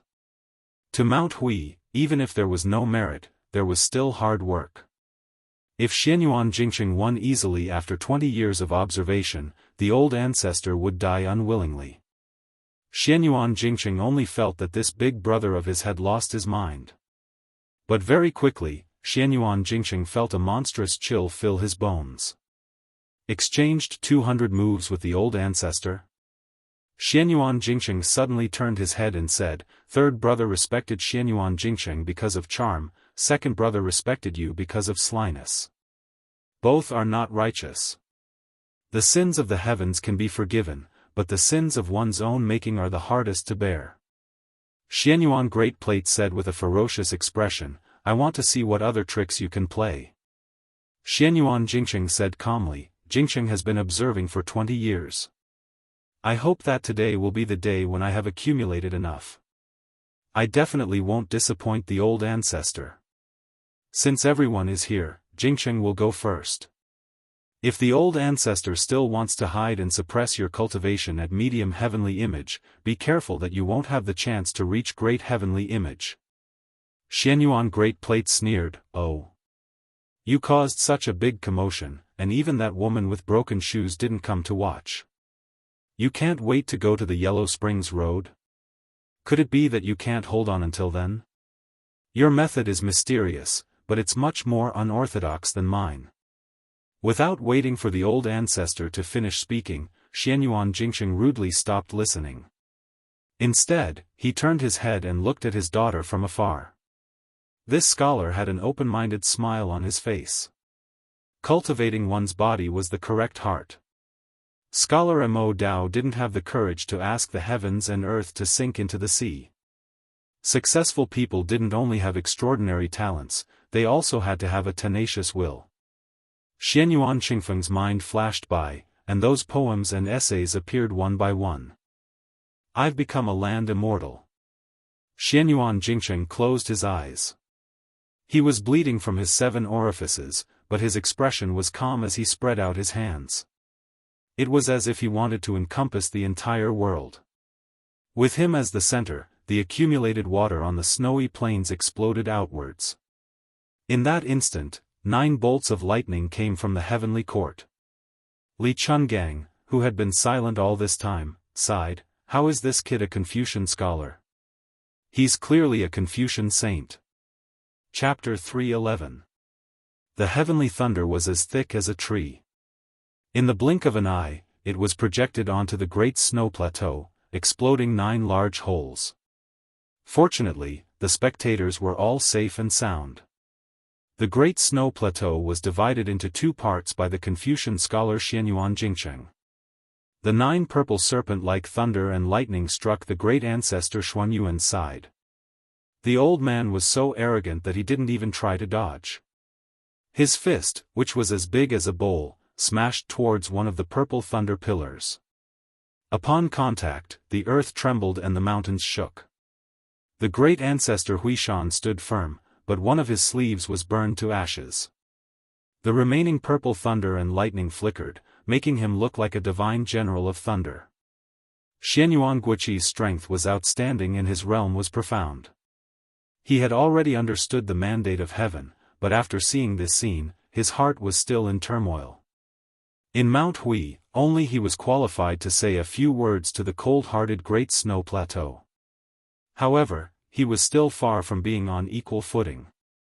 Even if Xianyuan Guiqi was a great grandmaster of swordsmanship, he still had to be submissive and respectful in front of the Great Snow Plateau. Before the destruction of the Forbidden Villa, Huishan Xianyuan was known as the North Gashu and the South Xianyuan.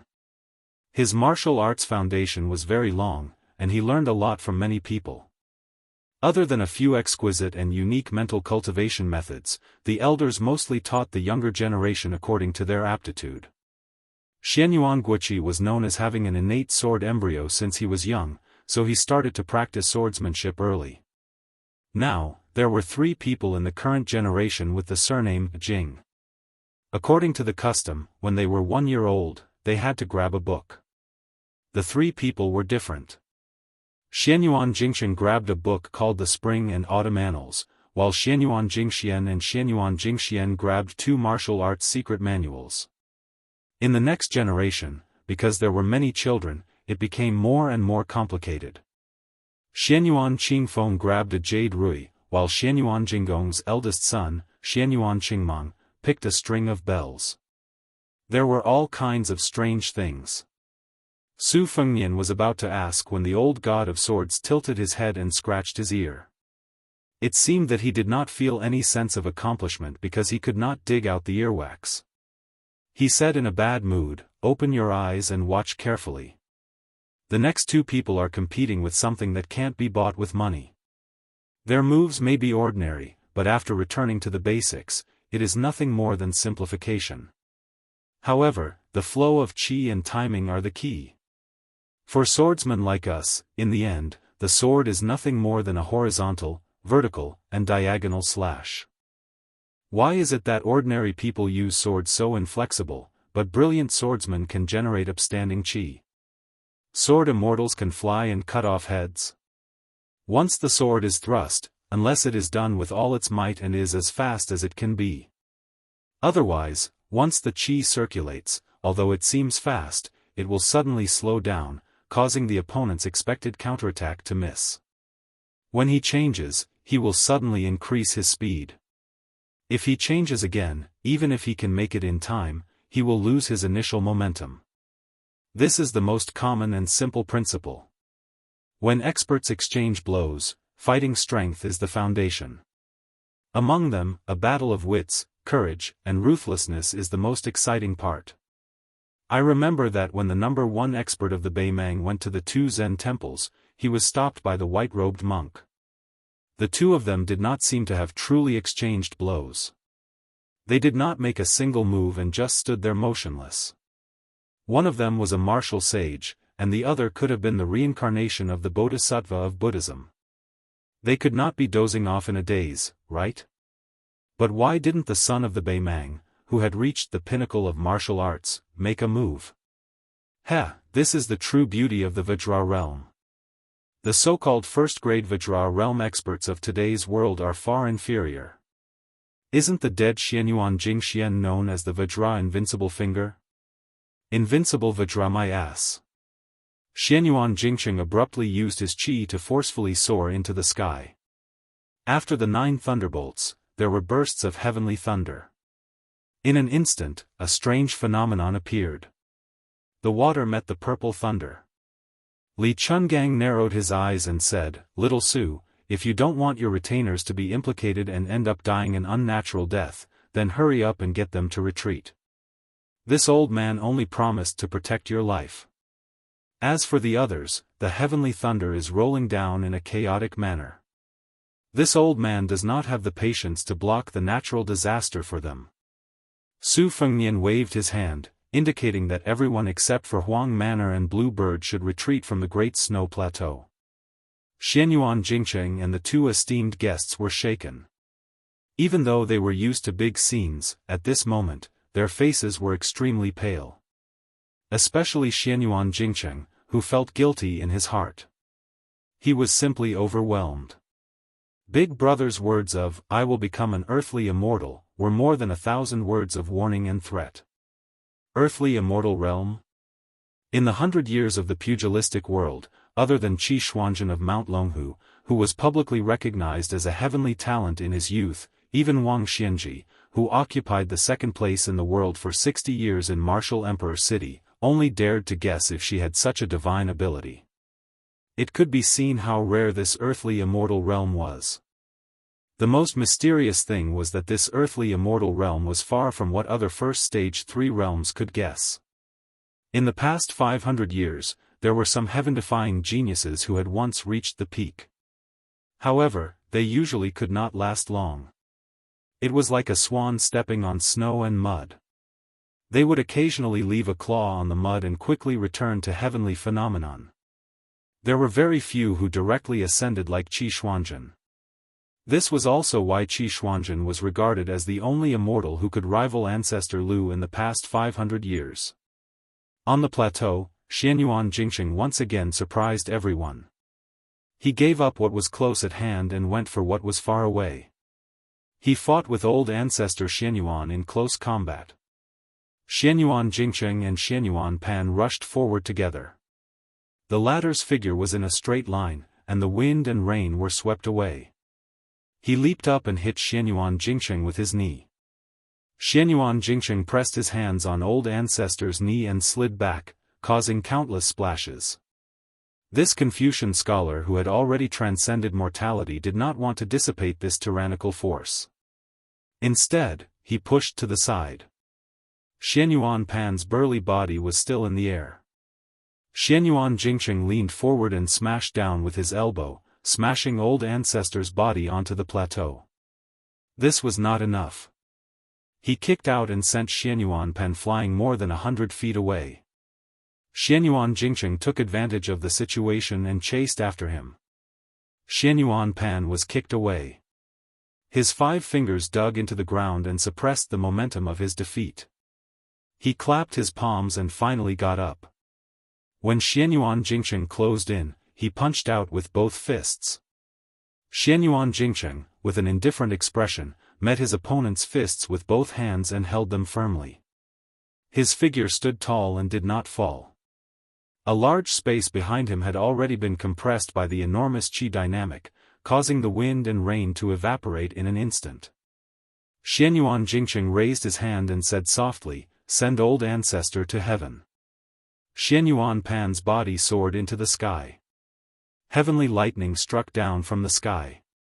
A loud boom.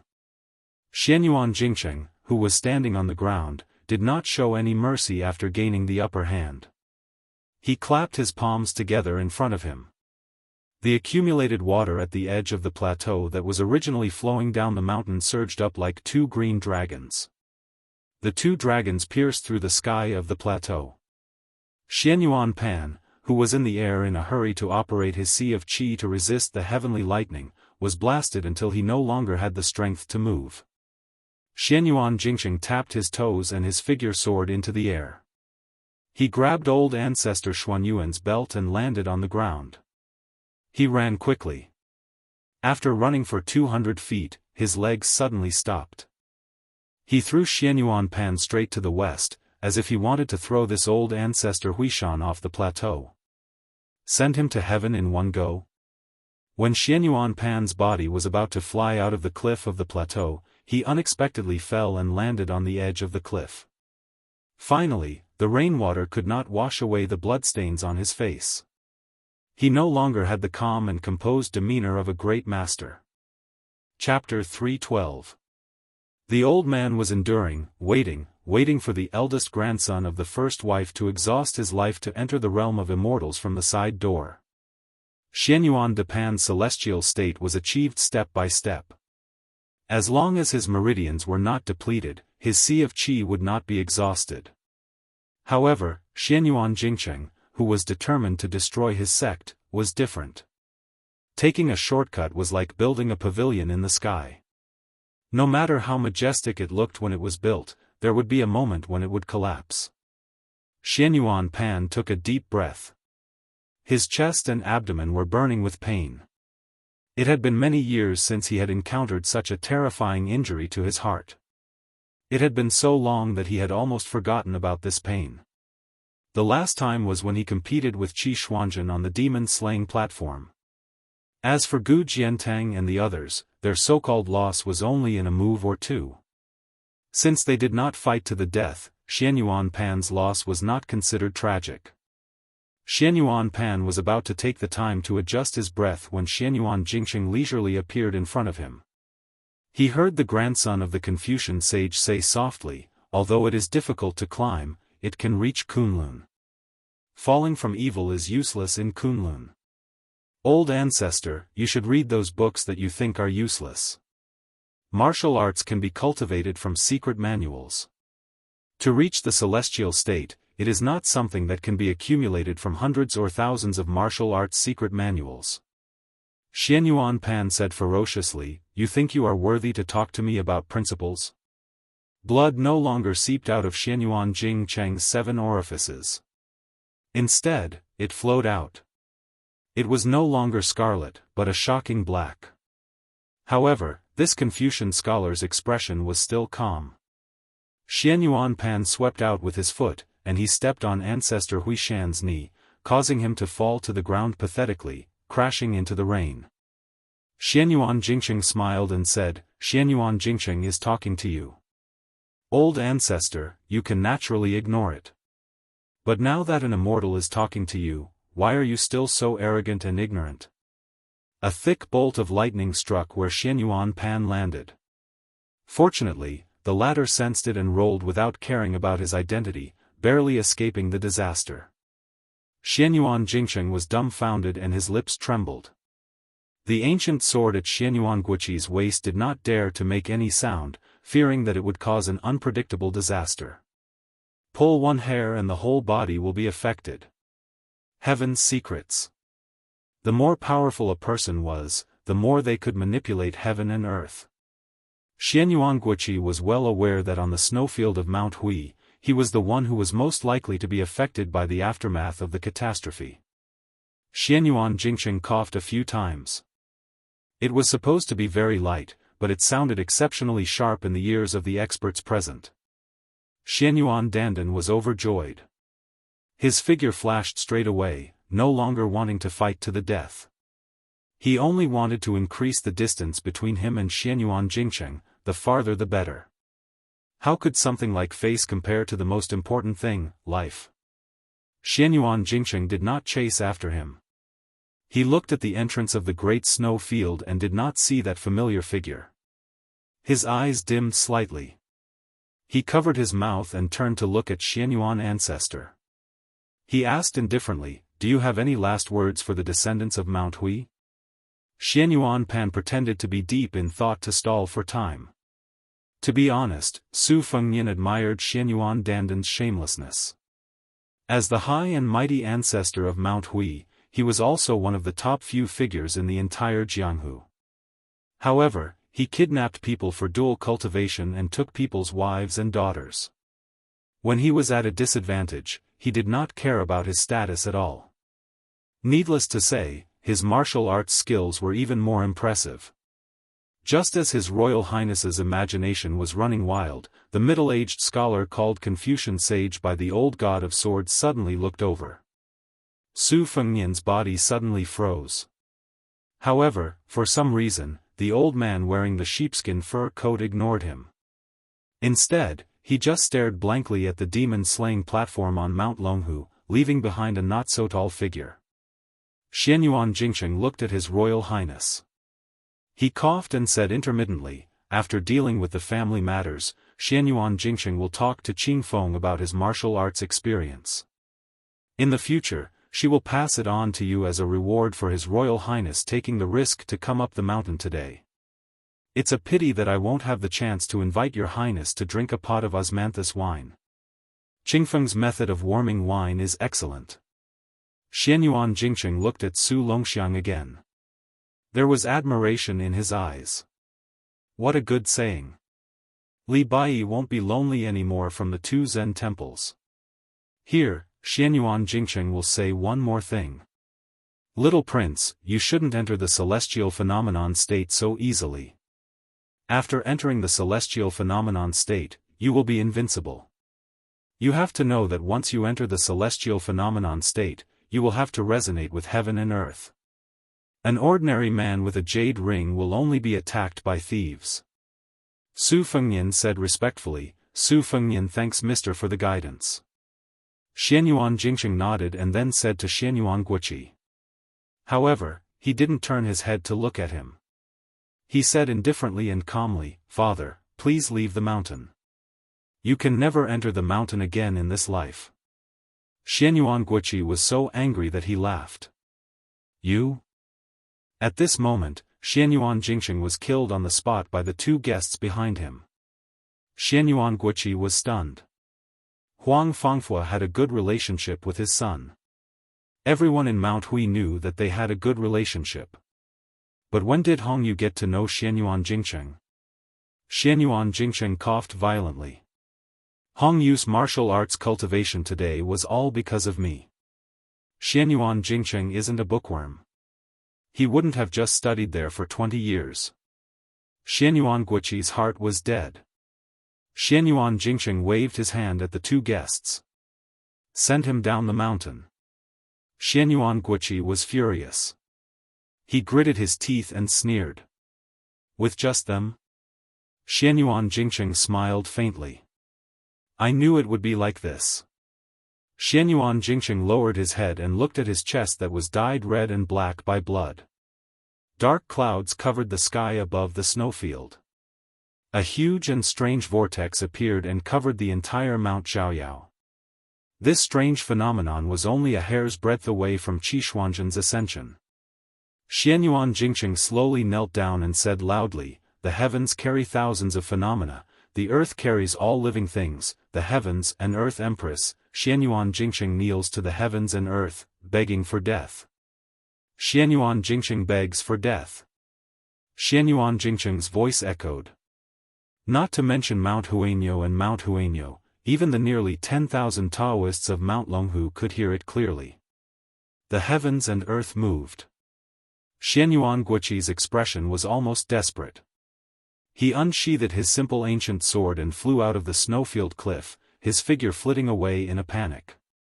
At the same time, something poured down. It was a bolt of purple lightning. It was as thick as a mountain peak.